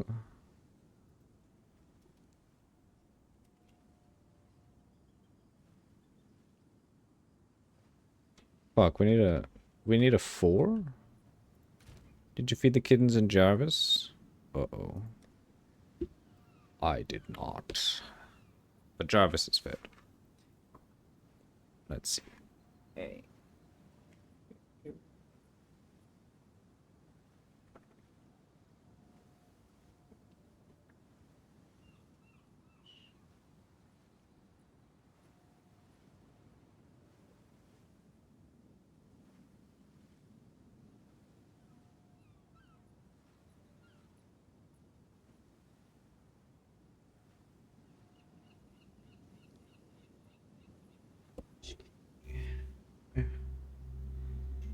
Oh my god, he's making biscuits on the floor. Just wait. Oh, baby.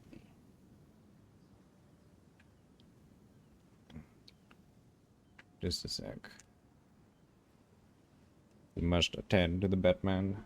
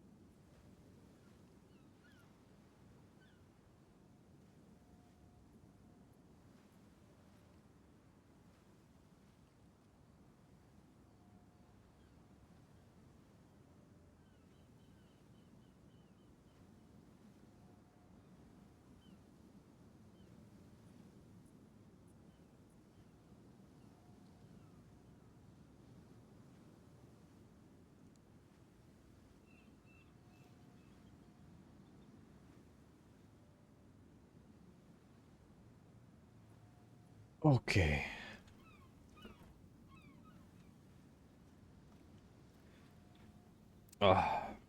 We're back. Okay. So, what we need... Oh, fuck. We don't even have a 4... How do we not have a 4?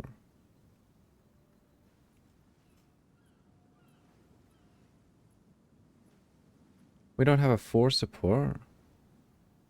No way. Yes? If you get all 3 duration wheels and compress duration 2, you go from 7.4 to 0.561 skill duration on the elemental weakness. I know he's gone, but I had to say it while it was in your brain. Without compress 2 and just the 3 wheels on the tree, it's 0.8. Ooh. What do you need a 4 support for? I need it for compressed cooldown, I think. God damn it.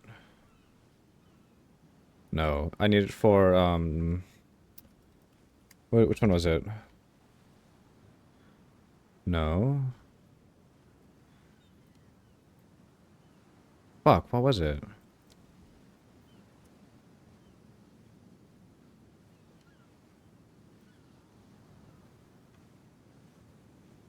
Overabundance. Less skill effect duration.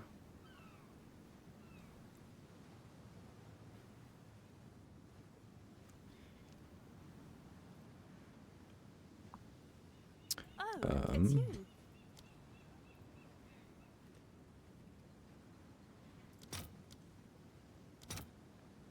None? Wha-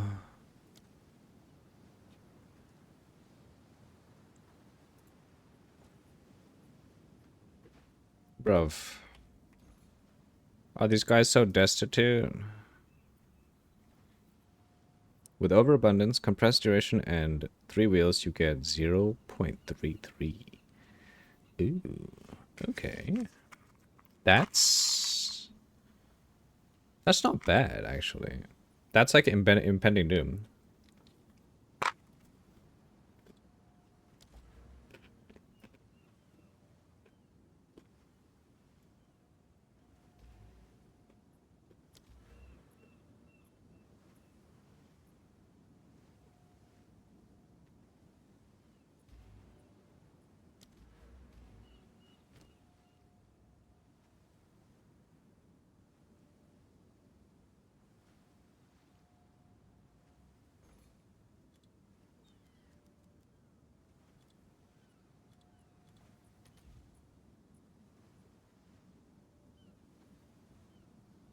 Five?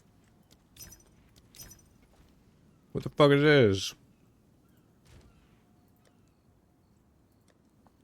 There's a highway robbery here. I could probably farm one. Did you check currency exchange? Yep.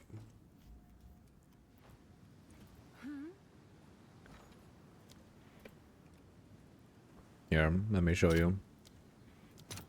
No stock unless Regal, Valorb,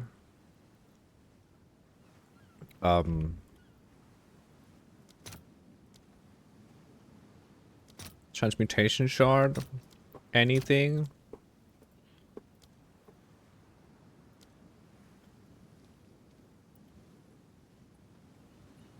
It would be cool if they show what currencies had stock available at the top.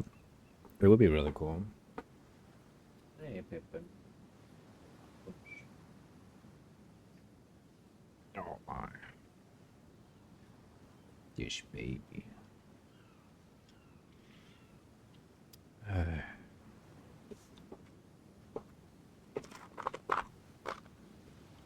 Okay. I have a cunning plan. Or, wait, no.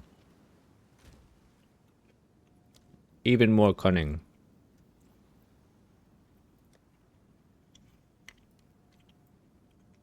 Is to just have them.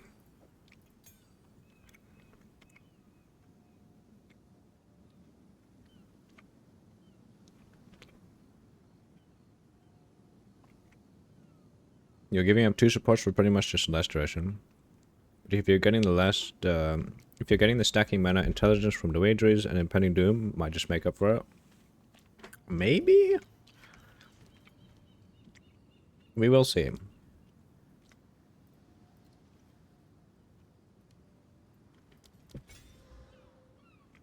Okay.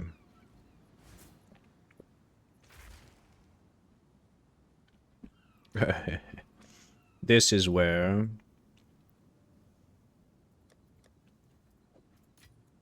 this comes into play.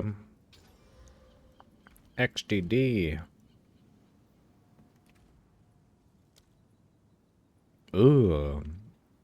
It's still 2 point... What?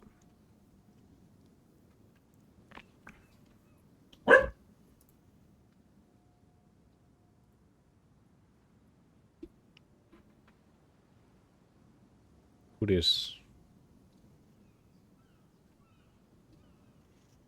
Oh god, the quality is fucking terrible.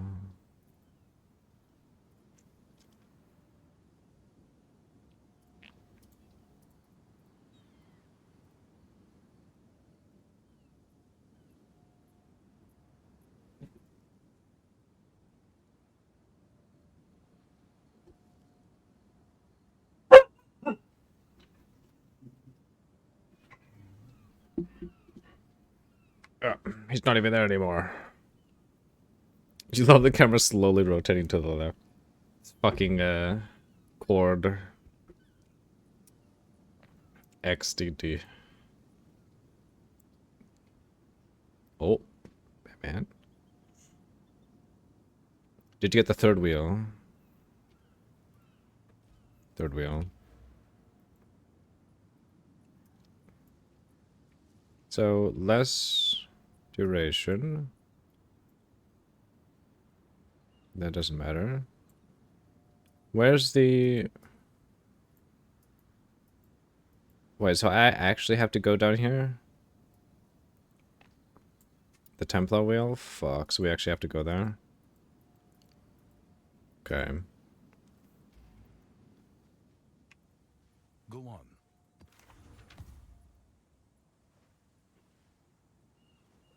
A step closer to legend. Otherwise, it's 1.5 instead of 0.3.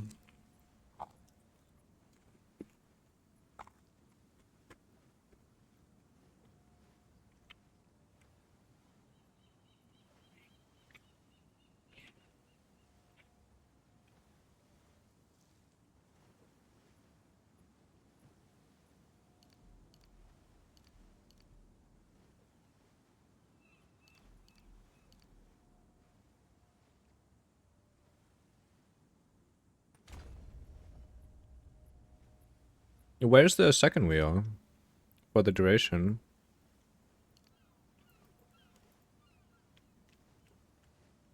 Do I already have them? This may be moot. You got it already? Okay. Yeah, this is nowhere near enough.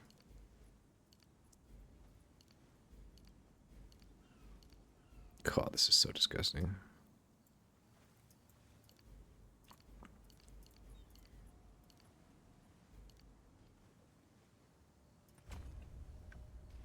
Yes. A new realm of power.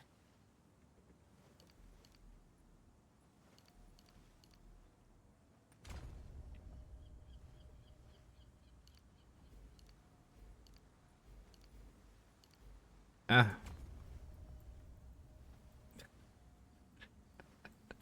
This pathing is XDD.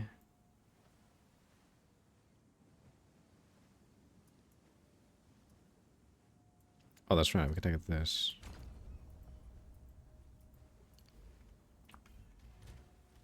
Okay.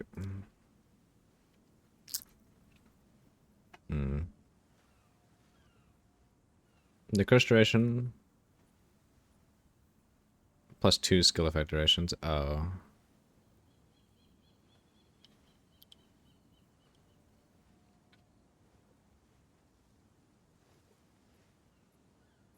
Yeah, I have compress and overabundance. Unless there's another one.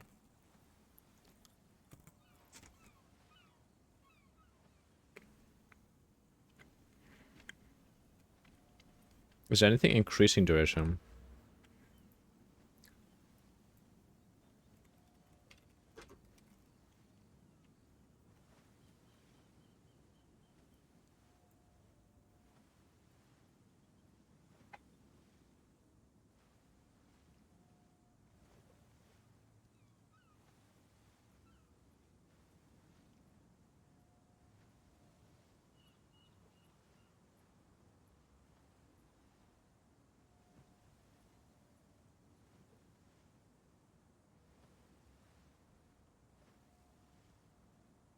Nothing else is increasing it. Check your items.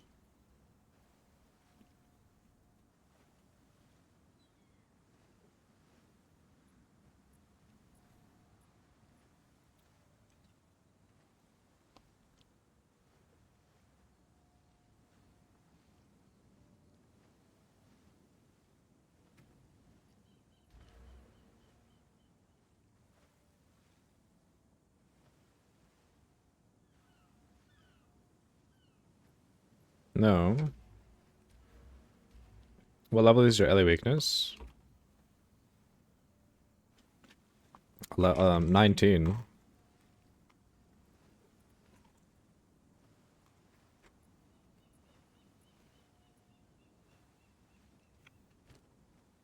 Wait, are we missing a different support?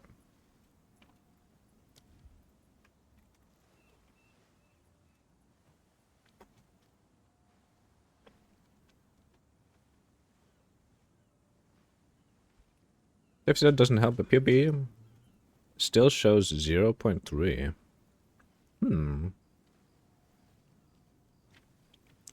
What is causing this?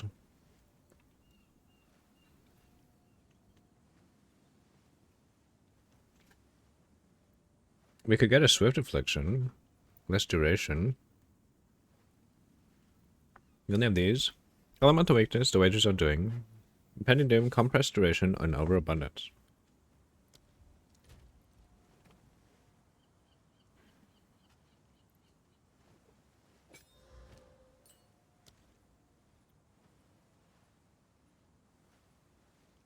Yeah. It's still 1 point... Can you input your character into POB2 and give me? Let me see.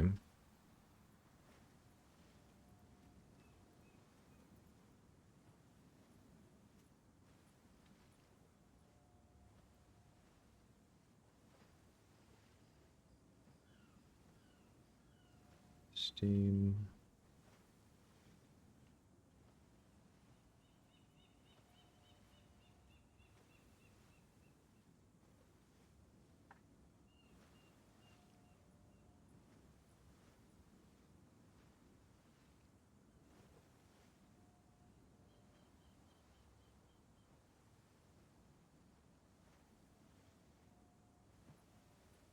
Oh my.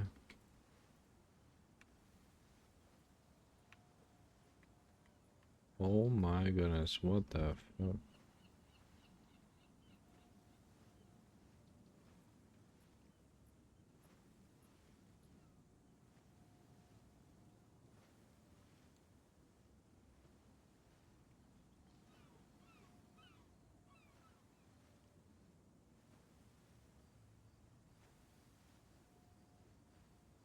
Okay. Generate, share, copy. Ah, it's max roll cringe.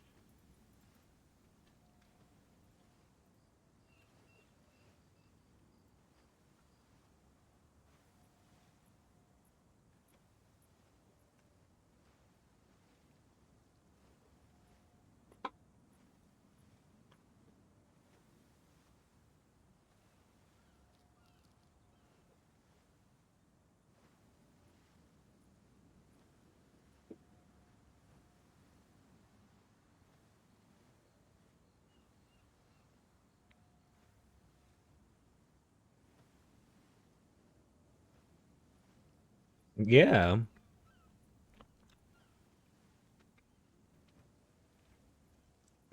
You got a Joel with skill effect or something.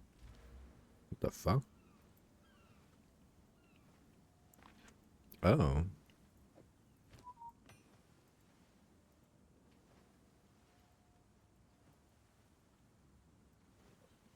That won't do it though. It's still one.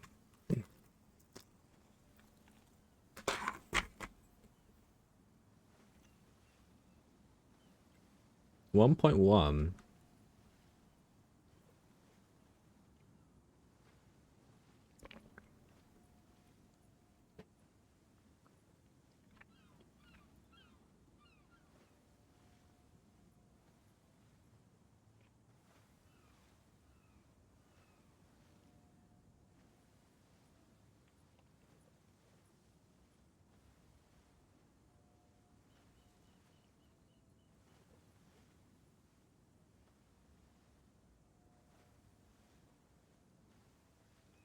Damn. Stream died again.